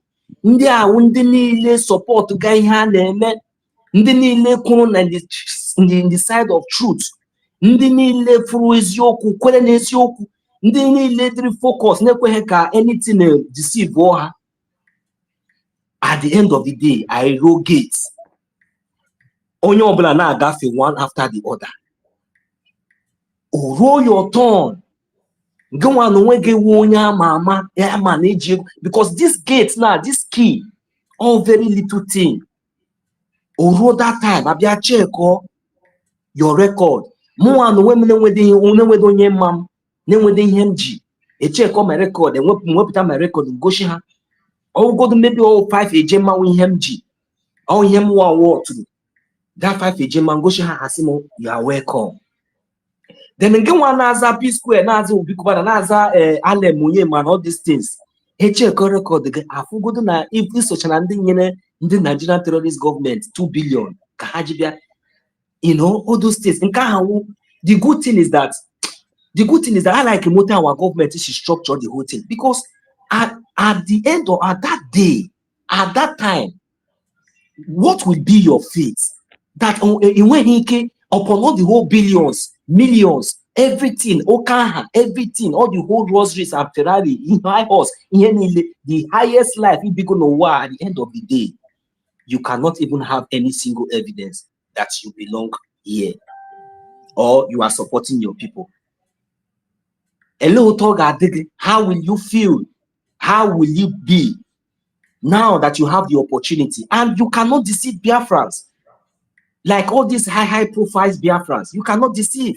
Don't think that on that day you will just come because I'm saying it now. Maybe you will bring out 100 Ejema receipt and you say, I support the so time. No, we check your profile. We check your name. We assess you. We know what you want before we answer you. So this Biafra freedom, nobody can escape it. As long as you are a Biafran, there is no family, nobody in Biafra land, whether from Igodo, whether from Izo, whether from Udobo, whether from Ishekiri, whether you are from anywhere, even Tompolo, all of you, you know you are all Biafra. Because if Biafra come, you see all those things where they use, they do Gidigaga, they form, say all of them. If Biafra come, I will know whether you Tompolo or all those people, or the rest of all this, I will know how many on a be. We will now know how many you people are. to give to make any say in Biafra. This is the time we all need. There is no any other time. Forget about past glory. Forget that we need it now. Everybody must come and put your hands on deck, because eventually this government is recognized and your name is nowhere to be found in this record. I am sorry for you. Your name will be lost. Your all those names, all this big name. I promise each and every one of you, it will disappear from Biafra land unless you will shift to Nigeria. So it is now. There is no hiding place. Think about your generations. Think about your family. Think about all those your children that you have all over the places. You know, all of you have different. You even take people's wife, people's daughter. You think about all those children, no? Because if you the Biafra will come, I will know the kind of army or the kind of force that you think that you have that is protecting you. That will not tell me that you are not bigger than we, the Biafran people. People should be wise. We are not joking. No. Since Lagos and all those places, Abuja is very, very okay for you people. And you people have refused to listen to the cry of your brothers and sisters. When you have what it takes, you have the voice, you have the power, you have everything. You think that your life is now even more important than your brothers and sisters, and you prefer to keep quiet and allow this injustice and these atrocities to continue to happen. Even the least that you can do, you refuse to do. Judgment Day is coming. The Judgment Day is coming. And when that time comes, think about your fate and what it will be. Because you will be disgraced. You will no longer be respected anywhere, because Nigeria will be dissolved. Nigeria will be dissolved, and you will every access, everything that all of you own, everything that you represent, then will no longer be valued. Then you will now understand that the only place that you can be recognized and you can be valued is in Biafra land. But by then, what is the role you play today? Ask yourself questions. What is that? All those big mansions, all those money, everything, all those things you have. Is this still enough for you? Do you still have peace of mind? Upon all the whole private jet, upon everything, you go Miami, you go Dubai, you go this. Do you still have peace of mind? Are you happy? Are you not still living like a slave? Where are your kids? Where are your children? Where are your wife? All of you people are all living like slaves, hiding from house to house. Just to go from one place to from here to the market, you need Fulani Janjaweed terrorists to follow you. Even your child now cannot even play freely like every other children, the way they are having access, free life, living in Europe. You see how they go to school, they go anywhere they want to go freely. But you have money, you have all these things, but your children cannot even enjoy the natural breeze that come from their father's land. Are you not ashamed? Are you not ashamed? All of you put together, peaceful, all of you think that you have kids, you have family. What is all those things? Are we not enjoying? Me, myself here. What is that thing that you people are benefiting? Maybe all this abroad and all this high life that we that are fighting for this freedom, Mazin Namdekan and each other, have not experienced. Do you think that we are doing all these things? Me, I think about the poor people. I know what it means. There are some people that does not even have nobody to call, nobody to talk to. Government is not supporting them, and all of you does not care. These are the reason why I'm fighting for Biafra. These are the reason why I'm fighting for those people who does not even have the option, the opportunity. They don't even have anybody to call, because you people don't know what it is. You people don't know what it takes. That is the reason why. Because if you just arrive, especially some of you that are like me too, you manage to come to, you now forget that there was once a time that all of you have been suffering back home. That there are so many people now today, they don't even have the opportunity that you have. Even though the little opportunity you have, you manage to come here and God help you. Instead of us to put hands together and fight and see how we can restore back whatsoever that we have, that have been chasing us out of our land, back to our land with the little resources that Chuko Kika Abiyama and the opportunity God has given to us. But people think that it is not time for you to make money and go back and continue to oppress your people and building one house with dirty road, buy a big car. You don't even have road. You drive from here to here. Fulani Janjaweed that does not even bath will stop you and take all the whole money from you, or kidnap you, or even kill you at the checkpoint, and nothing will happen. But if it is your brother that mistakenly come and tell you that, hey, please give me 100,000, you will tell him you don't get. Maybe he mistakenly take your 20,000 naira. Maybe I tell you, and he will tell you that I'm the one that take it and I will give you back. The next thing you will use Fulani Janjaweed and oppress him. beat him, do anything you want to do to your own brother. But look at what is happening to us. But people have refused to reason. People have refused to think. You think that maybe because all of us we are coming here, we are talking there, maybe look at these people, and look, you are doing yourself.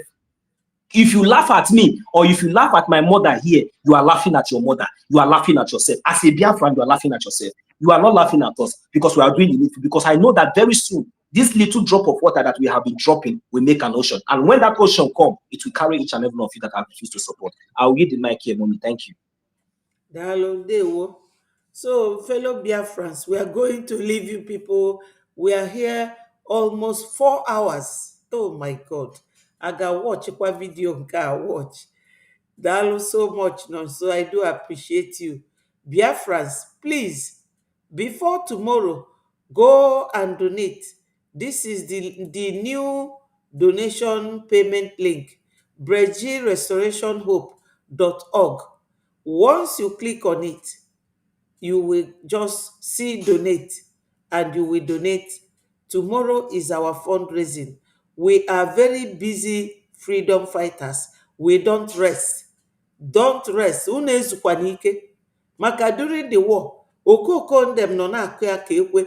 Ụmụ Biafra na onye ndị ilo gbalụ gburugburu na-eche ndụ ya nche mgbe niile. Onye alarụkwana ụla. Ịlarụ ụla ebula egbe gị. Biko nụ ndị be anyị, Onyinyechi Ekpa, ndewo. Chinyere, my sister, daalụ. Lopez, ndewo. Nonso, I thank you. Clement, Jidofo, everybody. Kesikwafa, Uchenna, Roseline, my beautiful sister, ndewo. Ihe for life, ndewo. I thank each and every one of you. Stella, Isaac, powerful sister, thank you so much. And Yoshi, Kesifa, David,